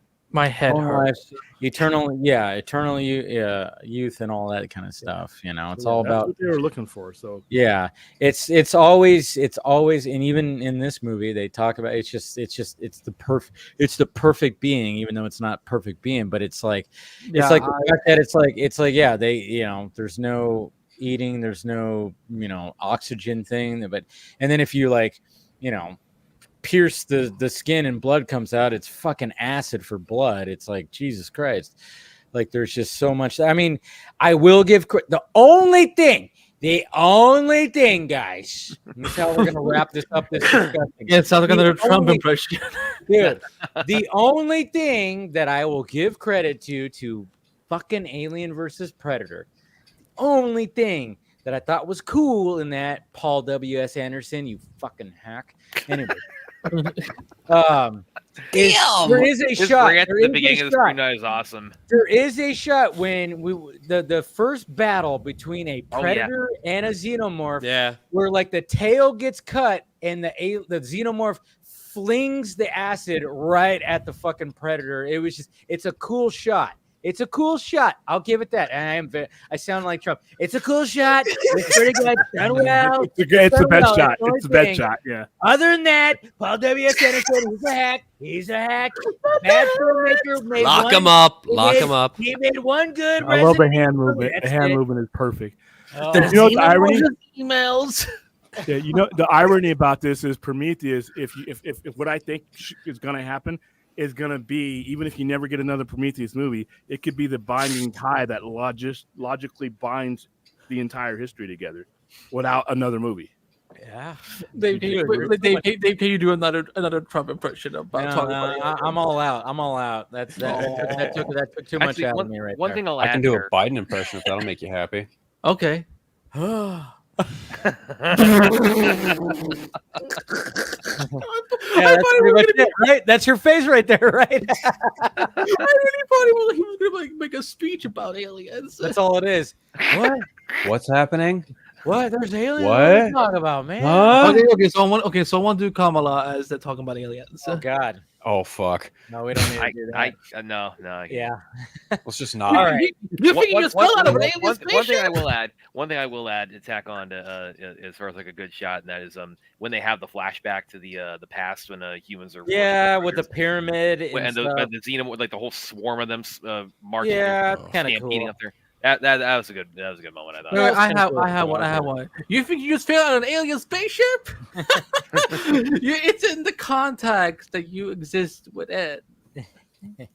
But I think this is a good place to wrap up the Vodka stream. And yeah, I mean, it took a little bit to get. We talked a lot about a lot of things. You know, we got there though. We got there. We got there. We did some more Rebel Moon talk. We got there. We got there. We talked about, again, congratulations to Deadpool Wolverine, Sean Levy, Ryan Reynolds, Hugh Jackman, all of them, for crazy. Good luck to Joaquin Phoenix in the courts. Yes, there's all that. He'll be fine. He's gonna, whatever he makes on Joker 2, you just pay him off. You look at the budget of that. Yeah. He just pays them off. They move on. Like, it's gonna be fine. Like, I know it's gonna be interesting though how it all. I do wonder what happened or why he left. Yeah. Well, I mean, there's a lot of things out there, but at the same time, it's like one of those things. Fuck away. It's that simple. Yeah. None doesn't hear. It's just one of those things where he's a kook, and obviously a lot of actors are a little loony, and he's talked about it before that he gets cold feet, and I get apparently, but I don't know. It's going to be interesting to see how that whole unfold. But at the thing about it is the fact that the producers are going like, yeah, we got to start holding these actors accountable. And that's the thing. I think that's what's going to come out of this is the fact that when you have this kind of situation where an actor can just walk out like this and fuck over an entire crew and a production, they need to be held big time accountable. They can't just brush it off as why didn't they just recast? That's what I never understood. Like, why couldn't they just recast? Like, they built the movie around him. He bought the movie around him. Oh, okay. He wrote it. He helped write it. He was getting it going, and he put a lot into it. And then all of a sudden, he just went, "I'm done." So sorry. So. Yeah, but looks like Travis had to go. Travis had to go. He had to go, and we'll wrap this up right now. But Travis had some kid thing that was happening. And then in summary, Bo DeMayo's career is over. Pretty much, yeah. So, anyways, let's go around the horn and go ahead and promote. Andy, go first. As always, thank you for having me on. Even though I didn't have much to say on tonight's conversation. I hope my lack of alien knowledge was entertaining for people. Oh, it was kind of fun to update you. I was like, Sigourney Weaver was in this franchise. Oh, now I understand why people were so excited about her. Because all I know was like people were losing their shit at New York Comic Con when she came out. But it wasn't specifically. You don't have to specific. Okay. Anyways, go ahead. Anyway, you can find me at Screen Rant. Doing lots of news coverage and interviews. Multiverse of Color, I'm an editor-in-chief of. I'm at Anime Bite on all social media. If there's an app, then I'm likely on it. I'm only going to update on some of them, but yeah, at Anime Bite. I also do the show on a whisper right now on the little hiatus because. I've been I have not had just a week off, so the show will be back sometime in the fall, and I don't know what else I do. Just check my bio. Check his bio. All right, William, what do you got? You can find me at the Sci-Fi Center. There's at youtube.com/Sci-Fi Center. Tomorrow we're doing the second leg of our AFSP Charity Watch, which is Rebel Moon Director's Cut Part 2, 2 p.m. Pacific time. If you'd like to join, the link will be in the chat. So I don't know what the goal is going to be set at, but it'll probably be small enough for us to make it up that day. And then the last one will be for Twilight of the Gods. Yeah, send me a link. I might actually join pre-conversation. You guys have a pre-conversation, right? Yeah, because usually Brad is late. So yeah, we have. I won't watch. I mean, you were late last night, so. Oh. Just saying. Wait, Brad, when you're late, are you like late, or are you late as in like 5 minutes? Oh, I'm fashionably late. Yeah, fashionably late. So that's the fashionable mail from Mallrats. Yes. Oh, good pull, Paul. Phil. Paul. Sorry. Yeah, wow. Hey, you know what? In fairness, we're like twins. Paul and I talk all the fucking time. So I mean, all white people look the same. Fuck you. Wow. Again, another white people thing. White people thing. Anyways, Phil, go ahead and promote.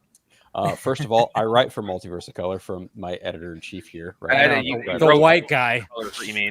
The white guy who writes for Multiverse of Color. I mean, white is a color, so I guess. Fair. I am grateful nonetheless being able to write for Multiverse of Color. I actually just pushed out a review for Watchmen Chapter 1 as well as Alien Romulus. So by all means, go check those out at Multiverse of Color. You can check out my new solo show, Friday Phil, which had its very first episode earlier today. Just go to YouTube/@unfiltered. You can check that out right there. It's about an hour and a half long. Not too bad, if I do say so myself. No longer part of the Four Nerds, but that's for another time for another day. Anyway, you guys can check out my other Batman podcast, The Eternal Night. Just search that up, podbean.com. You can check that out there. And you can catch me on all the socials everywhere except for X. Just search for Unfiltered everywhere. Again, except for X. There you go. All right, Chris. Did you all at home get it? He's not on X. He's not on X. Oh no, I found him. It's at troll account. Because Elon Musk can suck my balls. All right, Chris. Yeah, you can follow me on all the socials at Chris Valga. I've got 2 shows on the Geek Ultimate Alliance Network. We'll find us True Believers at Finest Believers, and then Marvel Alliance at Marvel 8 Podcast. This week we did a huge breakdown of all the D23, and we had some commentary to say on that lovely upcoming movie called Kraven the Hunter. Where did that movie hurt there you you again? go. We didn't even talk about Craven. I know we didn't really talk about. We're Kraven okay with that. Let's move on. We talked about it a little You bit. motherfuckers! That sums up Chris's thoughts on the Kraven. That We trailer talked about it a looks little good. bit. We talked about it a little bit. Yeah, Chris, I know you wanted to. Yeah, if you want to check out, go ahead, check out. I know you were like, It's a wonderful episode. It's a beautiful breakdown of D20 and everything D20. And then of course, Brad. Yes, you guys can find me on most social media. Like you can find me on Twitter. I don't call it X. I call it Twitter. Facebook. You old Vero. softy. I'm trying more and more to use my my Instagram lately. I've been sharing a lot of my stuff on there mainly kind of because I'm not a big picture taking person, but that'll probably be changing. So you'll find me on Instagram too. You can find my my work in the journalistic sphere out there on outlets like Kung Fu Kingdom, my prior work on Screen Rant, Fortress of Solitude. I'm looking to branch out into different outlets and kind of expand on my career in the coming months. So hopefully we'll be seeing some of that before this year is out. And of course you can find me on the Sci-Fi Center. We'll be hosting the Rebel Moon Chapter 2 Director's Cut watch party tomorrow on the Sci-Fi Center. So I'll do my best to make an entrance with however fashionably late that may be. There you go. All right.